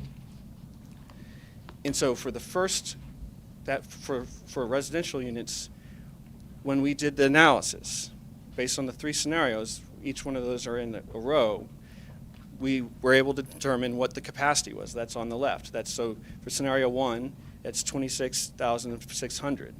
For scenario 2, it's 37,200, and for scenario 3, it's 45,800. And as you can see on the top row there, the conservative estimate for what the amount of households that will be in Lexington in 20 years was 28,500. So right away, we can see that scenario 1 does not provide enough housing capacity to meet the lower bound, the conservative forecast. Obviously, it doesn't meet the 75% of the higher capacity either, which was 30,900. But scenarios 2 and 3, again, scenarios 2 is increased density, increased flexibility on just vacant land. Again, this is not redevelopment in scenario 2. It does meet the minimum or the lower conservative demand projection, and it meets 75% of the higher demand projection. Similarly, scenario 3 builds off that and adds more dwelling units in redevelopment. That, like imagine Lexington or imagine Nicholasville Road, or new developments within a Richmond corridor, or something like that. But redevelopment along corridors or wherever, and that even exceeds the 100% demand for full capacity in 20 years. So for office, we found that this really wasn't particularly close. We have enough area, commercial space zoned that could provide the levels of new office inventory that we've seen in the last 10 to 20 years for both the conservative and the high estimate. So that's not an area of concern, at least from our analysis with the trend lines that we developed for any of the scenarios. And the same applies to retail. Now, of course, a lot of people note that retail has been suffering from the hands of online shopping and just a change in commerce in general. And again, that will continue to be accommodated and incorporated into the projections going forward. But for the last 20 years, in the last 10 years, we can see even with that higher demand, we still meet it for all 3 scenarios based on the vacant land we have today. And then finally, industrial land, when we look at the capacity to meet industrial demand, this is where we see that we do not have currently in scenario 1 enough to meet the higher end of that demand range for scenario 1 or scenario 2. But we do have it for scenario for the lower end of the range. So again, when we have the dairy farm come online, we will have a really good indicator of, we'll now have prime industrial real estate. If it develops quickly, we'll see that we're closer to that higher end range. If it doesn't develop quickly, we'll see we're somewhere closer to the lower end of the range, somewhere in the middle. And as our ranges change, the thresholds change, and we can see how far along we are. Currently, the only scenario today that could provide enough industrial space is scenario 3, and that is simply because scenario 3 assumes, from a policy perspective, they create more density within the current industrial space that we currently have. So we measured what was the average building area to lot ratio for industrial space historically and more recently, and historically it was about 0.1% per acre, or 0.1 per acre. It is now almost doubled that in the last 10 years. So if we went more back, if the city was to try to encourage, or if developers were to try to encourage to have more intensity on the industrial land that they had, it is possible to get to that higher level. But again, that's just an assumption that's a policy assumption, and it's not necessarily based on what will happen, but what could happen in a scenario 3 type of situation. So the second part of our evaluation is how does each scenario, how compatible is it with the goals of the comprehensive plan? We came up with 11 questions, each taken from the comprehensive plan. Does it prioritize high-density development? Does it prioritize the diversity of housing types? Does it help provide affordable and accessible housing, accommodate off-campus student housing, prioritize mixed-use development? Does it help maximize the development of vacant land and promote the redevelopment of underutilized land? Does it emphasize redevelopment on underutilized corridors? Does it help concentrate or does it help enhance mass transit along our corridors? Does it prioritize multimodal options and the de-emphasis of single occupancy vehicles? And does it provide readily available, publicly controlled economic development land to meet Fayette County's needs for jobs? And then finally, does it have a positive impact on LFUCG's operating expenses? Now, last time I went through each one of these, in the interest of time, I'm only going to show the process of how we would score each question, and then show the summary scores. So, for example, how does the scenario help maximize development on vacant land within the USB and promote redevelopment of underutilized land? Well, the metrics that we used for this question were the number of residential units and then the square footage of commercial space for each scenario. Pretty basic. We have a score, and the reason I picked this one to show is the scores are on a Likert scale from 0 to 4. 0 being it's not compatible, it doesn't do anything to address this question. 4 meaning it totally does. 2 meaning it's somewhere in the middle. And then, of course, you could also score a 1 or a 3 if there was some ambiguity between those 3 points. The weight for each question, we have a weighting. The weighting can be set as a policy. It's set by policy. In our case, for this example, the weights were set by this task force as in a consensus. We took a survey. People provided their weights for each of these questions, and we took the average of those weights, and it was on a scale of 1 to 10. And this was the question that had the highest weight, so it had a 9.1 weight. All we do with this framework is we take the weight for each question and multiply it by the points that were assessed by the analyst. So in this case, we say that to answer this, the question of this maximizing development on vacant land and promoting redevelopment of underutilized land, well, scenario 1 doesn't change anything from what is currently zoned. So it doesn't maximize vacant land. And in our scenario 1, it does not include any redevelopment, any redevelopment of underutilized land on corridors or wherever. So it didn't get any points. Scenario 2 included density, included more flexibility, included the opportunity for more mixed uses on vacant lands. But it didn't include any redevelopment. So it only gets 2 points. And scenario 3, because it includes both increased density and redevelopment, it gets the full 4 points. Does this scenario prioritize a diversity of housing types? So again, scenario 1 only, it doesn't change anything in the status quo. Could you raise it just a little bit? I think we're missing the, oh it's right there, okay. But it does, it does by virtue of the types of housing that's allowed in the vacant land that's remaining to increase some degree the diversity of housing. So we gave it a point. Scenario 2, by virtue of the fact that you have increased density and more flexibility on the types of vacant land you have, we get more of the of mixed use, particularly mixed use, but also more of single-family attached and multifamily residential houses. And in scenario 3, which is more heavily leaning towards the redevelopment and more mixed-use types of developments, we see the most significant amount of mixed-use type of housing styles. What you'll notice, though, is that we didn't decrease the actual number. None of these scenarios decreases the number of single-family homes. It simply is the additional homes being created tend to be more likely be multifamily or mixed-use.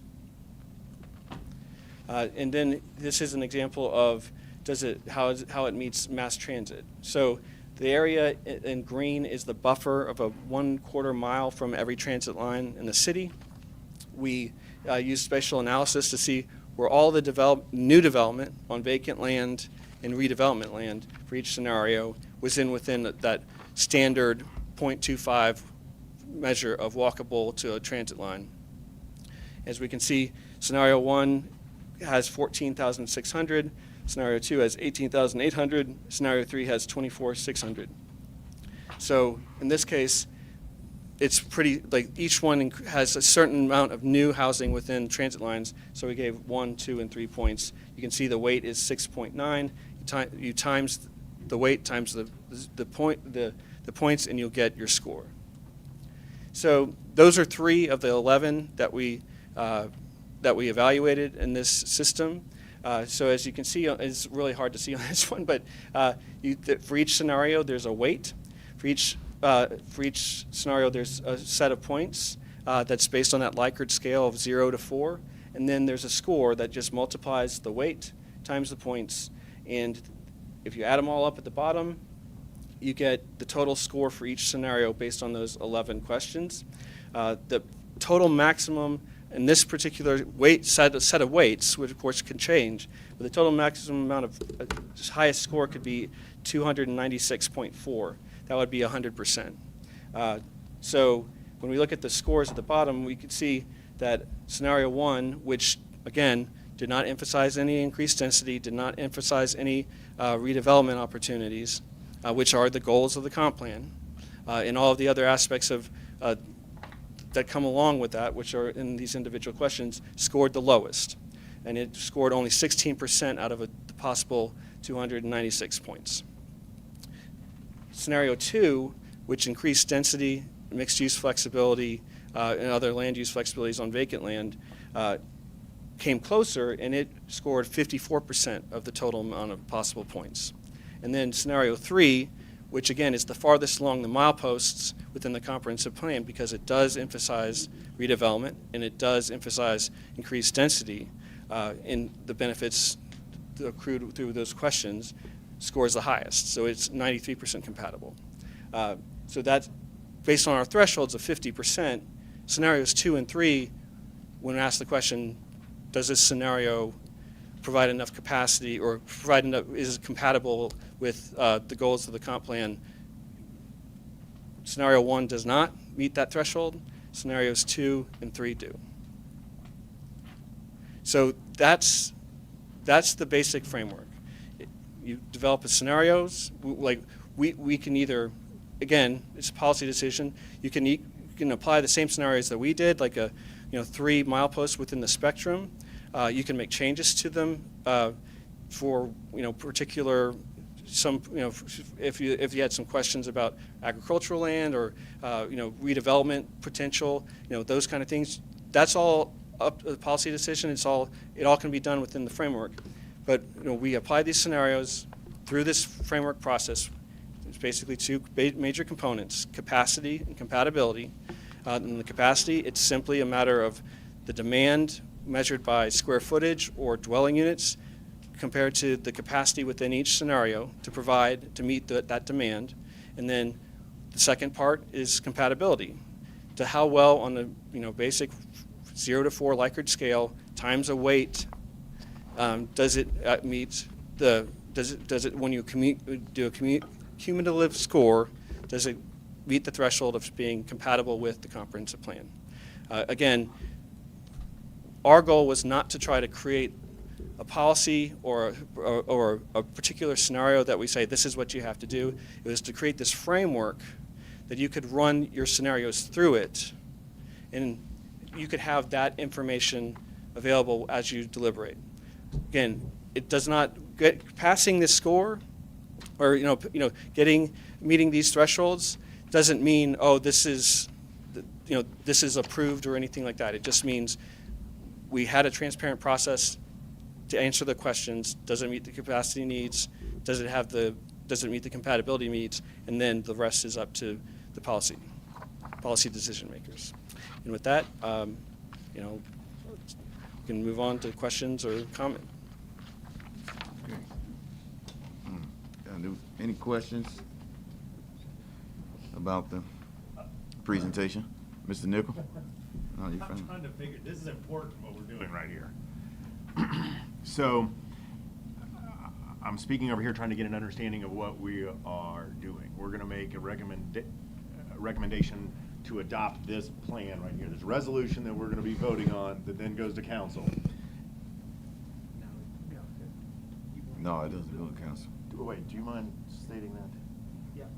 I'm sorry, it's important for me to understand what we are making a decision on. Do you mind addressing this one? Yeah.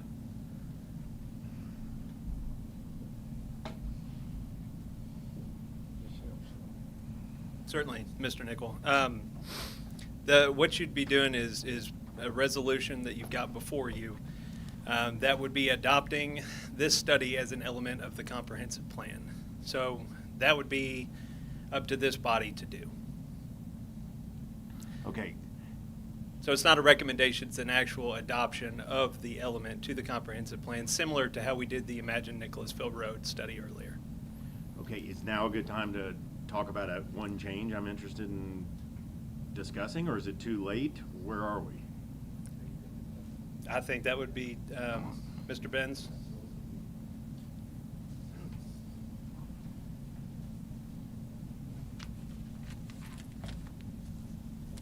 Yeah, I think we're absolutely open to any comments. That's really why we're here and having the hearing. We want to hear that sort of input. Okay, you ready? Yes, sir.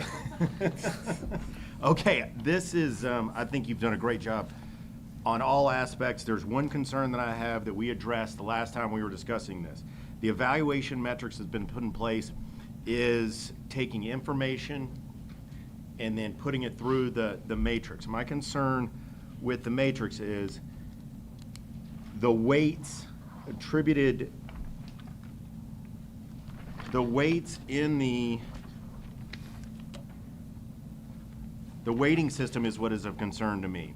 Because the weighting system was created, a mayor put together a task force of 13 members. 13 members answered 11 questions and weighted them 1 through 10. That's how we got this. That's correct. Okay, I'm just talking about the weighting system. I'm not interested in adopting anything unless that is expanded to greater than 13 people assigned by one person, our mayor. If it were a Survey Monkey done once a year and every citizen got to vote on it, I'm all in. So that's my thoughts. So that is those weights that you have on this slide that you probably all can barely see because they're pretty small on this slide. But those were based on a survey, as you said, of the Sustainable Growth Task Force members. This is a recommendation. So the Planning Commission can change those weights moving forward. They can expand the audience of who's actually recommending those weights. this is a starting point, if you will. This study is intended to be updated annually. It's intended to be dynamic, and it's intended to change over time so that it's always current, and it's a tool that you can use to evaluate the current urban service boundary. So those weights are by no means set in stone. They are what's recommended to you at this time, but they're subject to your decisions in that regard in the future. Yeah. Bruce, if you give me a second, I'll tell you, this is like ground testing. The only way we could look at 1, 2, and 3 and ground test it, whether it's PDR or whatever it is, if you have a process, you want to ground test it and see how it comes out. This is ground tested based on the 13 people of us that took this survey and developed the weights. The process will go forward. When time comes to do a year-end evaluation of this, the Planning Commission, with whoever's help they use, will weight this based on where we are then, not where we are now. All we wanted to do here, and Craig helped me explain this, all we wanted to do here was Mark wanted to ground test this to see if our scenarios, if we weighted them, how it would come out in order to give this some validity. And I think it's done a great job to show how this would work. Like you say, ground testing. What this is doing is showing how this can be used in the future, how the tool is used. I get that. Yeah. But we need to expand those that have the ability to wait. I think we need to be expanded even beyond our body here, which is the Planning Commission. Well, that's. And I don't know how to, I don't want that point, I don't want my statement, I don't want to move to the next statement or step without that being stated. I know where you are. The two most important things, Larry and I served on that commission. And the two most important things in my mind that we got out of this was, number one, is that Cynthia Albright did a great job identifying what we have and where it is. We don't have to argue over what we have. Right. We have to argue over how we use what we have going forward. And if we can come to the point as a planning commission, and hopefully as a council, to say, here's where we are at this snapshot in time, then we don't have to go back and hire consultants and everybody trying to protect their own turf, so to speak. We know what we got. The question going forward for the next comp plan is, how do we use what we got? The debate is not what we have. The debate is how we use what we have. Does that make any sense? It makes perfect sense. I just want, right now, that weight, I don't want to be approved, and then we're looking at the. I think you're asking the same question that's going to be asked at the council. Okay, good. Well, sure. And we'll actually, I presented this to a council committee, and they did have that question, and we had that same discussion, that this is a baseline template that's subject to future discussion and amendment as you see fit. Okay, I was just concerned about that point, Yes, and sir. I wanted to talk about it. Other than that, you weren't. Another point, like, I would also say that other questions could be added to this framework, because it's really just the framework we're proposing, not the individual questions, Yeah. not the everything is supposed, like, in the way this is supposed to work is when you have, we developed this for the current comp plan. Next comp plan may have a different goal that you might want to ask, how well does that scenario address that new goal? You can add it to the framework. So, like, again, you'd want to reweight these things consistently, just as much as you do when you do the actual analysis, so that you are actually, reflecting the goals of the comp plan in the questions you're asking and how you weight them. gotcha. Thank you.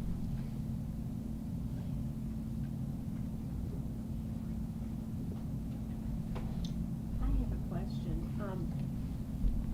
When the annual review is done, if there's like office space or retail space that's open, that's for lease, or is that looked at in the annual review? That's already been developed, but it's vacant. Yes, well, what we did is we did look at vacancy rates over time, and we also looked at inventory created over time. Those are metrics that can come out of the services that we used for this process, and they can continue to be used, certainly to suggest, changes in the market that could be, included and incorporated in the future forecast. However, I will say one of the things we were trying to do with these forecasts is keep them as simple as possible so that they're replicable and they're easy to follow. Because if you try to create too nuanced of an analysis, not only does that make it more expensive to repeat, but it also creates just that many more strings on the sweater for someone to say, well, I don't agree with your assumption there, I don't agree with your assumption here. What we're trying to do is fewer metrics that are very easy to understand. It's the amount of inventory that's been put in place. And we did look at the vacancy rates, but the vacancy rates are actually very consistent over the last 20 years. That's just the nature of the market in Lexington. So the more dynamic metric we found was the actual introduction of new inventory. Where'd the chair go? He went out the Are back you in door. charge? So you got me, go ahead. All right. So, just so that I'm clear, the committee determined the weight and then the points that each area got. So, is that accurate? Well, the committee, like the policy side is the weight. The analysis side, like the staff analysis side, would be the points. And then you would multiply the weight by the points to get a score. I got that. So the committee determined the weight. Yes. Through the survey. Yes. Who picked the points that each one got? That was the consultant team. And that was based on the metrics. Okay, perfect. And then for staff,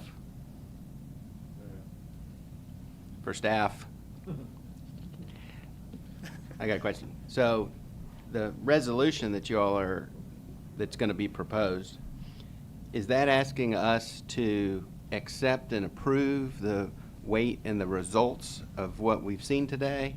Or is it saying, we're going to approve this process and those numbers may be different in the future, but we're not fixed to them? I just want to be clear what we're doing. Correct. The second one. So it would be that the weights can change. So if you look at section 4 under the resolution, it says that it is the intent of the Planning Commission that the study should be used in the preparation of future updates of the comprehensive plan, and should not be used for findings necessary for proposed map amendments. So basically what it's saying here is that this study that is being adopted here as an element of the comprehensive plan would be referenced, and that evaluation tool would be used at the time of the preparation of that comprehensive plan. So those weights can be changed at that time. All right, thank you. Any further questions from the Planning Commission? How can we explicitly state that in the document that you have there? I think if you wanted to be explicitly clear on that, you could say should be used in the preparation of future updates to the comprehensive plan, and then something like understanding that the weights of the criteria, whatever it is, are subject to change by the appointed and elected officials. Does that work? That works for me. Does that work for you? Sure. Any other questions or comments from the Planning Commission? What we're going to do here is we've got people that want to make public comment and we want to hear from them.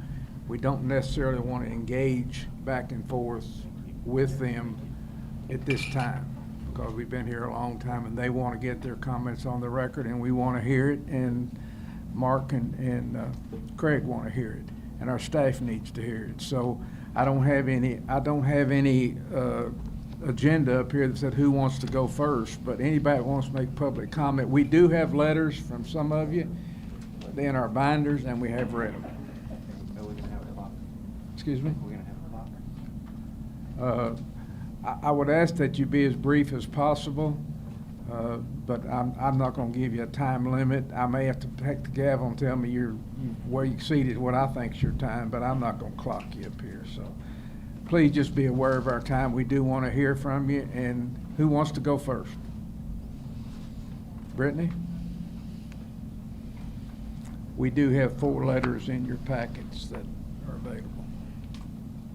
I've got about an hour presentation I want Well, to. you will not get an hour. I'm I will kidding. guarantee you I'm nothing just close kidding. to that.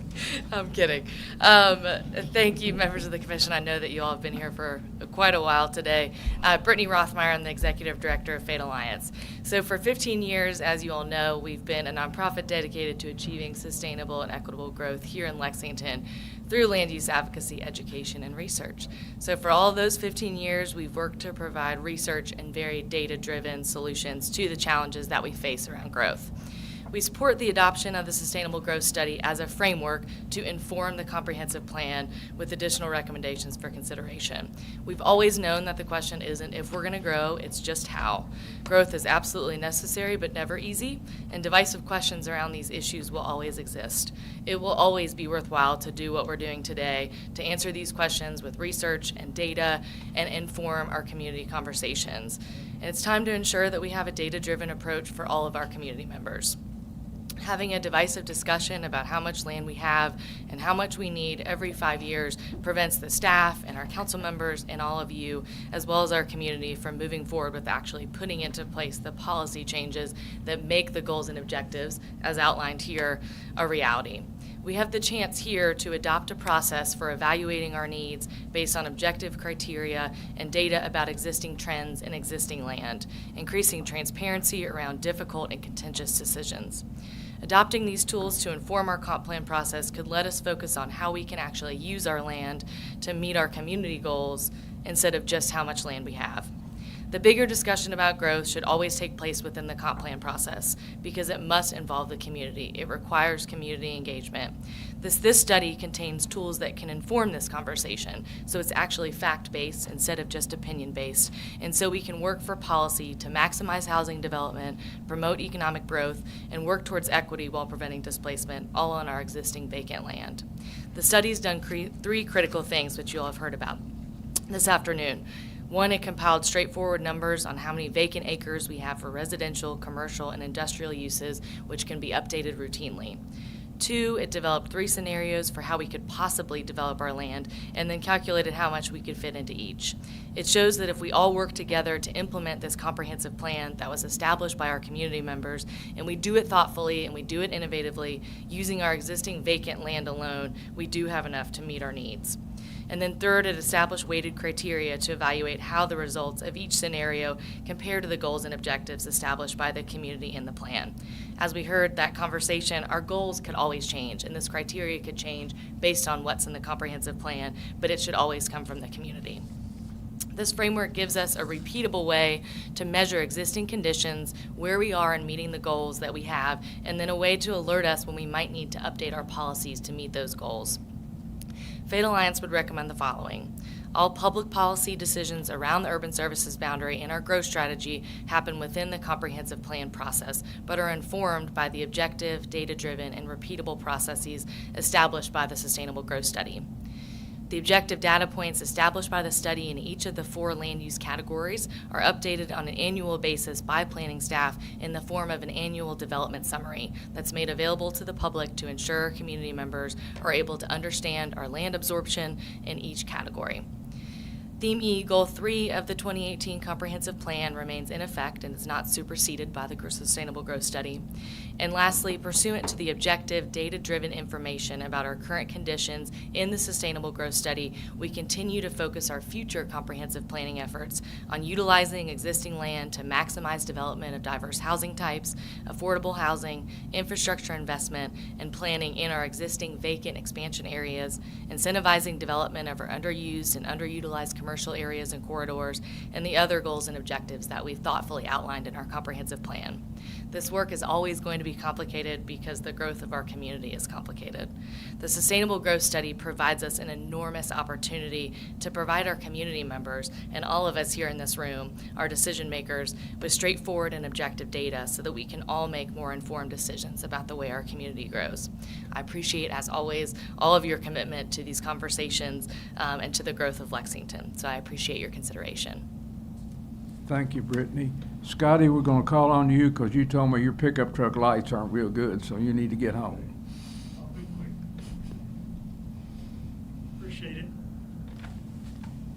I'm probably one of the few that were here in the last comprehensive plan meetings, last time, when we adopted number 4 under the on AB introduction.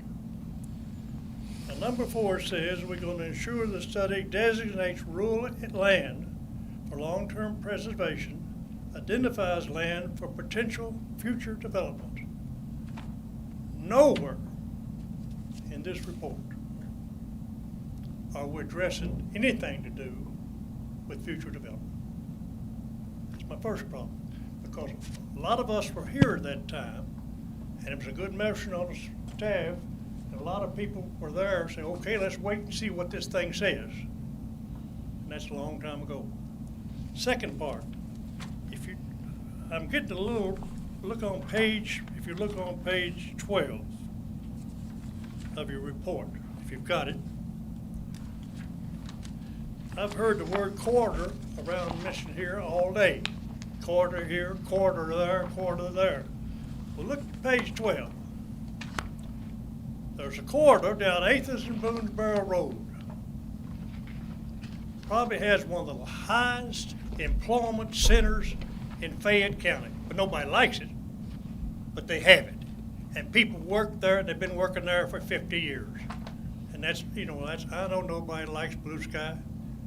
Tell the 1,400 or 2,000 employees that go there every morning to work. And my question, when we made this report, did we do anything in what exists, or did we start with the premise that we're not going to expand the urban service boundary? I think we started with the premise that we're not going to expand the urban service boundary. That's what we started with. When we left that meeting 4 or 5 years ago, whatever it was, those of us who had been in asking got turned down. We didn't mind. We said, okay, there's going to be a study. Let's come back again if we're still alive. This report does not address the second part of what was directed. It's got a good report on all the statistics everywhere. There's nothing about what's the potential. What does it take to do this? What does it take to do that? The only potential development, things like about it all, is what the universities trade into the city. It's a good deal for the city. But let me ask you something about that. Will businesses go that have to come to get zoning? They will unless they lease. We went through this when Hamburg was built a long time ago about can university sell property, stuff like that. That's a good deal. I think the mayor did a good job. But it's the only one in here for future development is that.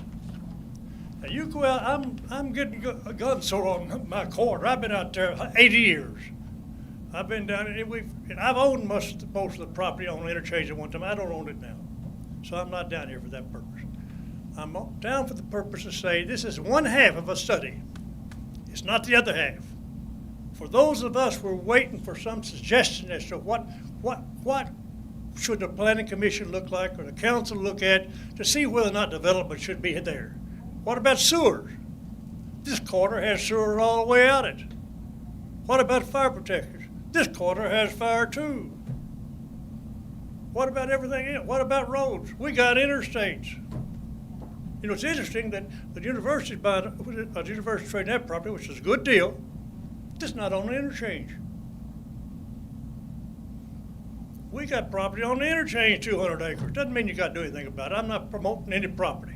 What I'm promoting is part of the reason that we all went home and not mad is we thought somebody was going to come back with something to give us some examples of what we could do to maybe comply. But this doesn't say anything about it. It passes the buck because it doesn't. It says, let me tell you something about. Oh, let's go to the industrial. That's what I'm primary. This industrial don't have much, but that's primary. Okay, it says in this on page 20 something, on page 22, on industrial. It's currently planned development of 200 acres now, which is good. How quickly that land develops, boom, boom, boom, boom. But we're going to be constrained until that happens. Does anybody in this room think that 200 acres is all Fayette County needs for industrial development. One business could take care of that. It doesn't go on to say, why don't we look at it, industrial development in other places? We can't do it. This thing here says they don't even talk about it. My problem here is that we've been many times. I've been many times turned down. I don't care. I was on this committee just like you were. I've had 2 comprehensive plans. I've done all that stuff. But my concern here is these people worked their tail off. I think they did a good job. But they left half of it out.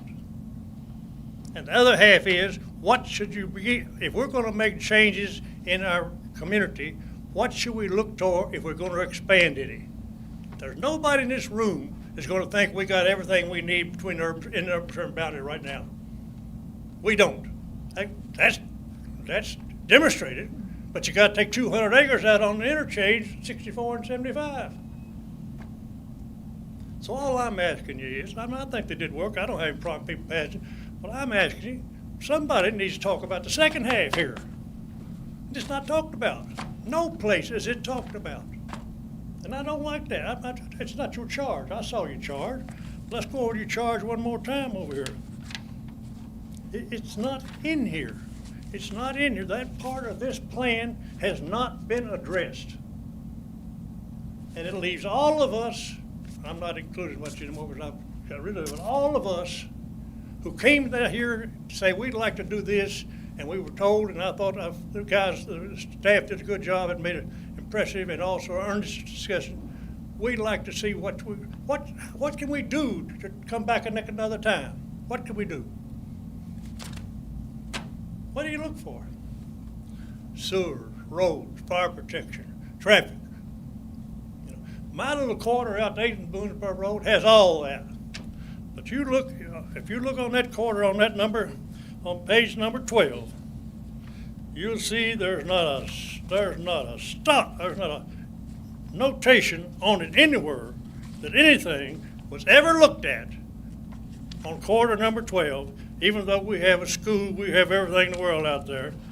On number 12, look at that real vacant thing down through there. That's 8th and Boonesboro Road. Everything stops out here. And I'm going to bet you $1, if I had it, there's not many job creation things on that half that equal blue sky. You might not like blue sky. Everybody hated blue sky.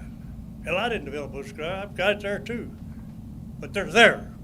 They're there with 1,400 to 2,000 employees that go to work every day and making money and working. We can't ignore them. They got a brand new sewer that runs all the way through, all the way up from there, all the way almost over towards West Hickman. Right up the road, right up East and Boonesboro Road. Actually, it doesn't go up East and Boonesboro, it goes up the other, up there. But we got everything there. So I'm not asking you to do anything. What I'm asking is a study that talks about potential development needs to include all information, not just information that substantiates one side. And that is, we don't want to expand the urban service boundary. That's all this is. Now, I would suggest, money's happening nowadays, the goods are sitting all down here. I suggest you hire these boys to go the second half. They've done all the work, but they need to address the second half. And if it's not done, it's unfair to all of us. And I'm not by myself. I have more people here. I got neighbors out there right now. Every day they ask what's happening. I don't know. I haven't got anything to do with it anymore. But that's what I'm asking, because this study does not address how other people can plan to come in here to your people and make an earnest request that's not off the wall. That's all I'm asking. Thank you, Scotty. Thank you. I'll shut up. Oh. No, take your time. Be careful. Hi, Andy. Hello, Commission members. My name is Andy Johnson, and I'm the Chief Policy Officer for Commerce Lexington. Andy, pick your mic up just a little bit. There you go. This way. Thank Is that you. better? I'll get I closer. think it is. So thank you for the opportunity to provide input on behalf of Commerce Lexington. I'm going to keep this high level because as many of you know, Commerce Lexington's economic development team is responsible for recruiting and retaining businesses to Lexington and the region. During the sustainable growth process, we engaged with the consultants and provided data on land based on our work with developers and businesses across various sectors here in Lexington. While we do appreciate the work that's been done to assess the vacant land, we do have concerns that the study at this stage in the process does not adequately identify enough land for future job development. We specifically talked with the committee and the consultants about the need for more contiguous I-1 land to meet business recruitment and retention needs. The designation of this land is what a diverse pool of companies are looking for to grow their operations right now. This includes high-wage businesses in advanced manufacturing, in healthcare, in bioscience, technology, engineering, and professional services. Not every employer wants to be in a high-rise office building. Site selection consultants from across the country have also said the City of Lexington needs at least 200 to 500 acres of available shovel-ready land in contiguous tracts to be competitive with other cities and regions. And currently, right now, there are less than 8 sites of 10 acres or less of I-1 land that are scattered throughout the urban service boundary that are available for prospective business clients. So infill and redevelopment is important to Lexington, but if we use this as the primary focus of the city's planning efforts, it does limit our economic potential. Lexington has already lost 1,500 jobs to surrounding counties in recent years, and we're in jeopardy of losing, based on a list that we keep, a flight risk of about 1,000 more to relocations elsewhere because these businesses have not been able to find sites now that meet their expansion needs for their plans in the next year to 2 years. So this means that our city will lose important payroll, taxes, and talents if we can't find a place for these businesses to be here in Fayette County. I think we all recognize that the Coldstream land, which will likely add about 130 acres to our inventory when it's ready, will be a positive addition, but this is a few years away, and it does not address the immediate needs of businesses, nor will it be enough to meet the demand for the next 20 years in the future. So we need to be identifying the next Coldstream opportunity now. I think just to wrap this up in conclusion, Commerce Lexington does support a data-driven approach, and we want to protect our signature equine and agricultural land. This definitely needs to be a goal.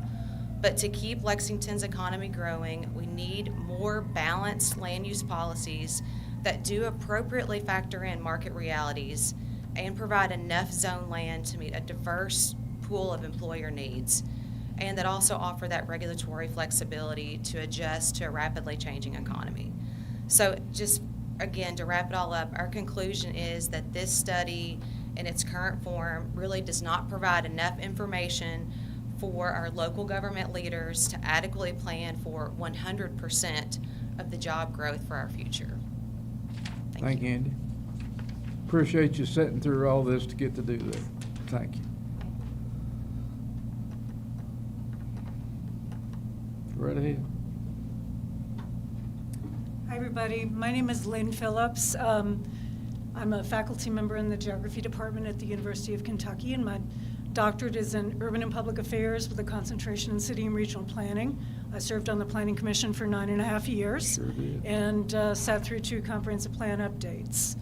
I was thrilled when Council came forward with a budget line to initiate this study, because in my view, the comp plan process, which is such an important part of how our community is to grow and have conversations about how we grow, was year after year hijacked by the question of whether or not to expand the urban services boundary.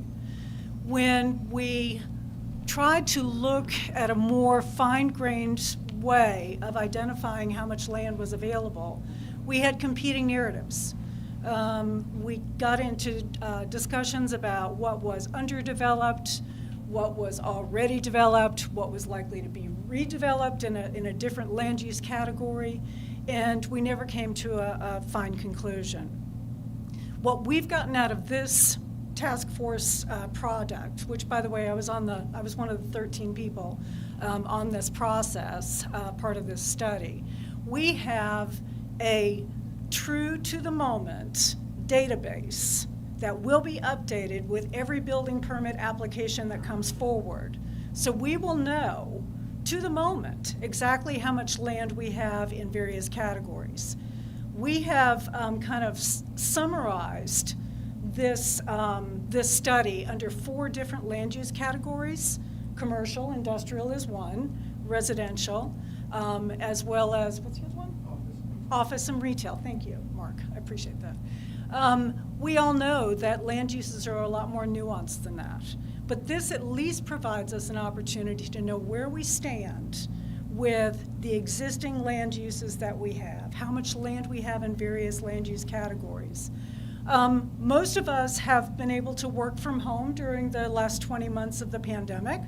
What's going to happen to office, the office land use category? I suspect that we will see fewer people who are going to the office, but what will happen to those office products themselves? Will they be converted to industrial land uses or something that is job producing? Will they be converted to residential housing? Because oftentimes we hear that there's not enough affordable housing in the community, and that's justification for an expansion of the urban services boundary. I don't know, but this study and what these data provide us is up to the moment information on where we stand. And that has been something that's always been contentious. This study does not integrate an automatic expansion or no expansion into the comprehensive plan, but provides another layer of data to help inform that process. And I would encourage you strongly, there was a lot of blood, sweat, and tears that went into this study. I would encourage you strongly to adopt it as is. I think it's the best product that we have at this moment to have a data-informed decision for the next comprehensive plan process. Thank you. Thank you, Lynn. Todd?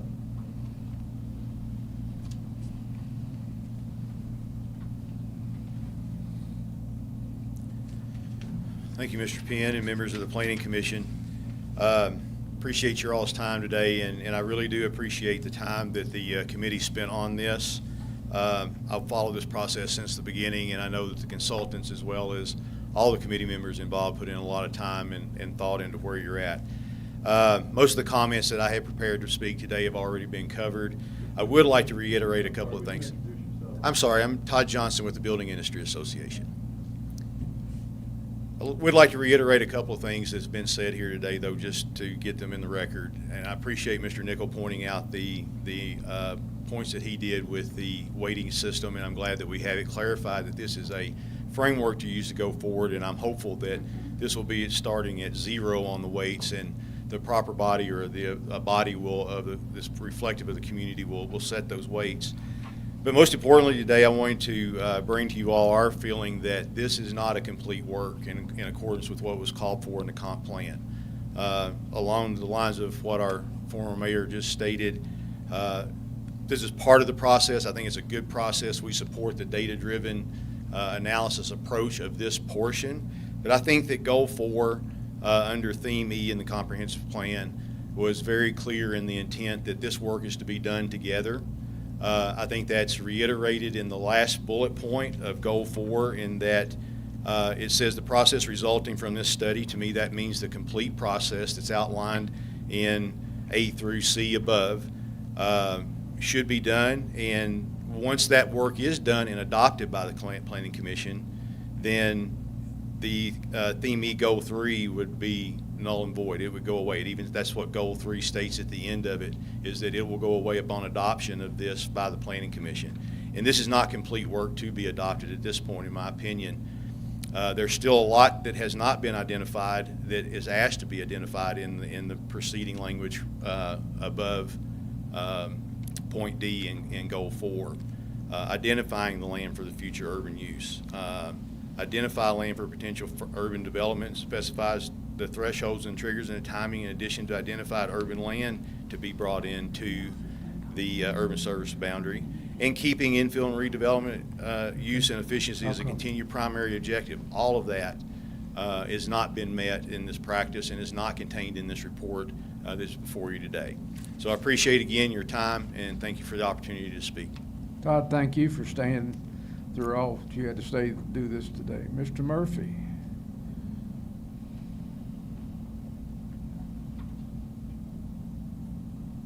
somebody left their mask up here if they need one. Yeah. Mr. Chairman, I'm Dick Murphy. As you all know, I'm a land use attorney here. I represent clients, some of whom have an interest in this, and I personally have an interest in this too. I want to expand upon what Mayor Basler and Mr. Johnson said, and I'm going to talk about weights and weights. I'm going to talk about weights, W-A-I-T-S, and what you've been talking about, weights, W-E-I-G-H-T-S, like on this chart over here. We're greatly concerned about the weights, W-A-I-T-S, on this, and that's why we're concerned about the fact that the goal and the comprehensive plan, when this study was originally proposed, called for actually three things. Mayor Basler thought it was two, but it's actually three things called for to be done in this report. Number one was to identify areas of the county to be permanently preserved. Number two was to identify areas of the county for potential expansion or urban uses. And number three was to identify the triggers. And it was to be done in one study because it said the trigger part was to study the land for future development and specifies triggers, thresholds, and timing for the addition of the identified urban land into the urban service boundary. Now, why that's important is because when the urban service boundary was expanded last time, it took about 7 years since it was adopted in 1996 until we got the first person moving into a residential unit in the expansion area. And that was because developers had to find property, they had to buy it, they had to zone it, but more important, they had to build the infrastructure. There are millions of dollars spent of private funds building sanitary sewers, storm sewers, roads, and the other infrastructure. So it took about 6 to 7 years before the first person moved in after the decision was made to expand. And that's when the decision had already been made about where to go. We haven't even decided if or where we go. That'd take 2 years. So we're looking at 8 to 10 years of wait time or lead time once a decision is made before it can really have any impact on the ground. And as I look at it, your function is planning, not reacting. I just don't want you all to get in a position where you're forced to react to conditions because we're making decisions today. We don't need to expand right now, knowing that the planning process goes 6, 8, 10 years before there's really some impact on the ground. So whatever you do, I would encourage you to make it a priority to go on with the study as called for in the comp plan and look at areas which need rural land for long-term preservation and look for areas for possible urban development. That's an essential part of it, and I think the timing is critical, and that's why some of us are very concerned about that. The other thing I want to talk about is the weights. Just to follow up on some of the conversation you have had, the weights are important, and I think it's important that you all not set those into stone. And here's an example. I watched most of the task force studies, and as I recall, I'll just use this chart because it's up on the board, where they discussed, you can see scenario 1 got put in the red zone. And looking at some of your previous exhibits, the red zone means that you ought to look at it to see if it can be made more productive, and if not, the conversation needs to start about possible expansion of the urban service boundary. Well, as I recall, the first draft that you received from Stantec, your consultants, had this scenario 2 at 54% in the red zone. And that was because the passing grade, if you will, in the first draft was 60%. And this failed to meet it at 54%. The committee chose, and they had the right to do this, but the committee chose to change that standard to 50%.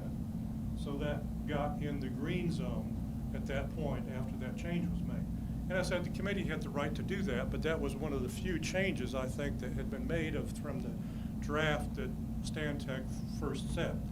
So you all have the right to set the weights as they are, but my point is that the weights need to be allowed to be decided by whoever is making the decision at the time they were making the decision, because the passing grade and the failing grade have a big impact. The state at 54% and moved from passing to failing. But I'm not quibbling with that, but the point is that the weights need to be not set in stone from this report, set by the people who are making the decision when they make the decision.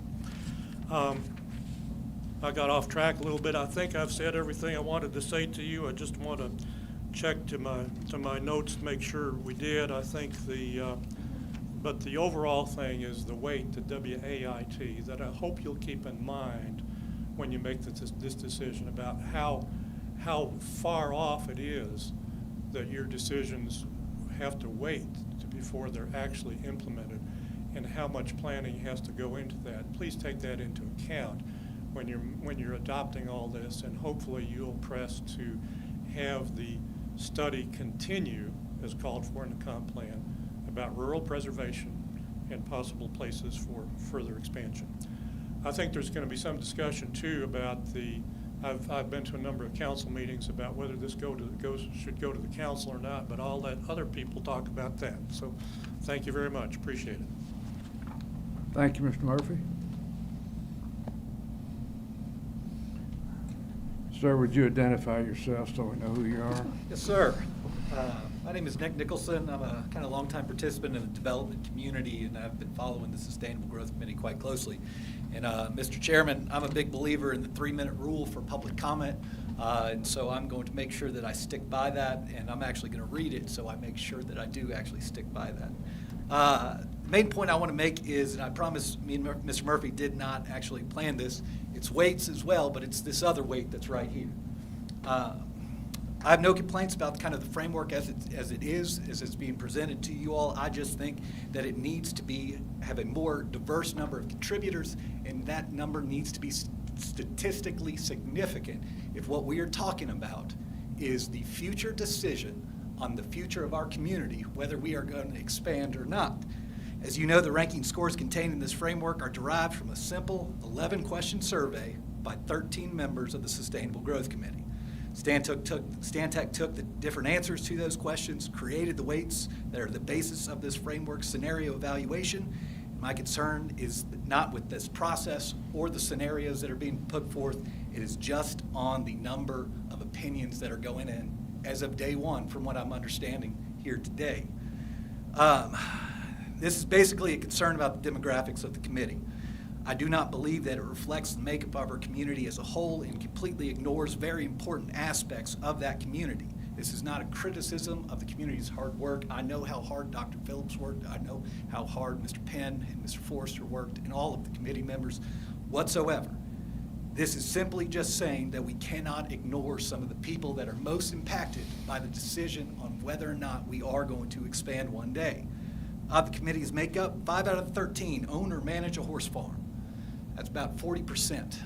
I know 40% of Lexingtonians do not own or manage a horse farm. There's no question that the healthcare industry is one of, if not the most important economic industry to Lexington's economy.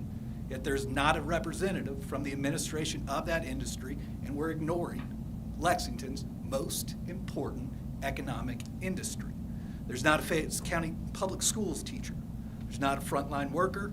And these are the individuals that are being priced out of our market and are being impacted, but they are vital to this community, and we are not listening. There's not a member of the Neighborhood and Transitions Task Force.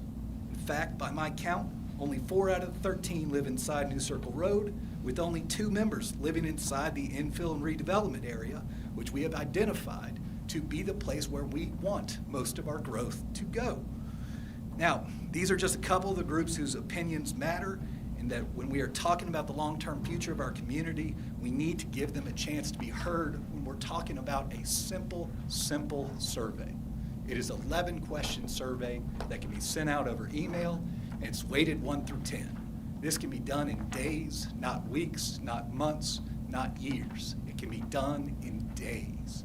And so I have always been of the understanding, and I believe a lot of people in the administration and in the council have been under the impression this was going to them, that this was going to be a recommendation that was going to council, because this is a study that was specifically ordered by council to be done. And I certainly think they think that this study is going to them with a recommendation from you all of whether or not you all should adopt this study. I don't know if we need to have a conversation about that, but I certainly know that there are several council members that are of the impression that this is coming to them. If it does, we certainly have time to take a look at these weights, because these are the true kind of, generators of how these scores are made. The points are what they are. These are the numbers. These are the multipliers that really matter. And it's a simple survey, and the more voices need to be heard than the 13. But again, no criticism whatsoever of the 13. I watched those committee meetings. I know how much work went in. Thank you all. Thank you, Nick. Have we exhausted our, I think we have. Tracy, you want to make a statement here?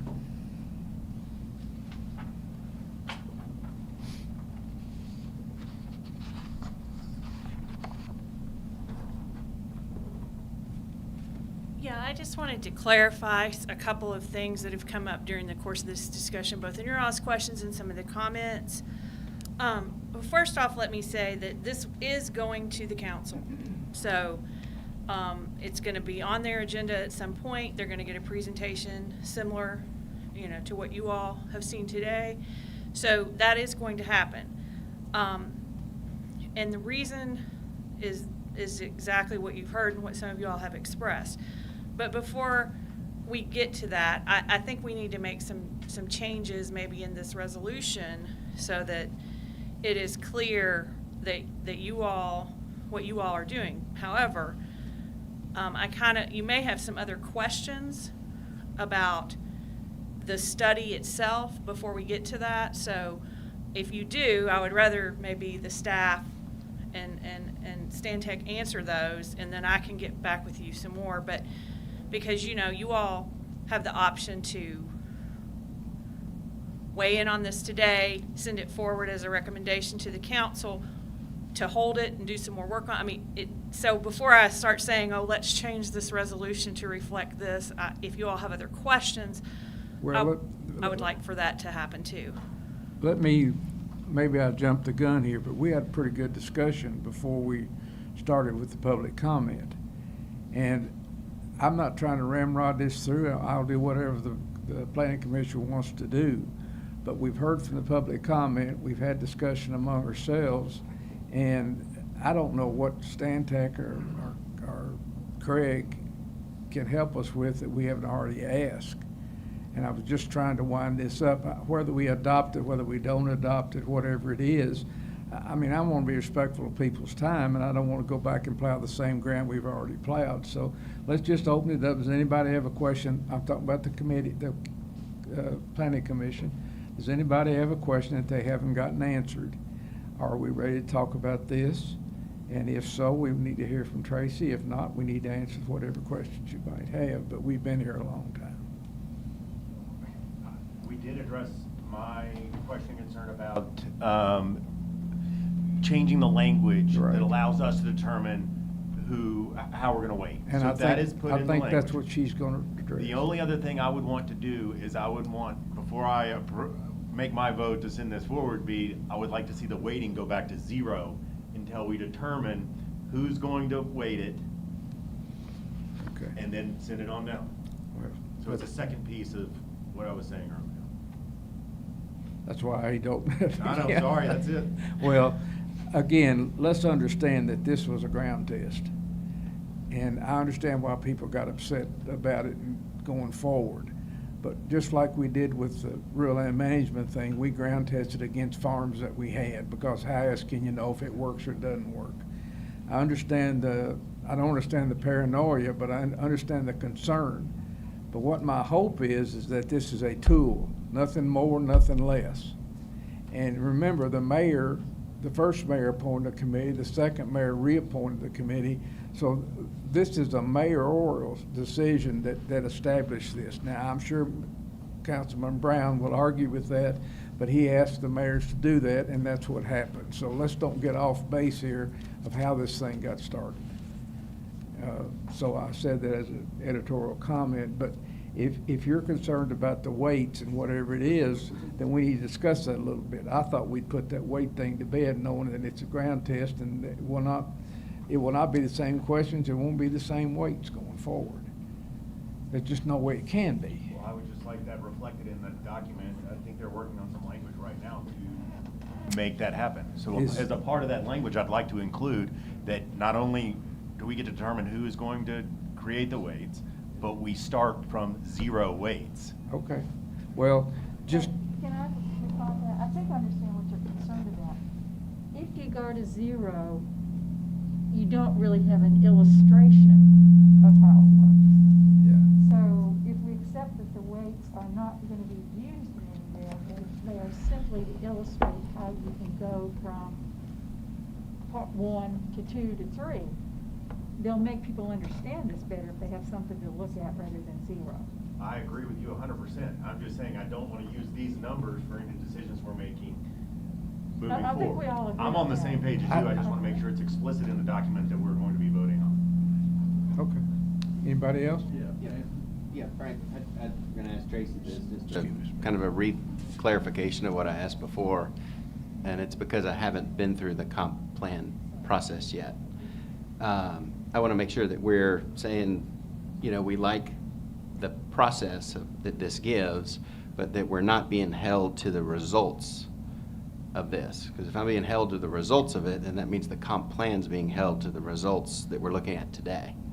I just want some clarity on that Right, part. and I understand that, and let me give you a answer that's a little long way around on that, and it'll answer a couple other things too, I think.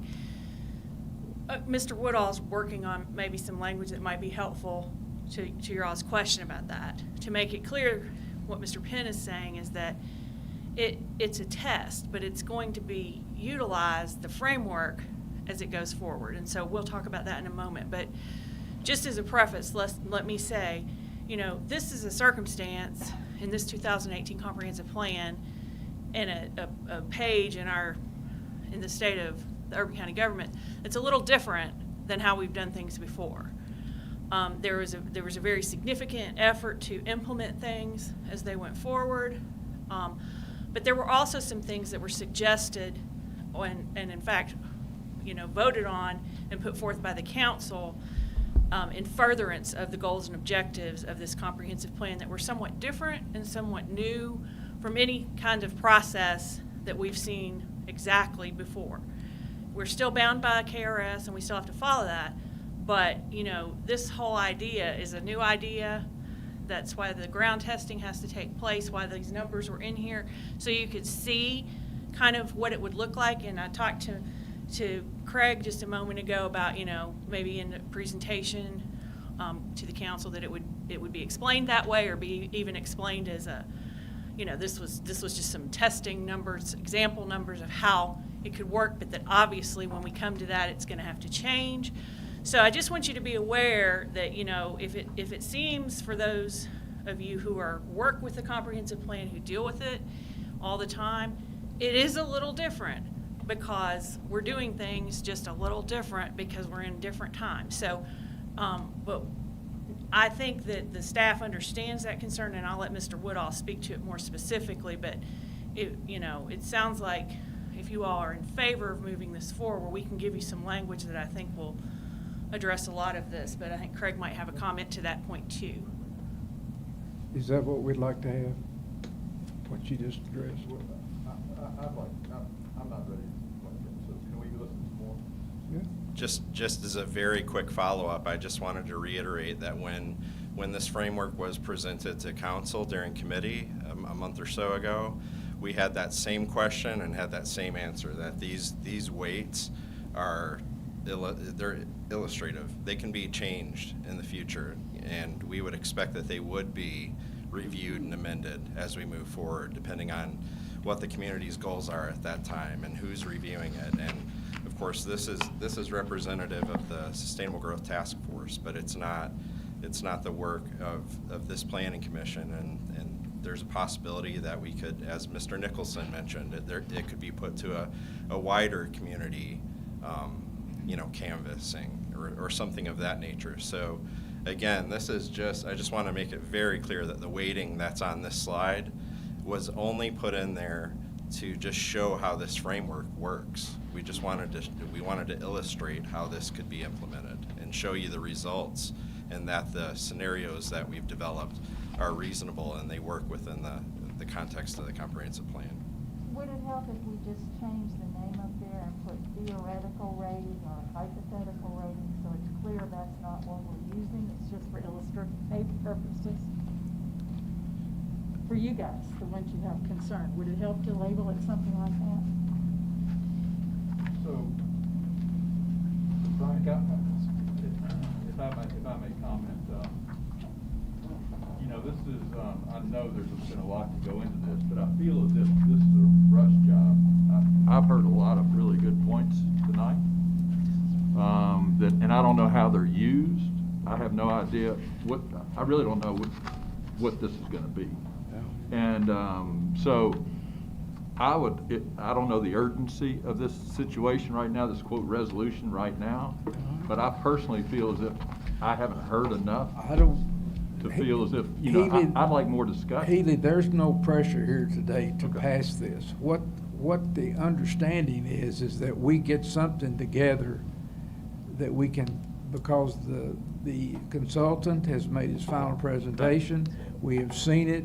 It's going to the council whenever we do the resolution. It's a matter of people wanting to see what you have. And I'm not trying to push today. Okay. I just don't want us to have a 2-hour conversation. Well, what I would say is it's 6 o'clock at night. We've been here for whatever. We're dedicating an hour at a time to whatever it is, or an hour, whatever it is. It doesn't matter. For me, if we're going to put the stamp of coming from the planning commission, I would personally like more discussion. That's fine. About it. We can do it now. I don't have anything to do with the home needs. I don't suggest now. I'm talking about a work session where we can dedicate to studying it, understanding it better. What is this all about? I don't know what it is all about. Well, and in all candor, I was one of the people that spent all that time on it, so I understand it and have gotten comfortable with it. But I'm not trying to rush you off. You're I've not heard a lot comfortable of with it, really I don't wanna do valid it. points from different constituents that I respect, and I'd like to learn more about it before I want to vote on it. I'd agree.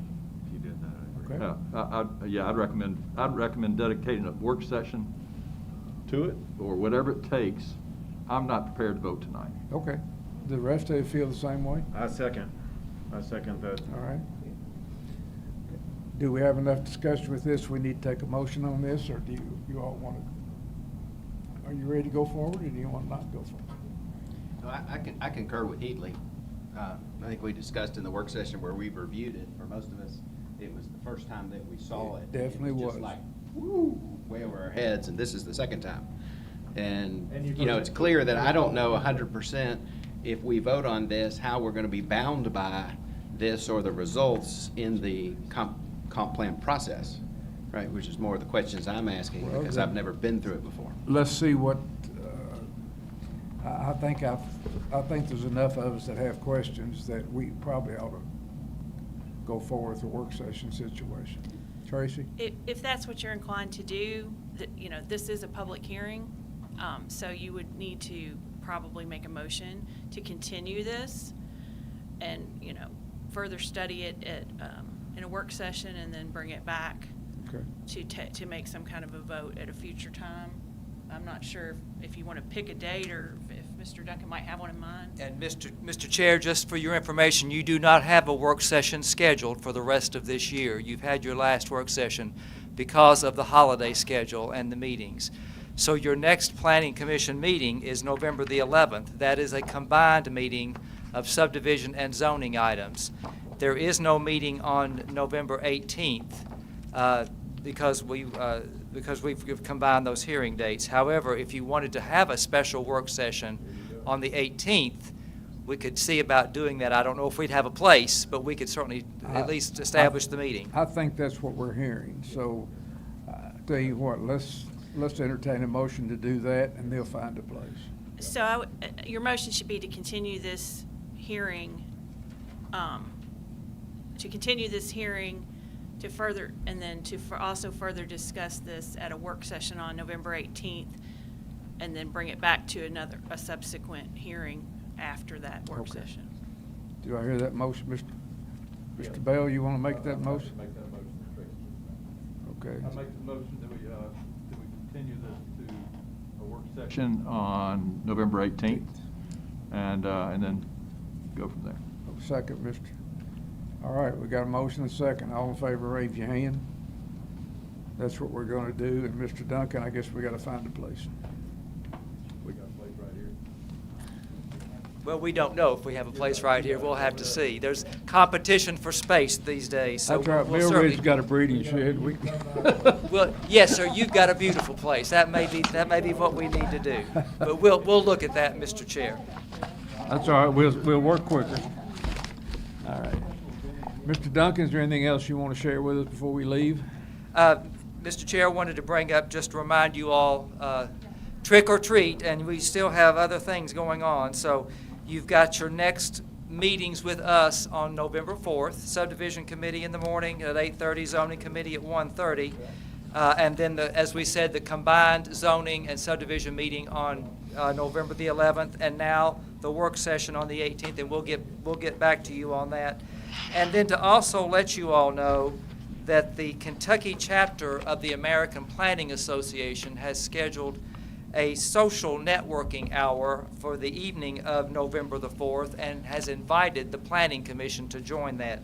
That will be at the Old North Bar in the Gray Line Station on Loudon Avenue. So you all are welcome. That will be at 5:30 the evening of the 4th. Thank you. Tracy? Hang on just a minute, folks. Before we leave, we still have 2 more commission items to address. The first is to adopt our filing and meeting schedule for next year, for 2022. And I will just offer anyone who wants a tutoring session on how to read it, I'm happy to give you as much time as you need to help you figure it out. We looked at that at the work session. Yes. I move to adopt the schedule for 2022 that's in our binder. Second. All in favor, raise your hand. All right, that's taken care of. What else, Tracy? And then the last item, which is on page 10 of your agenda, is to appoint a member of the Planning Commission to the Stormwater Stakeholder Advisory Committee. And this was something that Charlie Martin addressed with the Planning Commission last week. And I believe we have a volunteer.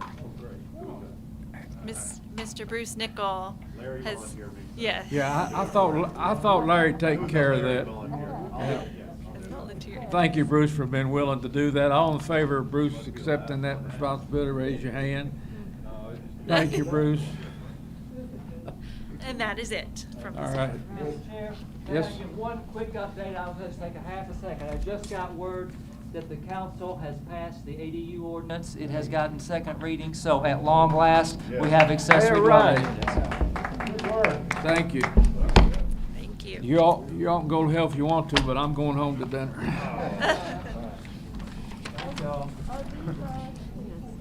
That's what the preacher told his congregation.